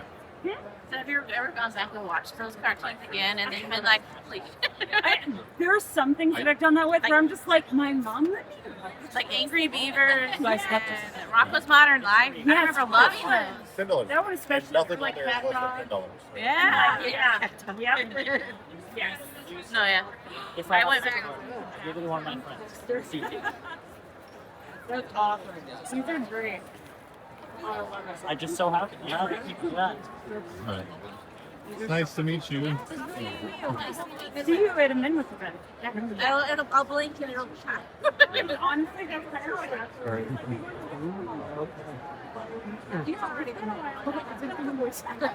Yeah. It's ready now. Yeah. Oh, I took one of this.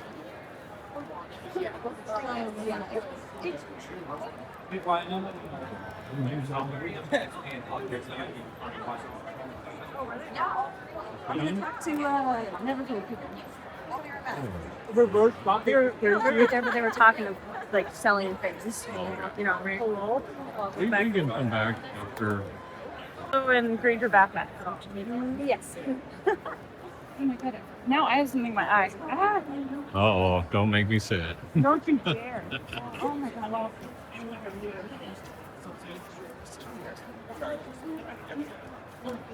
Ah.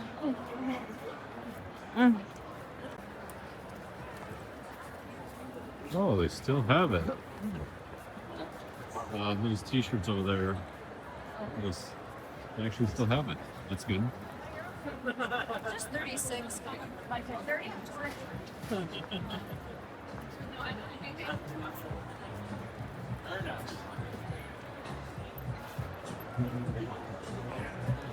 I'm put it up in my money. So first off, they say like either Megan's way back there.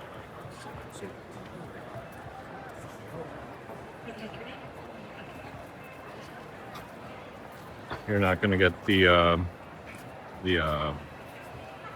big John Wick stained glass thing. No. I feel like You know, hanging it over the other things in your. right? Yeah, just cover everything else. I mean, I could keep right. Oh, they have Dan to Dan? What? Ooh, we will be back. We'll consider. Reconsider. All the shirts, I love it. If you're looking for a specific nerd shirt, you can probably find it.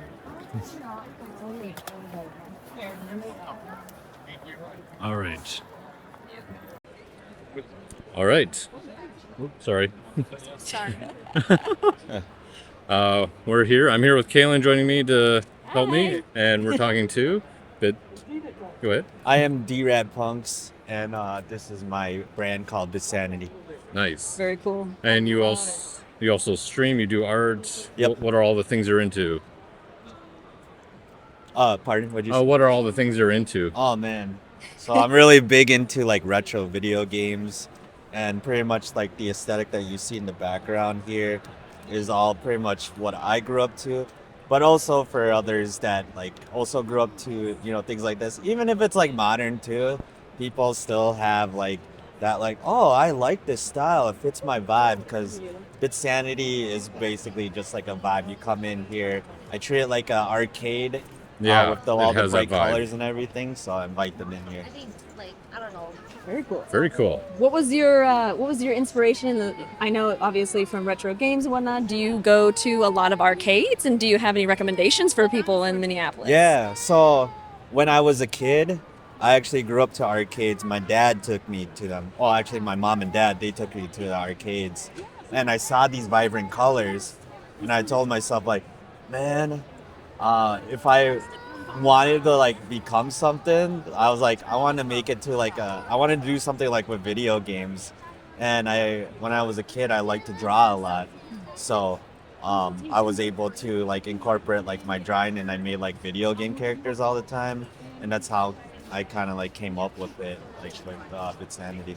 Yeah. That's awesome. Love the 8-bit, love the Street Fighter. I mean, yeah, all the Thank you, all the thank you. things. Game Boy, that was like what I started with. So, yeah. Do you have any new projects that you're kind of working on for the future or future cons at all that you are excited about? A lot of 8-bit stuff. Yeah. So I'm incorporating kind of like a mixed media type of form while I'm mixing like traditional and digital together, and I just put it into one. So those are probably going to be like the new projects the peeps can expect here in Bitsanity. Very cool. Tell everyone what your Twitch handle is or anything else. Yeah. So everybody can find me at DRadPunks. I'm pretty much like all over, like Instagram, Twitch, YouTube, but also I have my business, like I was mentioning, Bitsanity. So everything is at Bitsanity over there.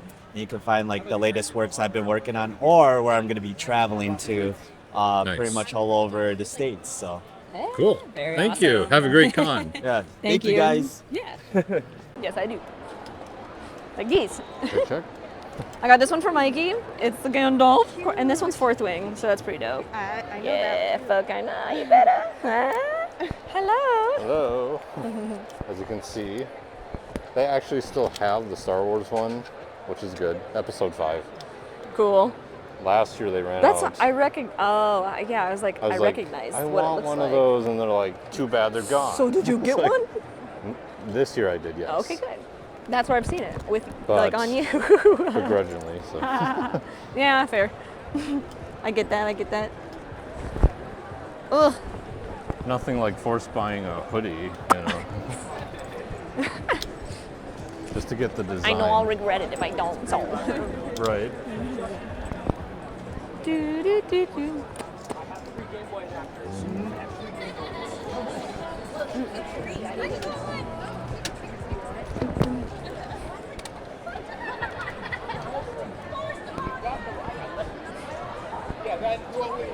What's the same video game?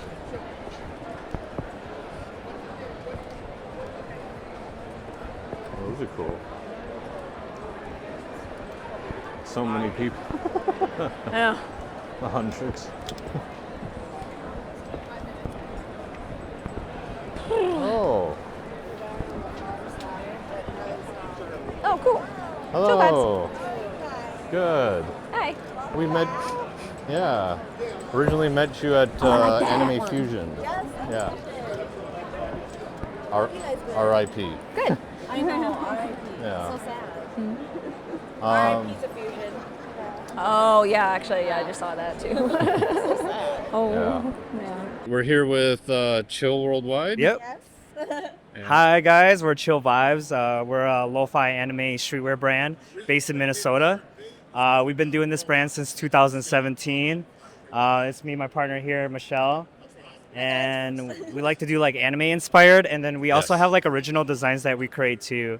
So we're like, I'm a graphic designer, self-taught graphic designer, and she's an illustrator and an interior designer. So she helped me create this board. So I sketched it out. She made an amazing like aesthetic for it. So it's really cool. So we put our minds together. We also like do collaborations with other artists too. So that's a fun thing to do as well. Yeah. So yeah. So like about our brand, we like to like, what's that? Put quotes, like meaningful designs into it. There's also like words of affirmations, like we like to give daily reminders of ourselves. So it's like we care about mental health, and what else do you want to say? Just expressing yourself, you know, like we are like clothing is our canvas. So basically we love streetwear. We love like just expressing ourselves through clothing. Like we customize it by like cutting fabric and then sewing them on. Nice. Yeah. Can't go wrong with Or, Kakashi. like, Yeah. Doing embroidery. Yeah. We also like do our own embroidery at home. Oh, So a wow. lot of the stuff you see is like all in-house. So we know how to do like one color screen prints. We do like direct to film. So like right here we did our embroidery at home. So it has like our logo, and then we'll do like some patchwork too. We'll cut some fabric and sew it Ooh. on as well. Oh, that's sweet. And then we'll print it ourselves too, which this is like a one color print. So it's just like screen printing right here. And then we'll also like work with like local screen printing companies if it's like if it's too complex. So like this one right here, this is like anime inspired. Very so cool. It's soul leveling. Yeah. Yeah, so it's inspired. And then we worked with a local company called Rebel Inc. Shout out to them. Yeah. And we first met you both at the Anime Fusion last year, 24. Rest in peace, Anime Fusion. Yeah. But hope you come back, please. yeah, there's that. And I got the Lucy one. What did you get? I got your main girl here, I think. Oh, okay. On your shirt, I And have a hoodie. Yeah, that's our mascot right there. I have a hoodie of your mascot. Lovely. Yeah. I love it. And I like the Suzume inspired one. So Yeah. very cool. Yeah, a lot Definitely of- check out their stuff. Yeah. Would It's recommend cool, yeah. highly. Thanks for talking to us. Yeah, Hope you have a appreciate good you rest for of your having con. us and Thank you. asking us questions too. But thank you so much. And is there anything else? Oh yeah, follow us, chillvibesclothing.com. Yep. Our Instagram, chilled.worldwide. Awesome. Yeah. So here we are, closing up Twin Cities Con 2025. It's just really fun. First con ever. First con for Rohana. First con of any kind. I did not know what to expect. This was not what I expected. It was very, very fun. Yes. We met some really cool people. Yeah, like Rosario Dawson. I mean, And we she got leaned to- on me. She did. I'm a little hurt. I think she leaned away from me, and it's fine. It's fine. It's fine. I got like cosplayed pictures with like 3 people. Yeah, so people were very excited Yeah. about how he is dressed right now and would come up asking like a fan for a picture. It was actually Yeah. pretty cute. I'm excited to see that. Yeah. We saw some amazing artists, really cool vendors. This was a lot of fun. Saw Yeah. some really great panels. Yeah. The Mummy. We got to see Giancarlo Giancarlo Esposito. Esposito. Yeah, this was a lot of fun. If you are like me and you have never been to a con, highly recommend coming here next year. Yeah. Yeah, save up. Do save up. But That part yeah. though. Yeah. Otherwise you're gonna spend your 401k on a bunch of stuff you didn't expect to buy. It's okay. It's all so cool, I can't help it. But yeah, so All right. thank you, Twin Cities Con. Yeah. Well done.